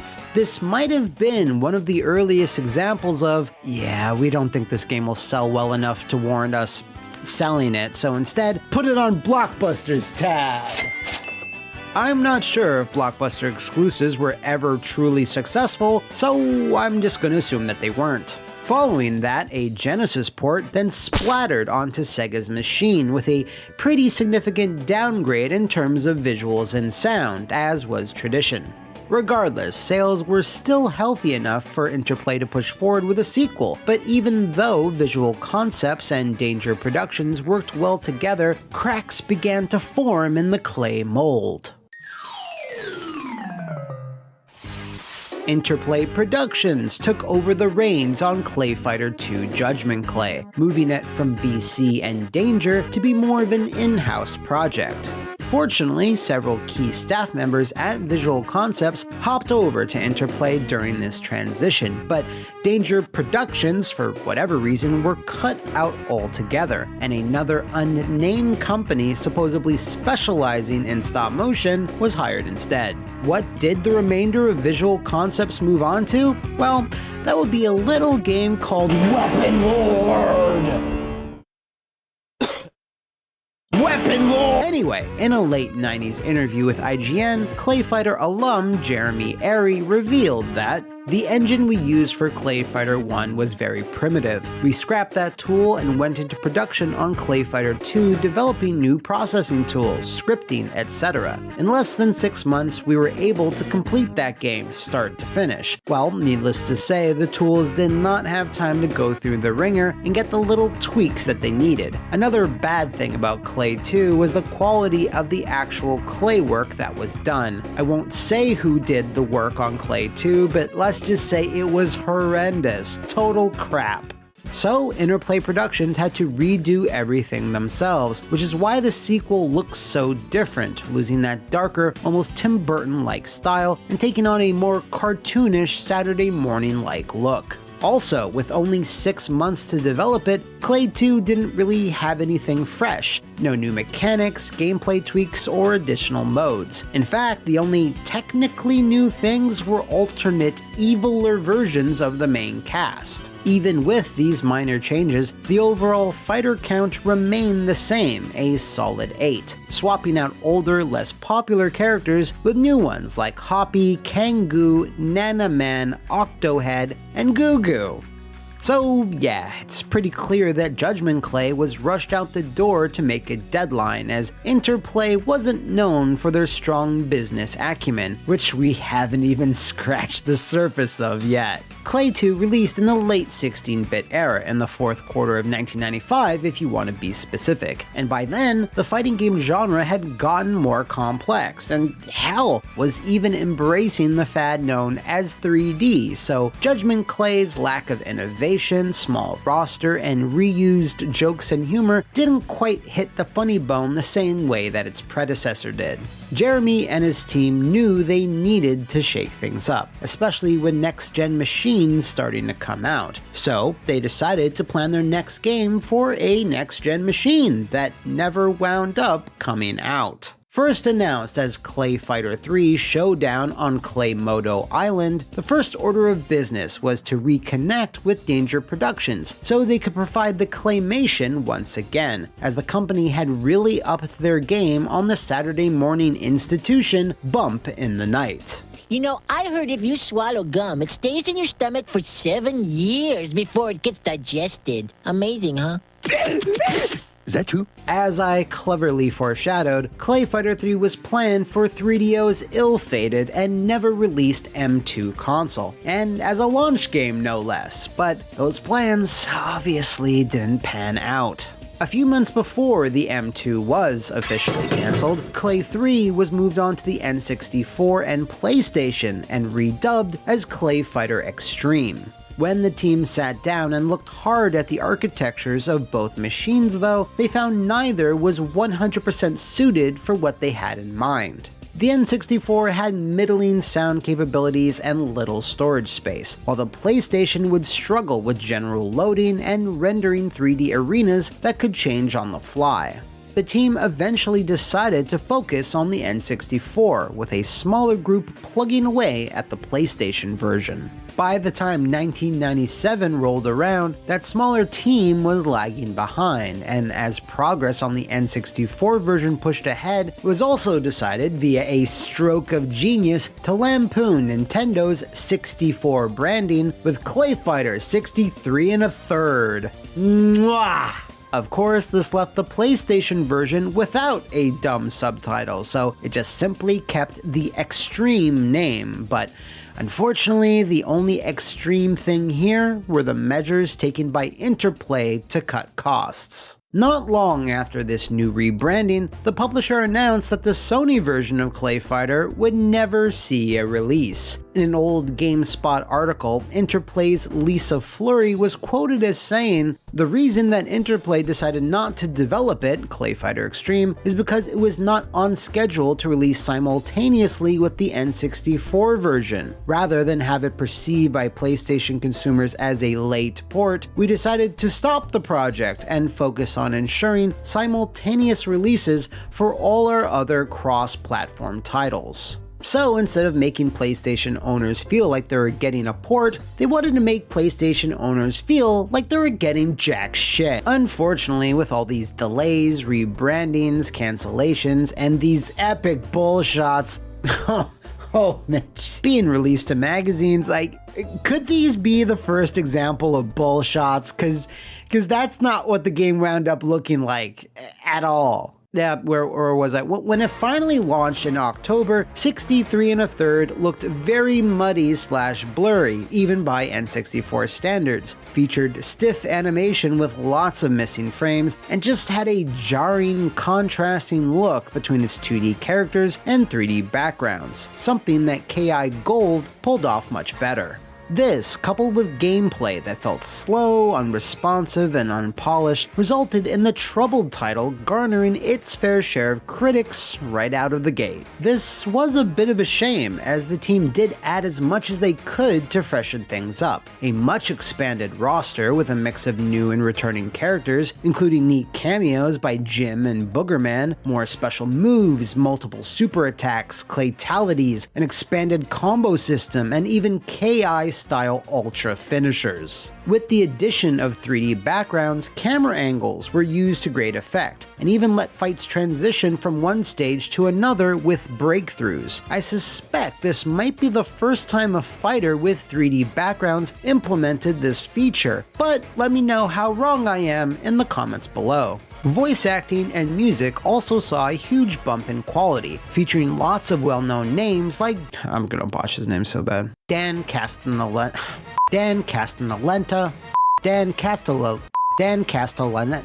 fuck it, Dan Castellaneta, Frank Welker, and Rob Paulson. And hey, even Michael Buffer showed up to do the one thing he's known for. Let's get ready to crumble! Despite all this though, Clayfighter was still seen by many publications as a joke that was no longer as funny or as entertaining, despite it having more depth than previous entries. The PlayStation cancellation also left a sour, goo-filled taste in many fans' mouths, especially since the reasoning for throwing out the PlayStation build to be, well, pretty damn baffling.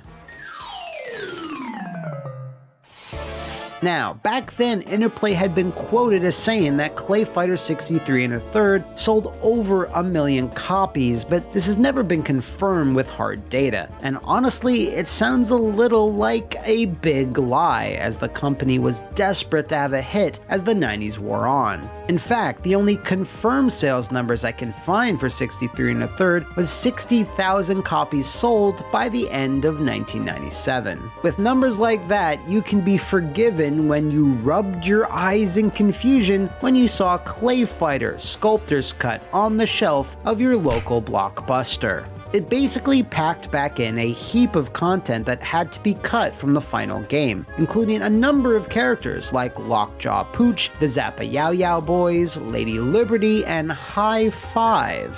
There was, however, one final character who was shown during the development of the original game, but who couldn't even make this director's cut. I present to you, Hobo Cop. I'm having trouble.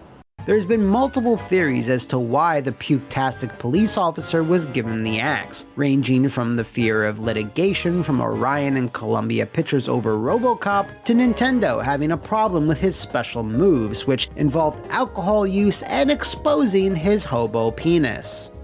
We were so cruelly denied this. And honestly, Sculptor's Cut is not seen as much of an improvement. The deal with Blockbuster resulted in only 20,000 copies of Sculptor's Cut hitting the market, thus it remains one of the most rare N64 games ever made, and often commands outrageous prices that's not even really worth. And honestly, that's where the Clayfighter series officially ends.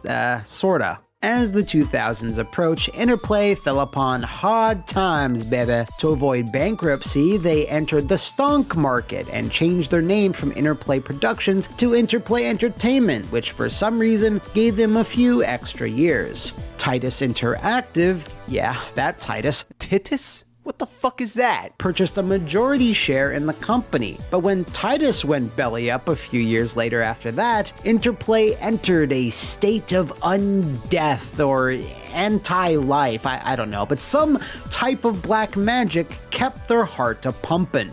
During pretty much all of the 2000s, they would often announce games that would never actually release them.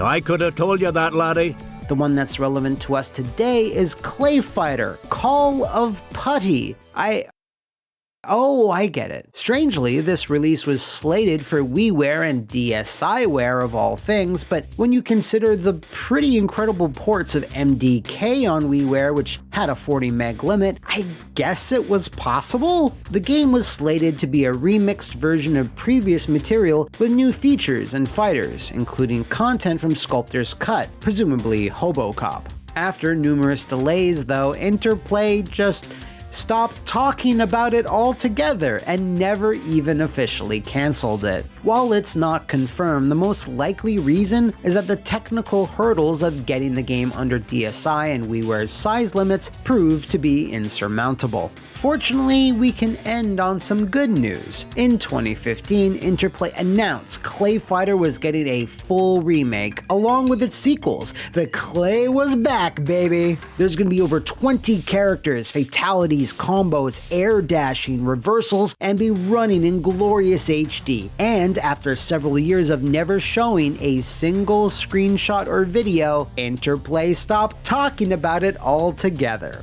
Again. Their website, which at one point did contain the announcement, has since been deleted. If it did exist, you would see that a studio by the name of Drip Drop Games was the developer, and a quick search on them yields absolutely nothing.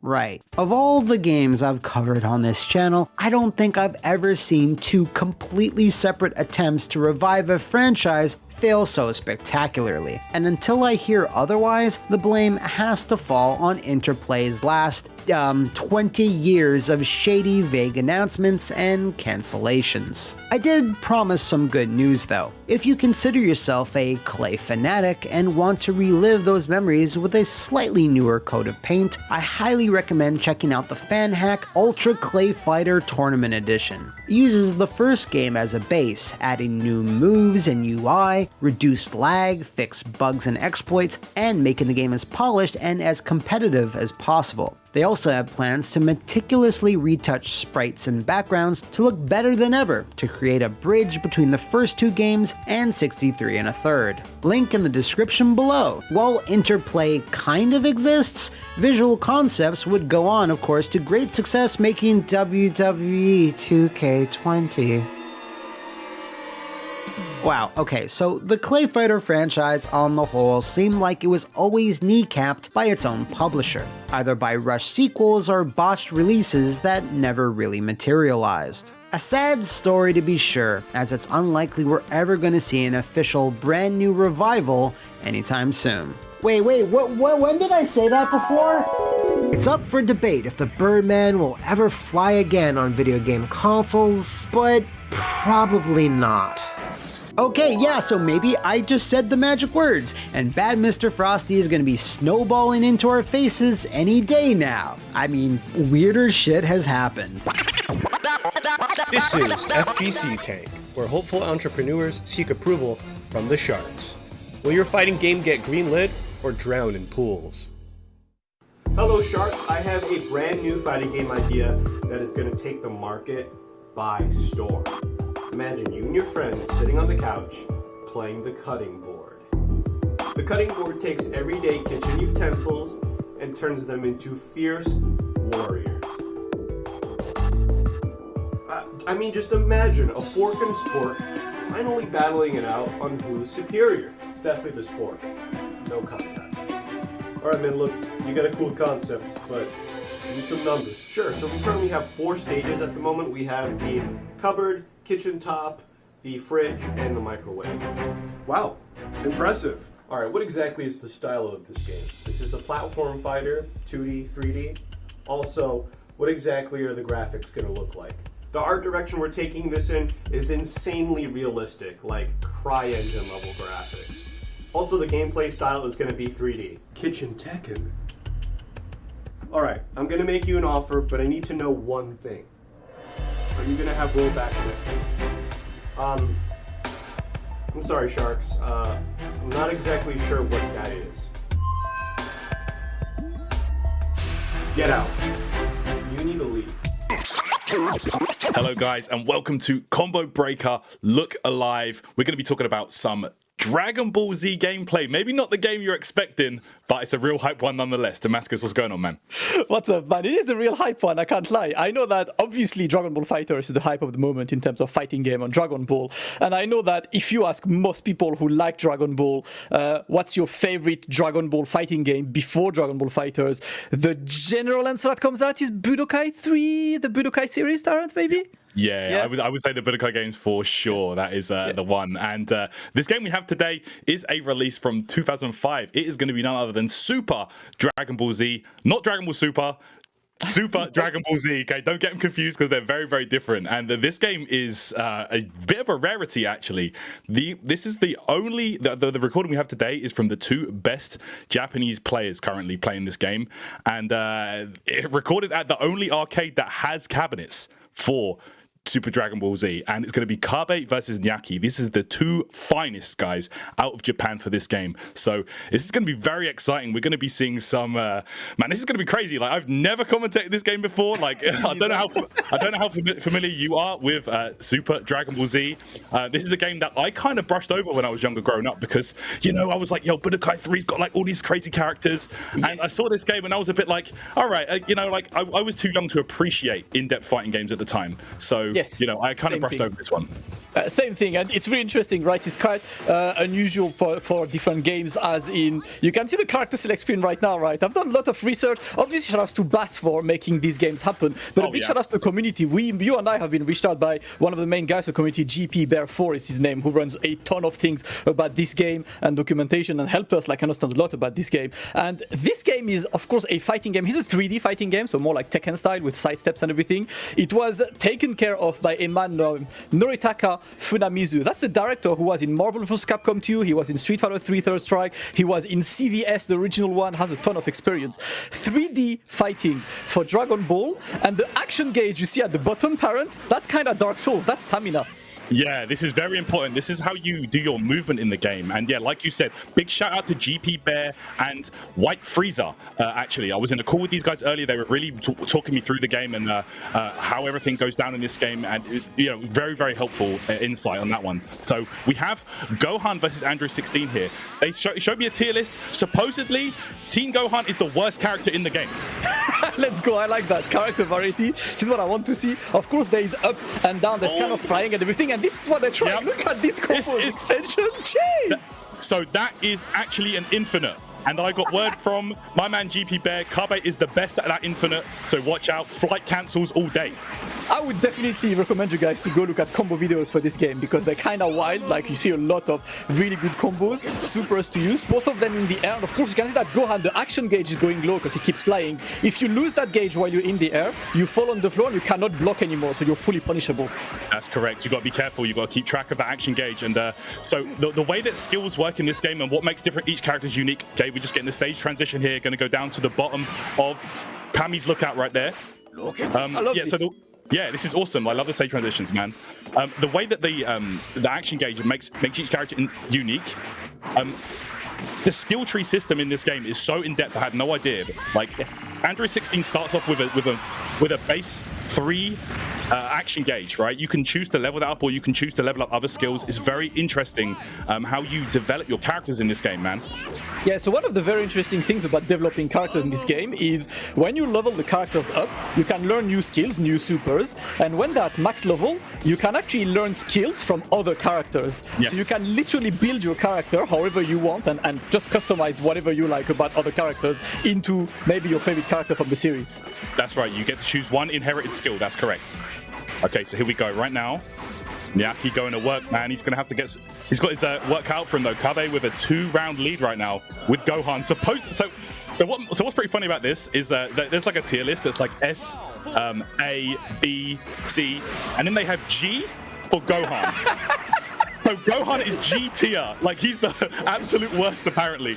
Kabe is showcasing some pretty good things so far with him. And one of the interesting things, combos again, I love these re-jumps, man. That looks clean. One thing I really actually liked about the game, like I was learning with GP there, is that the way the guard system works, you got a block button, of course, but the idea is that when you're blocking, your character cannot switch sides, right? So when you're blocking, you can get hit on your back, which is why, oh my god, infinite again, that should be done. Kabe. Yes. Getting this one, and you can see these conversions, right? But something we've seen in this game and we'll see a lot, Terrence, is you will see them trying to go up right above and then drop down to try and bait a cross up, because the only way to guard against this is to stop blocking and then block at the right time. So you're forcing your opponent to stop blocking and to hit the mix-up, and that's the kind of thing you'll see. And look, you can see the skill card on that Gohan. These are the skills that have been learned by the Gohan. That's the skill tree we were mentioning earlier. Yeah, that's right. And what is the most interesting aspect about this game that I had no idea? It's actually kind of crazy.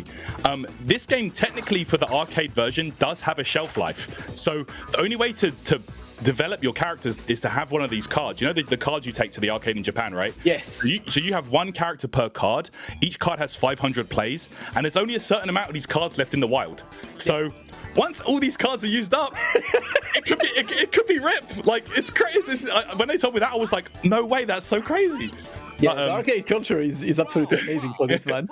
Yeah, but of course, a lot of these guys are playing online as well with the PS2 emulation. So, the game will live on regardless. Yep, this has been one of the answers as well, because there are a lot of characters to unlock. One of the final characters to unlock in this game is actually King Piccolo. You can fight with King Piccolo in this game, yes, and it takes a while to unlock him, man. So he is a PS2 exclusive. They added a bunch of characters for the PS2 version. The arcade build only has the 12 characters, so I think that's what we're going to be seeing here. So I also got word that we're going to have different. These guys plan on showing us the whole range of characters, so they're going to be switching it up. We're going to see the whole cast. And this is exactly what we want, from a showcase. Where in the first to 5, these players can both play a variety of character and making sure that they showcase what the game is about. We see a lot of movement, sidestepping, a lot of offense on both sides. There is no more action gauge on that Goku, so he can't really move fast now. Yep, he has to chill out for a bit. Just going to send out those projectiles and go. So Team Gohan actually has 3 different installs. He has the Super Saiyan 2 install, and then he's got 2 others that buff his other stats. So you can actually be very scary with this character, regardless of him, being very limited otherwise. Yeah, G tier, but he's for real. At the moment, getting scolded by his dad, in fact, his Goku. He's looking kind of superior. That's right. All right, let's go. So Nyaki is kind of known as a guy that just does the meta combos, and on the other side of things, Kabe is more of a guy that likes to do flashy combos. Maybe not the most optimal, but he likes to show off and really he's a bit of a showman in the game. Yeah. I really like these air to air conversions as well. This kind of look like Blaze Blue kind of conversion, air to air into re-jumps, clean, gets the install, and answers with let's go! How much can you do on this? Super Saiyans, let's go! Jeez! It was his dad that showed him how to do it, after all. Yep. And on stage as well. That's what we take. Okay, there we go. Trying to get that beam now. Oh, the super connects. Not enough to kill though. Nyaki hanging on by the skin of his teeth. Oh, Kabe. All right. We take those. Kabe taking the rounds against his own dad. Really liking the side steps to just avoid this kind of move. And we see again the up and down to try and break the guard. Go for the crossover. The throw in the air. Nice. Yeah, he caught him off guard. So guys, this game is a 4-button game. You have light, heavy, guard, and jump. And of course, the grab is a combination of both light and heavy together. You get those grabs in there. Okay, here we go. Oh, the beam! Nyaki gonna take that second game with Goku, who is, from what I learned earlier on, Goku is one of the stronger characters in the game. Like, so the 3 best characters, yeah, I think the 3 best characters in the game are Cell, Goku, and Trunks. From what I can see. So. For those of you guys who want to pick the game up, you know what to go for. So who are we getting showcased this time? It's time for the Android 16. Let's see. All right, let's go. Android 16 against Goku? It is going to be. Is Android 16 going to fulfill his main function? This is what this guy was designed for. Yep, he's been waiting his whole life. I must say, Tarrant, I've been watching some combo videos about this game that were wide. This guy has some funny combos, kind of re-jumps and stuff. They were a ton of fun to just watch, discover on a fighting game. Kami's Lookout stage. Love that stage as well. One of the things we haven't mentioned as well, right?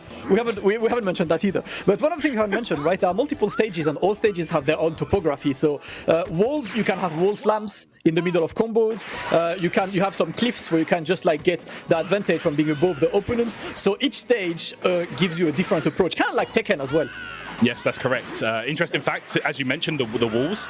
Kabe is a direct translation to wall in English, and the reason why he got that name is because this is the only fighting game Kabe plays, and his original main was wall splat Goku. So you choose one of the skills on the skill tree. He chose Goku with that wall splat, and he was putting fellas out with that. So yeah, that's how he got that name. Oh, you saw how he jumped out the grab? That was sick. That was clean. Grab into punish. That was prime fighting game. Got to love this. Like the niche fighting games, the communities that are still out there, putting so much work into it, having some fun. Great counter, looking for an opening, and this movement goes for him. Re-jumps. Look at this, fam. Yeah, Jeez. Man, you love to see it. And he got that. Oh my goodness, got some kind of armor on, some power up. Oh, just the dancing. That was a proper anime episode, intense stare down. Oh, the intense stare, boy. Okay, there we go. Key blast out. Oh, punishes it right there. Gonna get the super as well. Gets the kill. Have you noticed when he turned into Super Saiyan, his damage is ridiculous. Yeah, you get a damage boost on that one. Yeah, absolutely. And I think one of the other benefits from Super Saiyan install, from what the guys were showing me earlier, you get extra hits on your key blast and stuff. So yeah, it's really beneficial. That's why you can see that they're really prioritizing the transformation as soon as possible. Oop, gonna send one out? No, not just yet. No, Close no to ring the out. Very Soul Calibur-esque, you know, with those ring outs. Got to love this install as well. We're blocking this time. It was blocked, and that should be a punish. Power hyper bomb. Dunk to Goku. There we go. Shout out to Light Hero. Must try that game, man. Oh, you know he's watching on, smiling from the back, man. I can see every time I see a 16 dunking Goku, I know there's one person on Earth smiling, and that's this guy. Yeah, that's it, man. That's his favorite thing to do in the world. All right, let's go. All going for the DP. Got opened up though. Man, so much damage. Android 16, Red Ribbon Army. Oh, that was like 80% of one conversion. Yeah. Oh, okay. So he does have that ability now on Goku. It means he's super buffed up. He's super powerful, but he can't block anymore. He can't block. I love this. Yeah. But anyway, who blocks, man? It's the fighting game, not the blocking game. That's what I'm saying. Look, you can't block. Get bodied. I can't lie. I love this. You're buffed, but you don't block anymore. I know Dragon Ball FighterZ player would love that. They don't block anyway. Speaking of which, you know this game came out in 2005? Look where they're fighting. Yep. Revolutionary stages. We take those all day, every day. This movement in the air. Oh, nice. One conversion. And just the beam. That's going to hit as well. Oh, Rocket Poncho. My goodness. Anyone that's ever played against 16 in fighters knows about the rocket punch, boy. We've seen a lot. I love these rejumps, man. These combos, you know what? Like, you can show me any fighting game on Earth. You show me combos, I get hype. I don't even care about the fighting game it is. Combos are just hype. These rejumps, they look cool as hell. Always a good one for sure. You see the start step at the end as well. These guys just showing off out here. But yeah, like for Kabe, getting here for the recording to Big One Arcade in Saitama is not a long trip at all. He lives in the Gunma Prefecture, which is literally like round the corner. It's very, very close to the Big One Arcade, the only arcade that has Super Dragon Ball Super Dragon Ball Z. Yeah. And if you look for the game on YouTube, you only find Big One recordings, right? Big One. That's where you got to go if you want to play some Super Dragon Ball Z. I think Daigo made a video about like where it is and stuff, and just you know how Daigo does his vlogs and stuff. Yeah.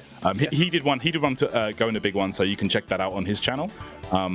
But yeah, for Nyaki, it was a very, very long trip. He lives in Fukuoka, which is southwest Japan, and that is way out the way. That is a long trip for him. But the guys were telling me that usually when he comes up to play, he usually stays over and they get some GGs in. You know how it is when you would play with the boys. Oh yeah, first to death, first to 3 a.m. That's the usual. That's the usual format everyone plays with. So we're going for Vegeta now on Nyaki's side. As you said, right, they want to showcase a lot of the characters, and they go for these saucy rejumps again, and we go Super Saiyan. That's right, and this is another one of Nyaki's main characters. He does main Cell, but he's also very, very proficient with Frieza and Vegeta as well. I thought Flash can convert, not that much. Not on the ground, I guess, but going to block. Got to love the movement. Gets the knee, and that's gonna be dead. Man, Kabe going to Speedo Mode. I love, that walk is the most menacing walk I've seen in a while, man. The way he walks towards you, I am running out. Bro, also you have different weight classes in this game. So the characters, the heavier they are, they're harder to combo. Similar to like Marvel 3 with the different weight classes. And yeah, 16 is one of the two heaviest in the game, so... Yes, I guess you get less juggle points on this, regardless. Yeah, it just becomes it just becomes harder. You know, you need to time your stuff, and it becomes very difficult. But man, Nyaki going to work, Garikaho. Let's go. The Vegeta putting in work. That's it. Nyaki looking good. By the way, another revolutionary stage. By the way, like I love this. just saying, this game came out in 2005. We're still waiting. Who would have thought, Tarrant? You can't actually play on the Snake Way, the Welcome to Hell kind of issue. The man is stamping visas right behind. But for now, we're fighting. Zoning. I like the projectile game as well. There is a, despite it being a 3D game, you know, usually when it's 3D, there are a lot of sidestepping for like key blast and stuff. There's a lot of projectiles being used. Yeah, like it's really interesting the way this game is played. The neutral, you really use the arena to your advantage. It's not one of those arena brawler games, you know, like oh wow, that's going to be a huge punish. Beat the model. Nah, man, the walk is too much. I'm scared. Step back. Oh my goodness. Yo, let's go. Okay, he's powered up right now. Vegeta. Oh, trying to stay alive in this. Speedo modo. Walk. Oh my goodness. Just hold forward, man. That's the win condition. Nah, I'm shook. If Android 16 is schmoving at me like that, I'm out of here, boy. Okay, we get the stage transition. All right. We're going down to the home for infinite losers. Let's go. Bro, Vegeta flooding the screen, by the way. Yep. Prime zoning, but we go back into the air, but all the way down. Yep. So he ran out of action gauge. That's why he fell. Yeah, you have to. You fall down. You don't have a choice there. Yeah. If you're in the air, action gauge out, you just fall. So there are some characters that are very. Oh my goodness! Get the throw. Follow up. Yeah, some characters are very proficient with zoning. Actually, I think Vegeta, Frieza, and Chi-Chi, they can zone very effectively in this game. So yeah, they have a lot of projectiles and things like that to keep you at bay. Alright, let's see what we're playing the zoning game right now. We can see the Rocket Punch has a crazy priority. It goes through like a lot of the Ki Blast Niaki even tries. Yeah. You can parry and shoot back Ki Blast. I'm not sure if the Rocket Punch. Oh wow, no, you can't send it back, but you can parry, as we just saw. Oh, Tyrant is time. Oh my goodness, speed modo. Man, this is crazy. There we go. Punch man up. Oh, the wall kind of saving, but yeah, that's right. And I also saw some interesting. Oh man, he's big. You saw the power up there. It came into effect. You saw all the stat buffs on the left, on the right. Sorry, it was like plus 30, plus 10. Yep, the need the speed modes. But this just gonna make it. Oh my god, the hugs. Alright, it's not a Goku, but it's a Saiyan that still works. Exactly. Yeah. Cross up. Oh, that one's good. Side switch and stuff. Let's go. Yeah, you got. Nah. Bro, this is not Android 16. This is the V2. I have never seen 16 moving like that in my life. Yeah, that's right. Here we go. Vegeta is powered up right now, so Kabe needs to be careful. But that also means that he can't block. Oh, gets the throw though. Liking the look of these throws as well. Rocket punch. Nice. Look at that. These guys parrying everything. Kabe trying to just get through the zone.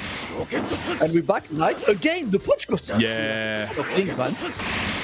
That could be one of the skills from that skill tree. Maybe that goes through. I'm not sure. Yeah.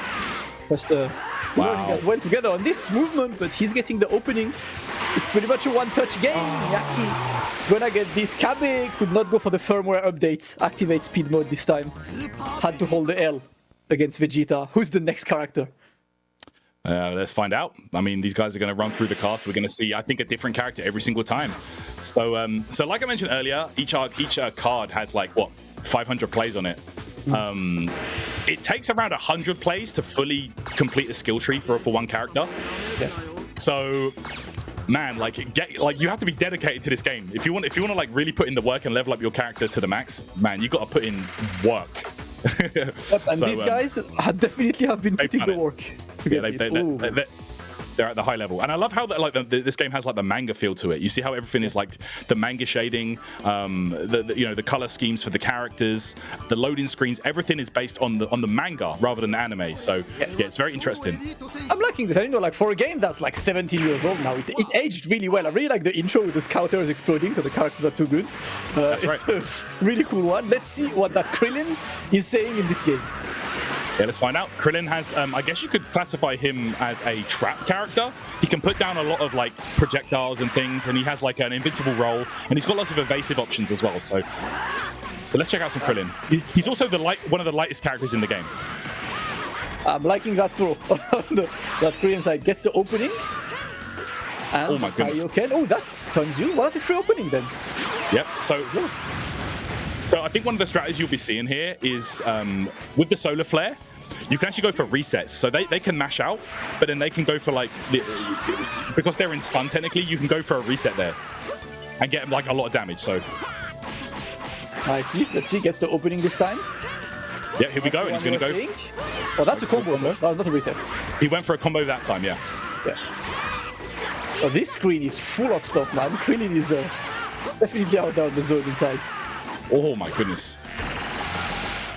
Hiding behind the wall to destroy it with your beam. Basically, see the wall splat as well to get that extension. The throw on the Krillin. That Krillin's kind of sick. There we go. There we go. Oh, gets the kill right there. Kabe gets back on the stage as well. He says, I'm not being eliminated like that. That Krillin is level so far, man. Just putting in work. against Vegeta, forced to block, the orb was coming his way, and it's movement, and that's the invincible roll you were talking about. Yeah. So that does have recovery, but it's only the first few frames of that are invincible, yeah. Oh man, have you seen the Kenzan completely obliterating Vegeta? And his beam? But Vegeta's getting kind of washed. Oh man has to go Super Saiyan? Come on, that's not fair. Against a human? Bruv! Oh, no conversion, I thought that would combo. Not yet. Gets the extension this time. Yeah, that Kenzan is insane. Oh my goodness, look at this. Miyaki sends out the beam as well. Kenzan again. Oh my goodness. Kabe. Oh, the evasive roll. Oh, opened up. Miyaki with the air-to-air gonna close it out. Oh, my man, with the after combo, Kabe has been playing a bit too much Elden Ring lately. These rolls, they're not gonna work against Vegeta, man. There we go. Taiyo Ken gets the follow-up. I like the flooding the screen. Something, yeah, flooding the screen, forcing you to wait and wake up. Okay. There we go. And these guys just playing that zoning game. And that Kenzan, it like eliminates projectiles. You see that? Yeah. It literally went to the Gary Cannon earlier. That's how strong of a projectile it looks like to be in this game. Getting in. Oh my goodness. That's it. Full combo time. That should do it just about. Oh no, he used that. Oh, didn't get the kill, but now. Oh, what the projectile. Was the homing projectile still there? Yeah, Krillin's homing projectile basically went all around Vegeta to go from the back of his head and be like, I like you, Kanji. Get out of here. That was clean. I like that Krillin. The reality stone just hanging on the screen, man. Flashbacks. Okay, so we're going to get Frieza next. So this is another one of Nyaki's main characters, and it's another character that's very, very strong with the zoning side of things. We're going to get a good old battle of the zoning. Fun fact as well, on the PS2 version, they have Mecha Frieza as well. There's another character who is Robot Frieza, who is an entirely different character, but into the game as well. That's kind of cool to see. I find it's an interesting roster because it's not big, but some of the choices are like, you actually went for this, you know, like Mecha Frieza, Chi-Chi, over like characters that are more obvious to put in. That's a very interesting approach. So from what I understand, most of the characters they put in the PS2 version are literally just clones of other characters. They just gave them the new reskin. So you've got like, I think Chi-Chi is an original character, and I think that Majin Buu is also like has its own unique playstyle. But the rest of them, like Majin Vegeta, Mecha Frieza, King Piccolo, and like I think Adult Gohan are all just like basically reskins. Adult Gohan has a sword in this game. It's Mystic Gohan with a sword. It's not the normal Adult Gohan as well. Like they went really original on this. Yeah, it's the Supreme Kai training Gohan. That's the one. Right, let's see what this Frieza is saying. Just getting away. We're seeing the battle of the Sonic.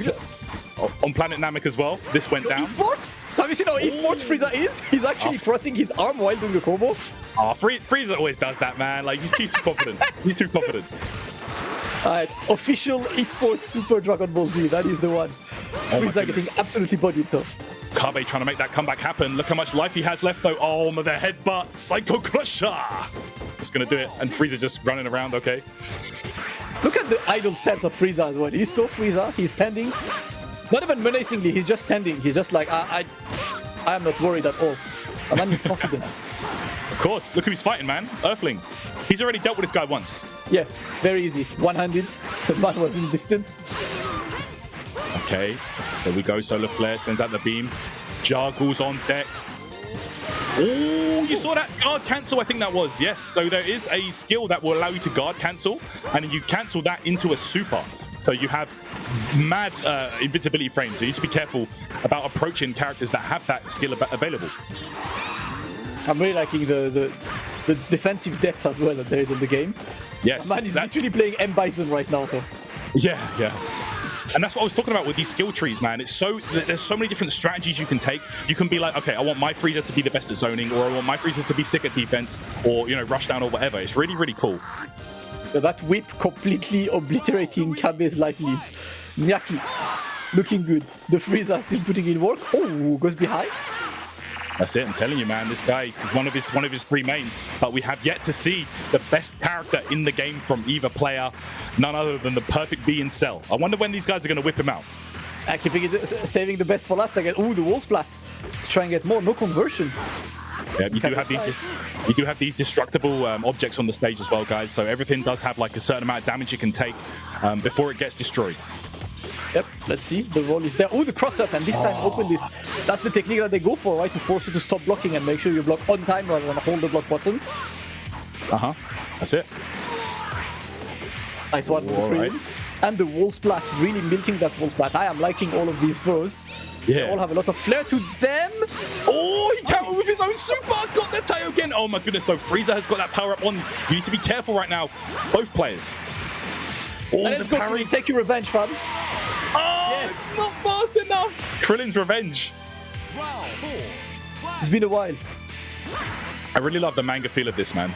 It's so cool. These are like the effects and stuff that come up. Awesome. Even like the fonts for like the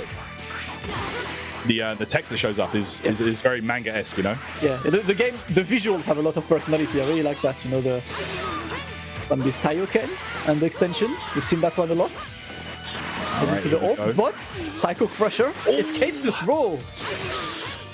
Okay, there we go. Gets that solar flare again. Goes for the reset this time, but he's out. Nyaki needs one more round here. I'm looking for more. That's Krillin staying in the air. This movement from the Frieza throw just going completely through. That Key Blast looking for a bit more. More rolls.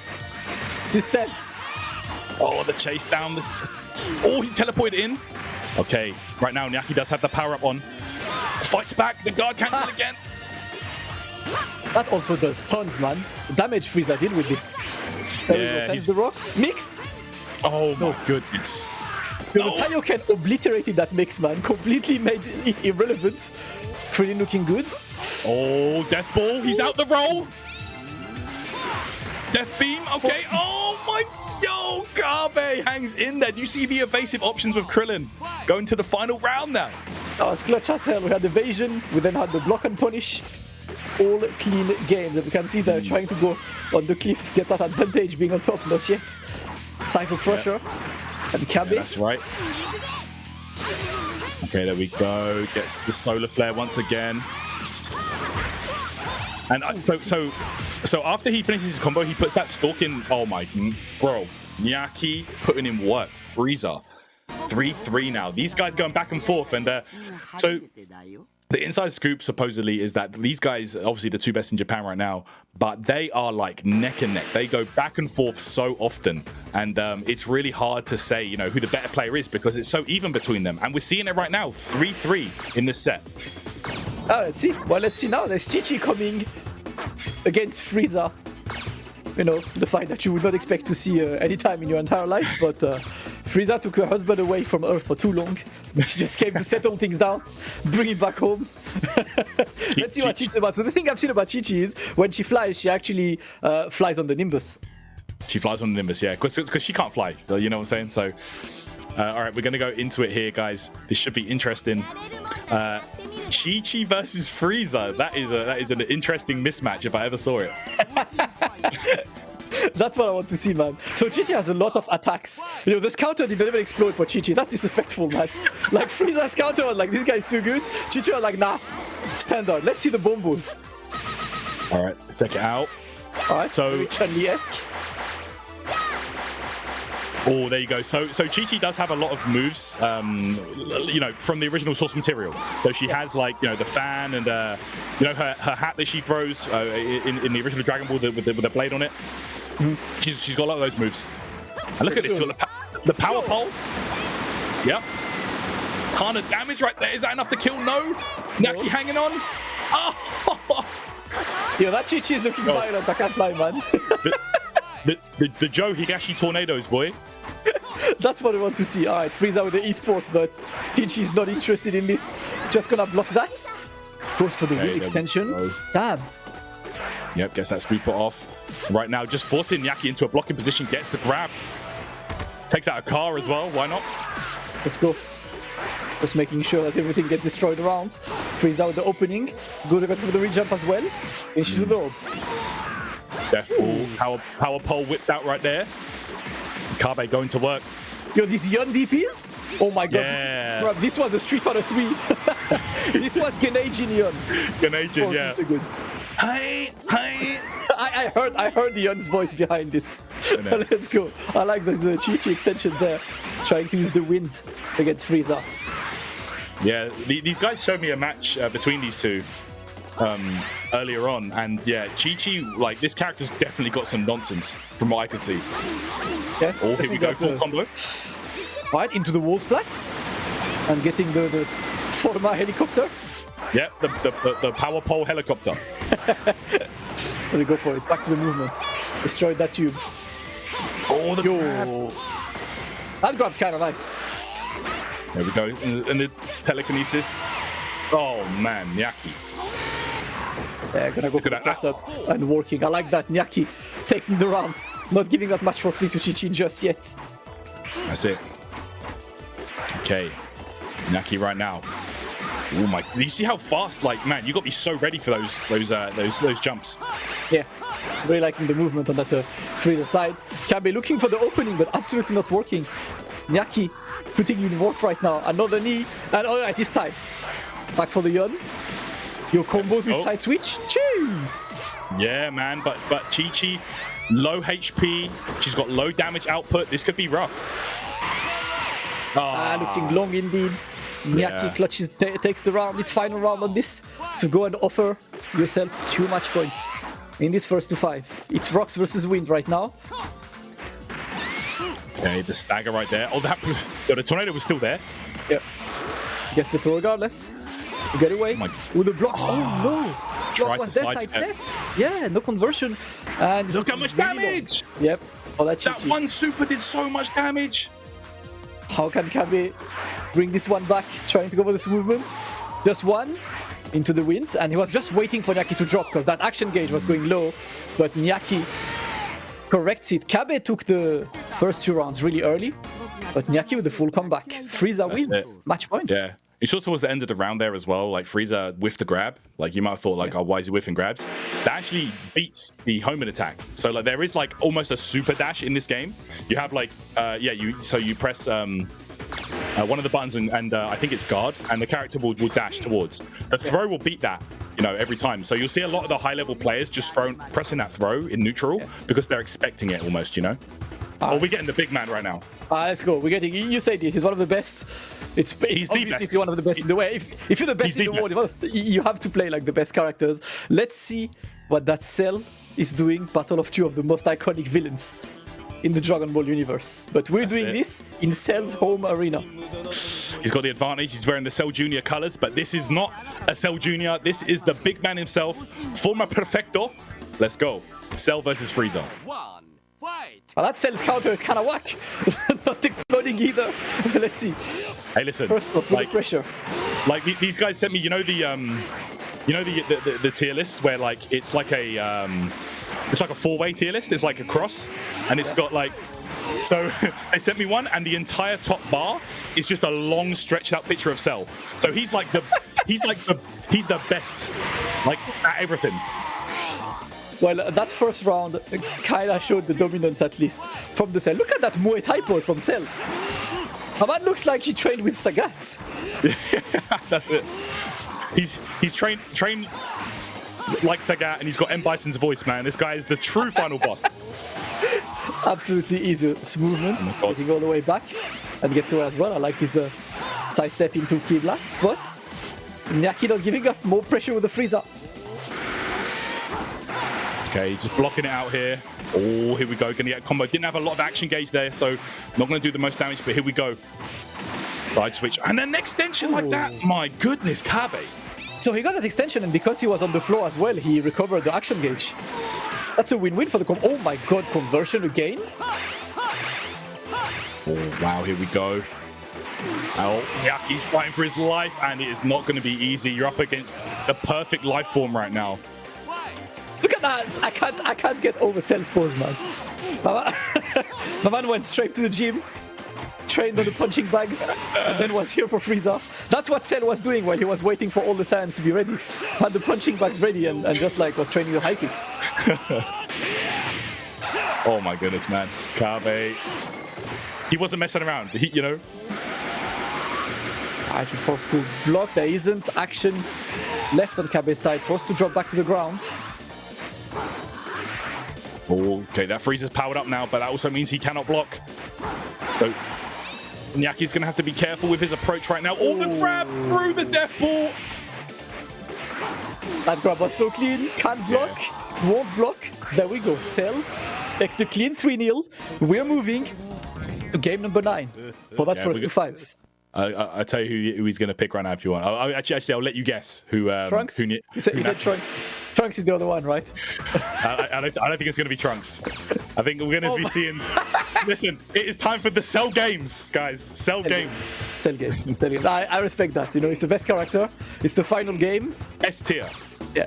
This one has to be out there. Cell versus Cell. To finish this, we're going to Namek. Final game. Between Look at that. I love Kabe and Yaki.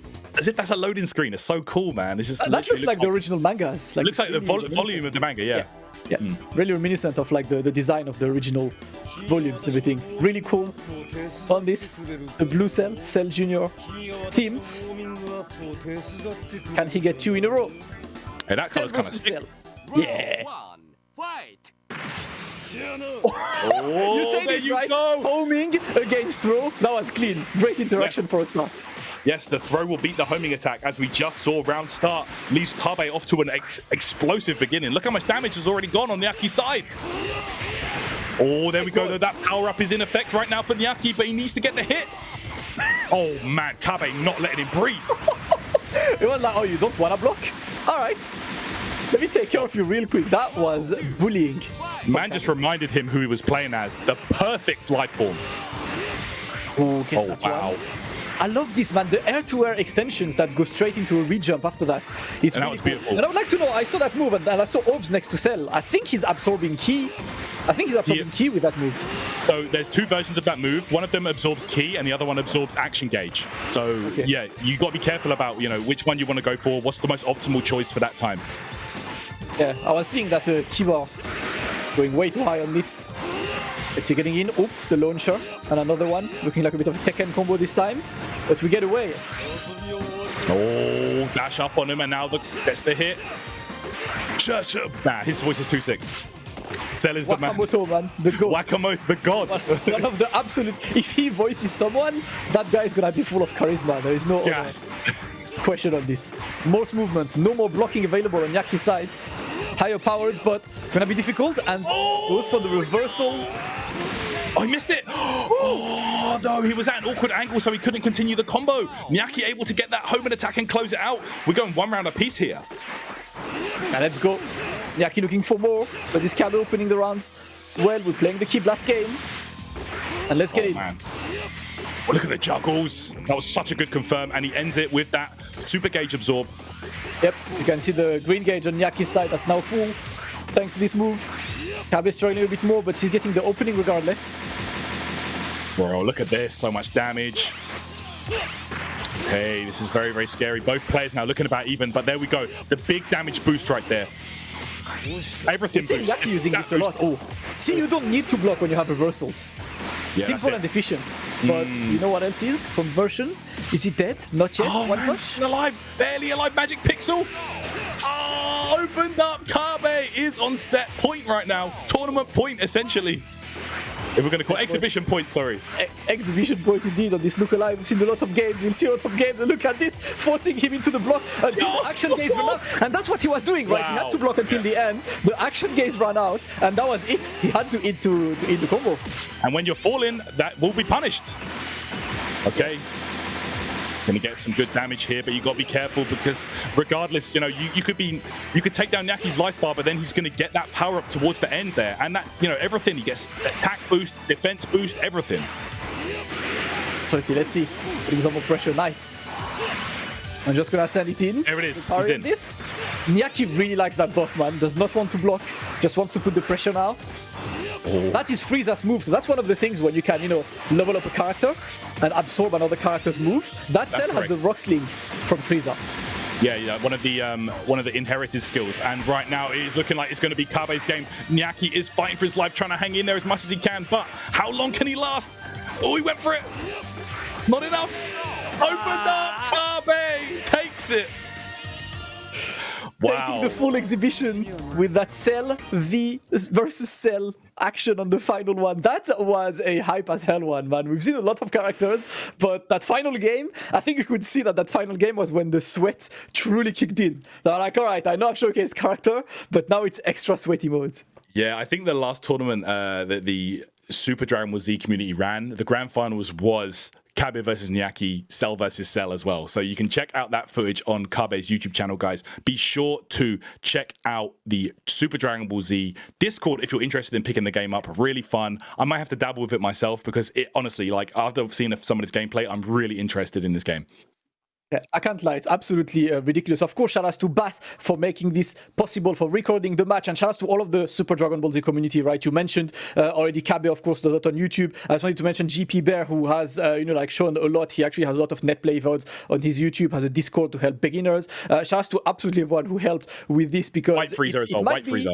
White Freezer as well. He has sick combo videos. Watch his videos on YouTube as well. It might be a fairly small game at the moment, but it's a super nice one. And Tarrant, I think we're gonna talk. We need to do a small first to something on this game at some point. Yeah, that will be fun. Let's see how good we can get and then run the set, man. We got to do it.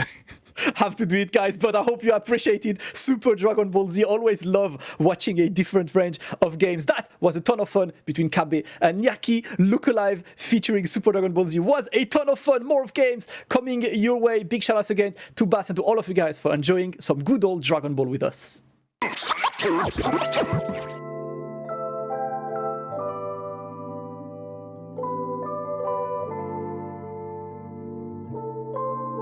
And Tanark and Linzel were always pretty much the two strongest players in Korea. 폭스로 활동하고 있는 타나크, 본명 이종호라고 합니다. 저는 린진이고요. 현재 김태환이라는 이름입니다. 현재 조코와 히카리를 주캐로 사용하고 있어요. Basically, console games never even had a chance to get a big market in Korea. So this was back when the N64, the GameCube, the PS2, those kind of consoles were hitting their golden age in other parts of the world, but in Korea not so much. 그때는 진짜 사람이 별로 없었어요. 진짜 10명밖에 없었고 위유를 가진 사람은 진짜 2명, 저랑 매일 하는 사람이 2명밖에 없었어요. So when the Switch came out and when Ultimate came out, a lot of Koreans bought those, both the console and the game. And the online scene was probably pretty big from the beginning. The people who brought it offline were Josh and Tom. They opened a series in a venue called RGB, which is a gaming bar, a retro gaming bar. 일단은 사람이 진짜 많았어요. 사람이 진짜 많아지고 그 다음에 이제 잘하는 사람도 훨씬 많았어요. I think the most important thing about Soul Smash is that the TOs, mostly Josh and Tom, they really tried to get the players out to play in their events. By getting all of those players all together in one place, it kind of built this prestige where if you win a Soul Smash, because everybody in the scene is there, including the good, including the bad, including the hidden bosses per se, if you win a Soul Smash, then you can really say that you've beaten all of the people in Korea. 미국에서의 대회는 로컬 씬만 해도 50, 60명은 기본인데 대난투 4 당시에는 한국은 10명이면 정말 많이 왔다. 그 수준이었기 때문에 지금 다행히 지금 코로나 때문에 많이 수는 격감되었지만 피크 때는 여기도 로컬 50, 60명 오면서 와 여기도 많이 좋아졌구나 라고 느끼는 계기는 되었습니다. These two have always fought in grand finals of pretty much almost every Smash Ultimate tournament in Korea. 또 너야라는 말밖에 할 수가 없네요. 2019년 3월부터 거의 위너 파이널, 혹은 루저 파이널, 혹은 그랜드 파이널, 리셋까지 맨날 만나요. 저도 지겨워요 이제. There were some shakeups where expats would come, travelers would come, and they would kind of also contest for the first place spot. So we have this interesting dynamic in bracket where if Tanark meets Linzel, then Tanark will mostly win. But if Linzel can somehow dodge Tanark and have those travelers or visitors fight Tanark instead, Tanark would lose, and then Linzel would beat those travelers and then become number one. So it was a quite interesting dynamic we had within the bracket all the time. 제가 타나크님을 이기기 위해서 제가 생각을 진짜 많이 했어요. 상대가 공격적인 상대다 보니까 어떻게 해야 틀어막을 수 있을까를 많이 생각해야 되는데 그래가지고 제가 계속 탑 레벨 VOD를 계속 보면서 방어에 대해 알게 되었고 더 어떻게 하면 단단하게 방어할 수 있을까에 대해 알게 되었습니다. 라이벌 관계 존재 때문에 제 실력 올라간 것도 사실이죠. 왜냐하면 지고 싶지 않다라는 마인드가 깔려 있으니까 내가 누구한테는 져도 저 사람한테는 지지 않겠다 그런 식의 마인드가 있다 보니까 저 친구만큼은 자세히 조사하고 저 친구만큼은 확실히 조지고 그런 식으로 하다 보니까 레벨업이 저 친구 덕분에 제 레벨도 많이 올라갔다고 생각합니다. Well, Tanark has always had Linzel's number, but in the latest local that we've had here in Soul Smash, Linzel was able to beat his bracket demon for the first time in a Soul Smash bracket as well. So the show match is being held in the same venue in Corey Studios. So if Linzel can kind of bring back that sensation that he had when he beat Tanark back just a few weeks ago, then maybe he could pinch it out. 변명 먼저 하자면 제가 백신 맞았고 아직까지도 그걸 회복이 안 됐고 오늘 죽만 먹고 왔습니다. 거의 기분이 없어요 제가. 1승이라도 따갔으면 좋겠습니다. 5대1로 질 것 같습니다. Everybody who's came and visited us left with a smile and always consistently said that Korean Smash is one of the best, friendliest, most wholesome scenes out there. I can attest to that. I've met many wonderful, great friends here.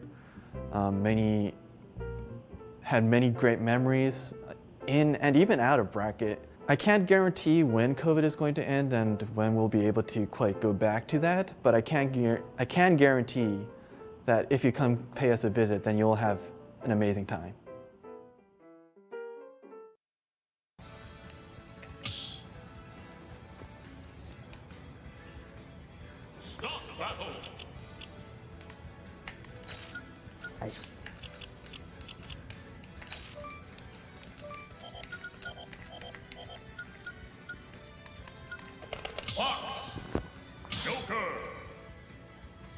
컬러 그만 바꿔 제발. 이미지가 안 잡혀 그래.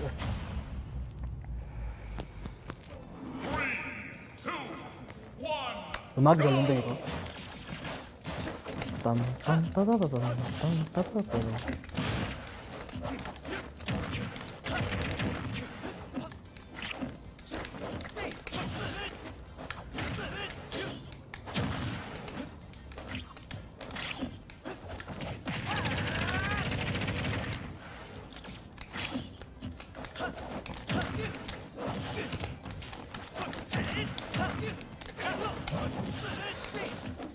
내 오늘을 때리기 긴 걸까?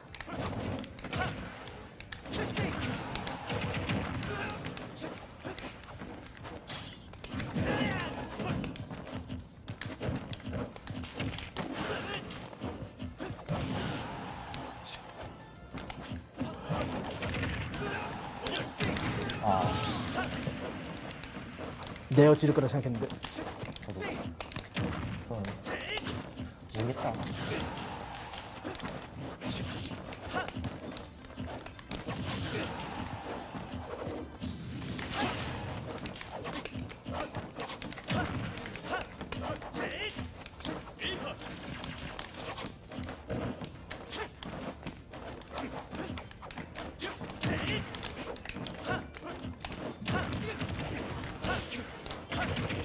방금 뭐야 테트라칸이었어? 아니 저 그렇게 뒤졌어요. 뭔가 죽이는 게 봤는데.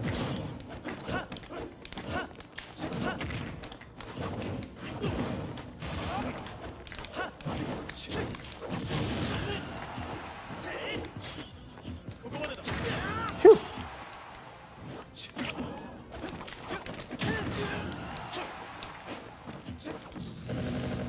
제발 죽지 않다고 해줘.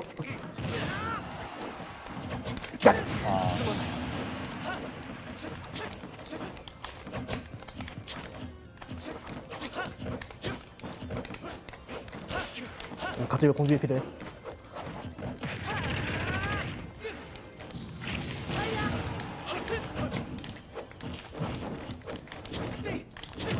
아, 푸시. 낮아서 안 나온 거야? 네. 그렇죠.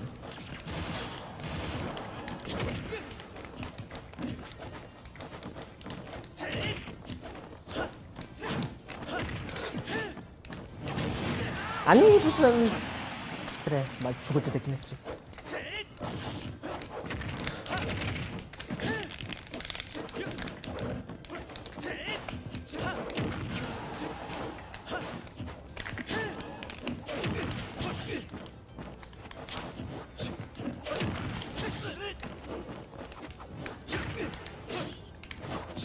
아 제발. 아우 깝비야 깝숑. 볼 때문에 퍼지 안 돼.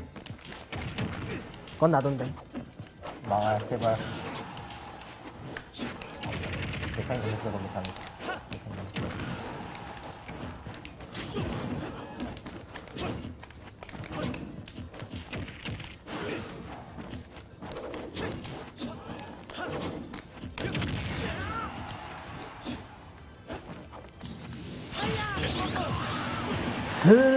습습습. 잘했어. 뭔가 그 먹힐 거를 생각했어. 뭔가.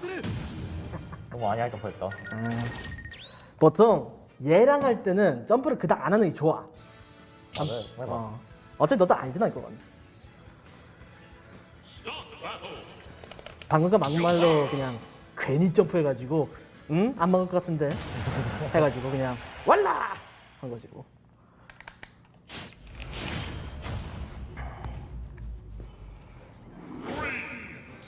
음악이 또 별로야.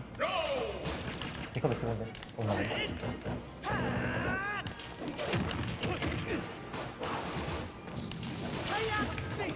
내 점프! 그거 아닐걸? 아니 안 돼요. 안 되긴 한데 그냥 치겠어요.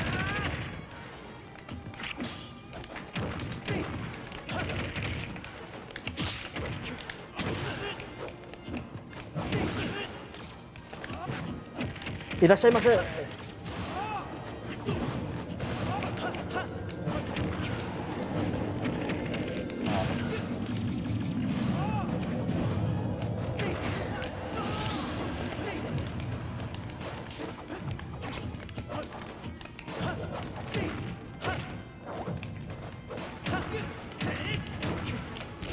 너 점프 없다.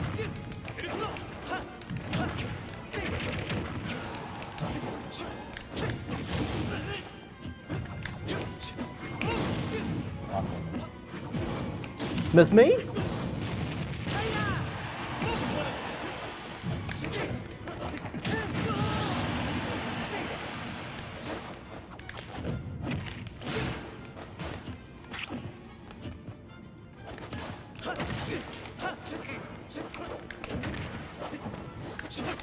하나, 둘, 셋, 넷, 둘, 셋.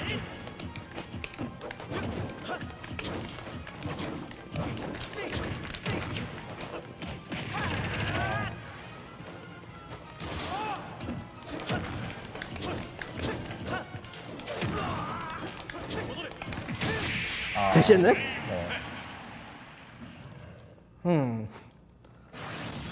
오늘 컨디션 안 좋니? 안 좋긴 하지. 미안하다.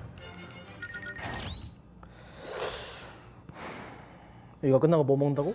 아, 나 라면 먹을 거예요. 같이 가자.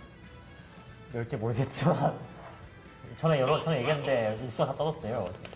그럼 뭐 연락을 먼저 해봐야지. 네. 그래 이거 끝나고 먼저 연락해보고 열었으면 같이 가자. 나도 근데 거기 밥 종류 있니? 있어요. 나 밀가루 안 된대.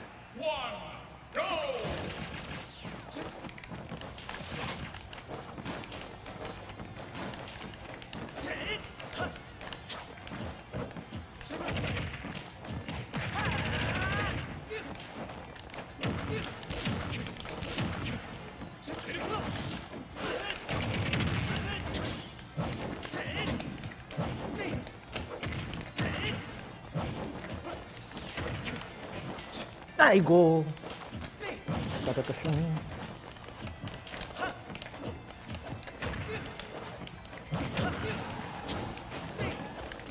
아, 이거 너무? 너무 들어갔어. 넘어갔어.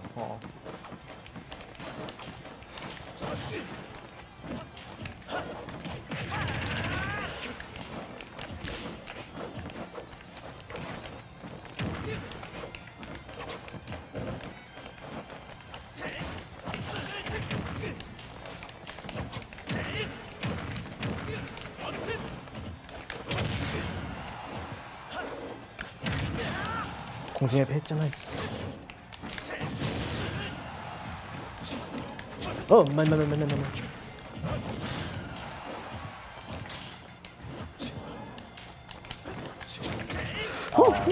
살았다.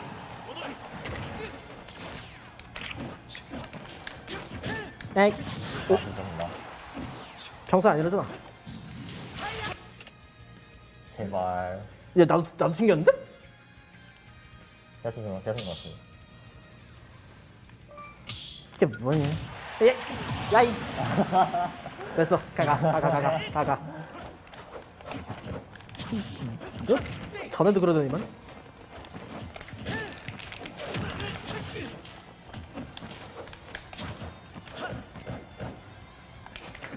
스파트 졌어. 나 굴 줄 알았는데.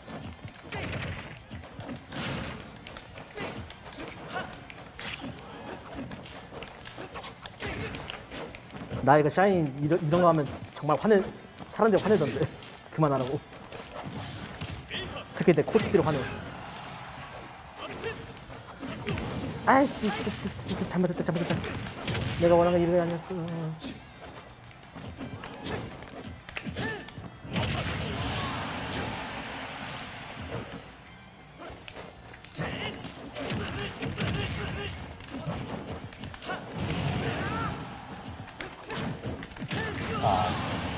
이거 보내겠다. 길이 나오고.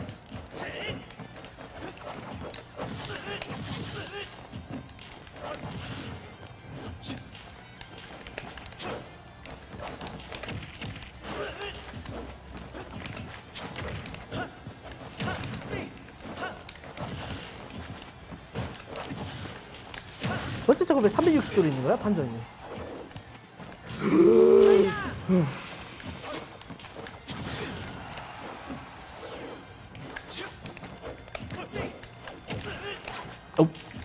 괜찮네.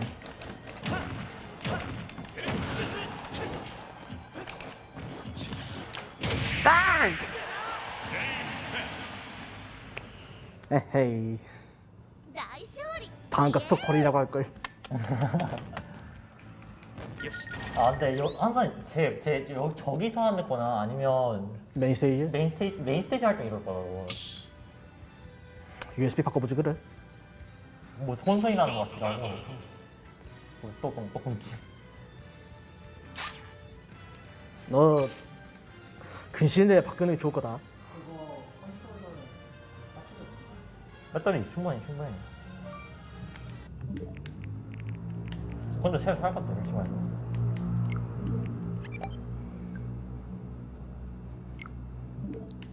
왜 배터리 풀이에요?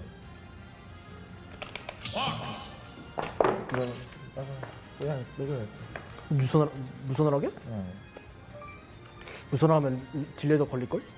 뭐지? 아니야, 그거 어쩔 수 없죠. 근데 걔가 지금 사람 별로 없다 그래서 이게 안 걸려. 그렇죠. 야, 지금 뭐였지? 2대1이었나? 3대1이었나? 지금 3대1. 그래, 이렇게.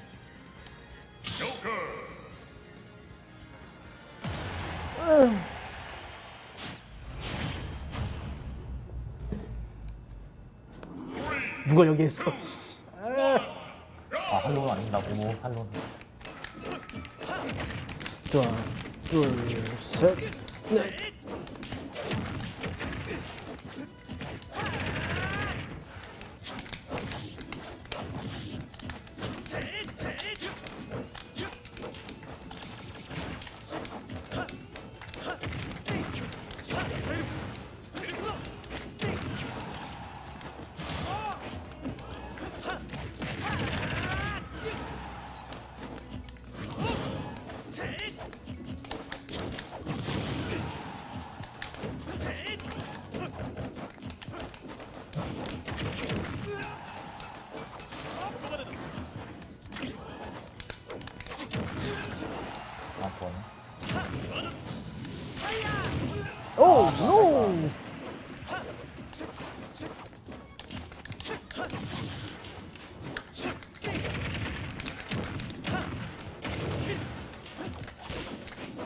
그거 배워가 아니면 대원데.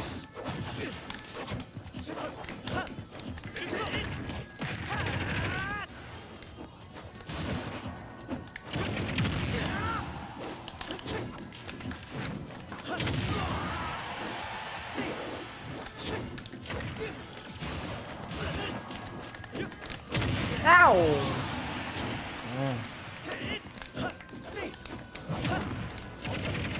아빠.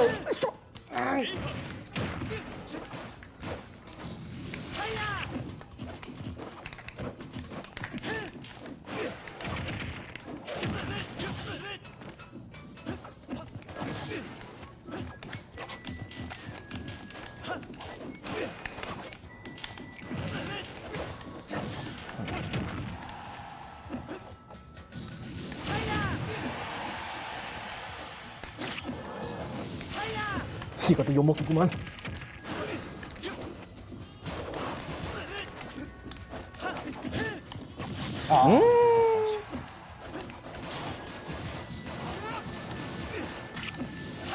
마지막 것 때문에 살았어.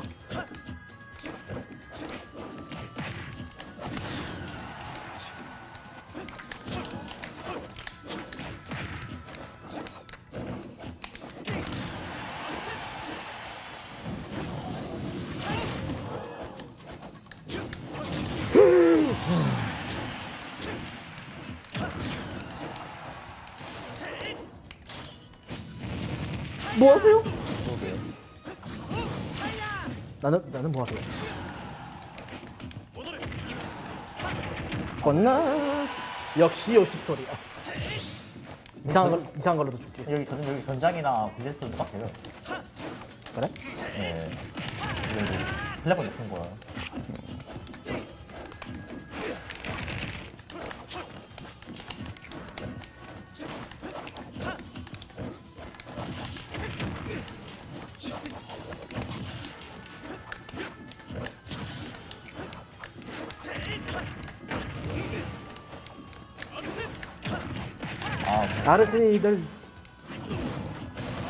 아르센이들 버렸어.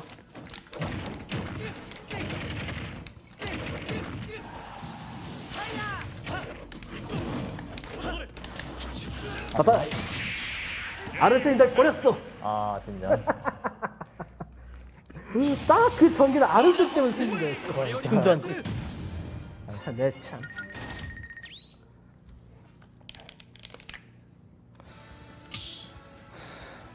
저녁 먹었어? 저녁 안 먹었어요. 점심은? 점심 먹었어요. 나는 점심도 안 먹었다. 야, 지금 호박 주고 그러면 떼우고.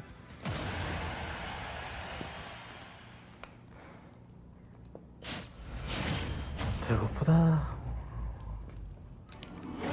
아, STM 안 나겠네. STM 안 나.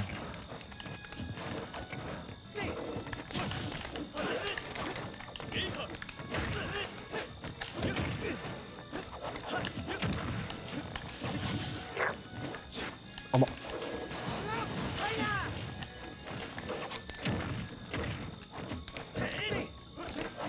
아, 됐다.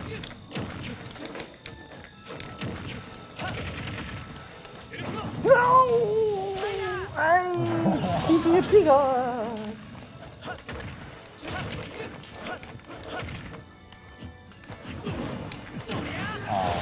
감사합니다. 바살이 많네.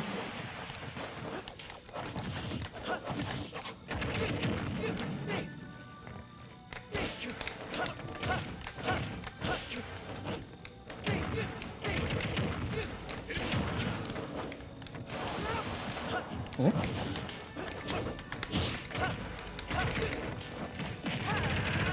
알았으면 시작할까 그랬나? 나 안 죽었을 것 같다. 안 죽었어. 그래?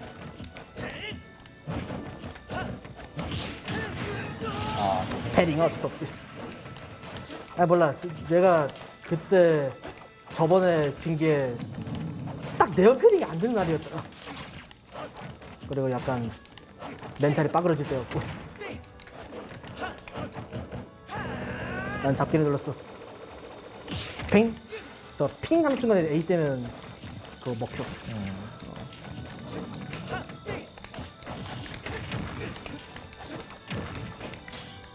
좋나? 나는 포스터를 하려 했다. 나는 포스터 하려 했다. 오.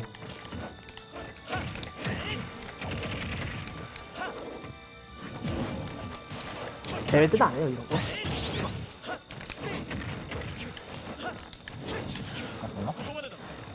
빠바이. 아, 좋았습니다. 수고용. 아이고. 어우, 힘들어. 봐봐. 예, 5-1. 뻥하냐? 에이씨. 야, 5대0 맞아, 5대1 아, 몰라. 한판 해.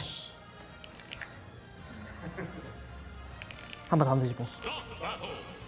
돈 준다는데. 돈 준다. 우리 진짜 4대1일 수도 있어.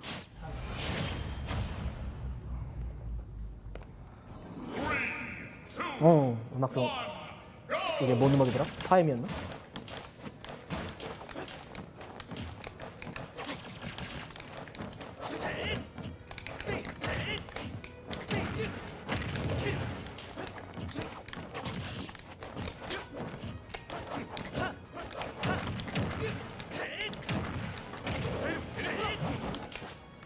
이 에어다치 똥채, 에어다치 똥채. 아, 참. 울프였으면 좋겠다.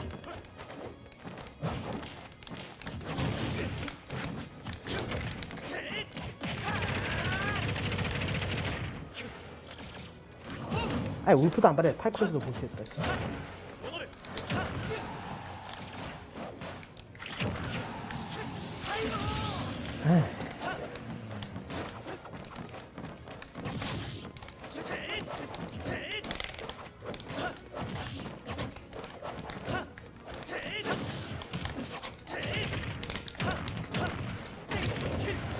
왜 계속 제어가 페어로 둔갑되지?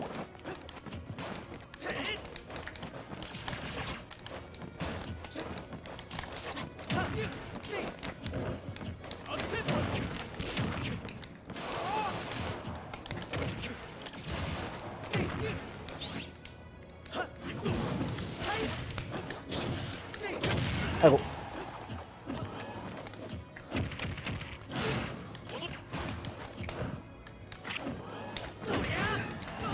고마워요, 파스리만. 당신 알려줬어.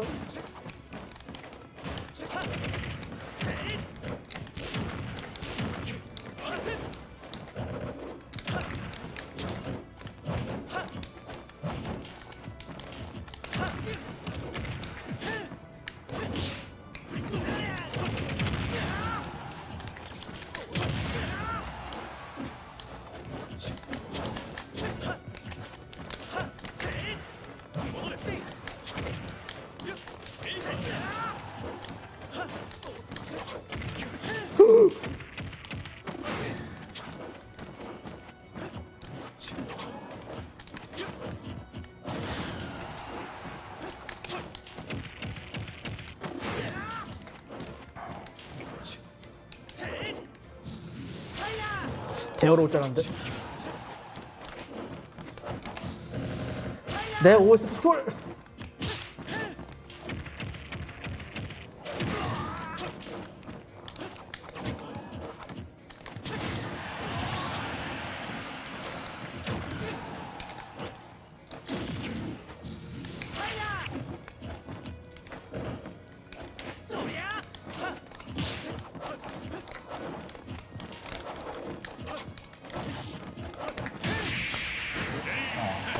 저게 왜 맞았지?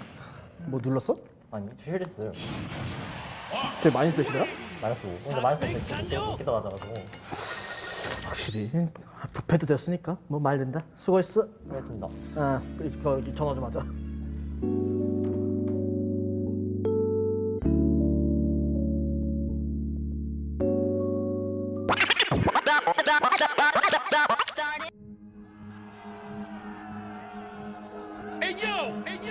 No coast, no kings.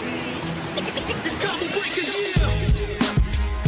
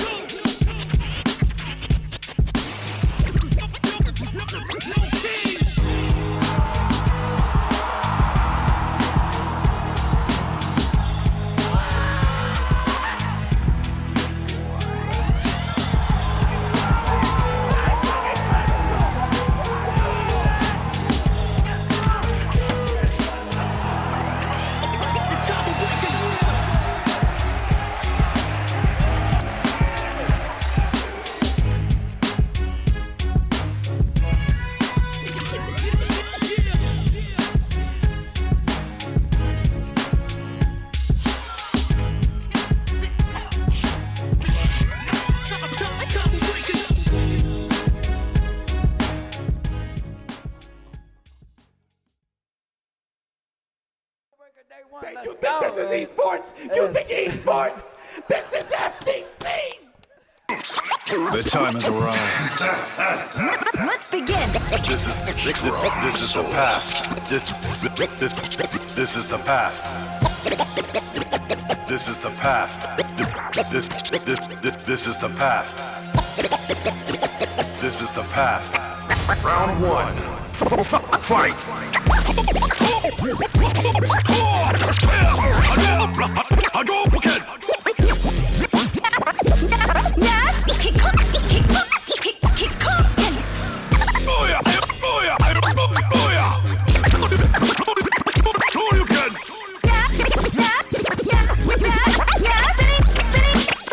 My kung fu kick. Sonic boom. Tiger. Sonic boom. Sonic boom.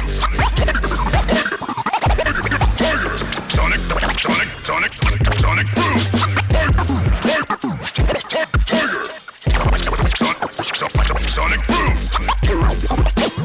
You got no moves. This is the path. This is the path. This is the path. Round two. Fight.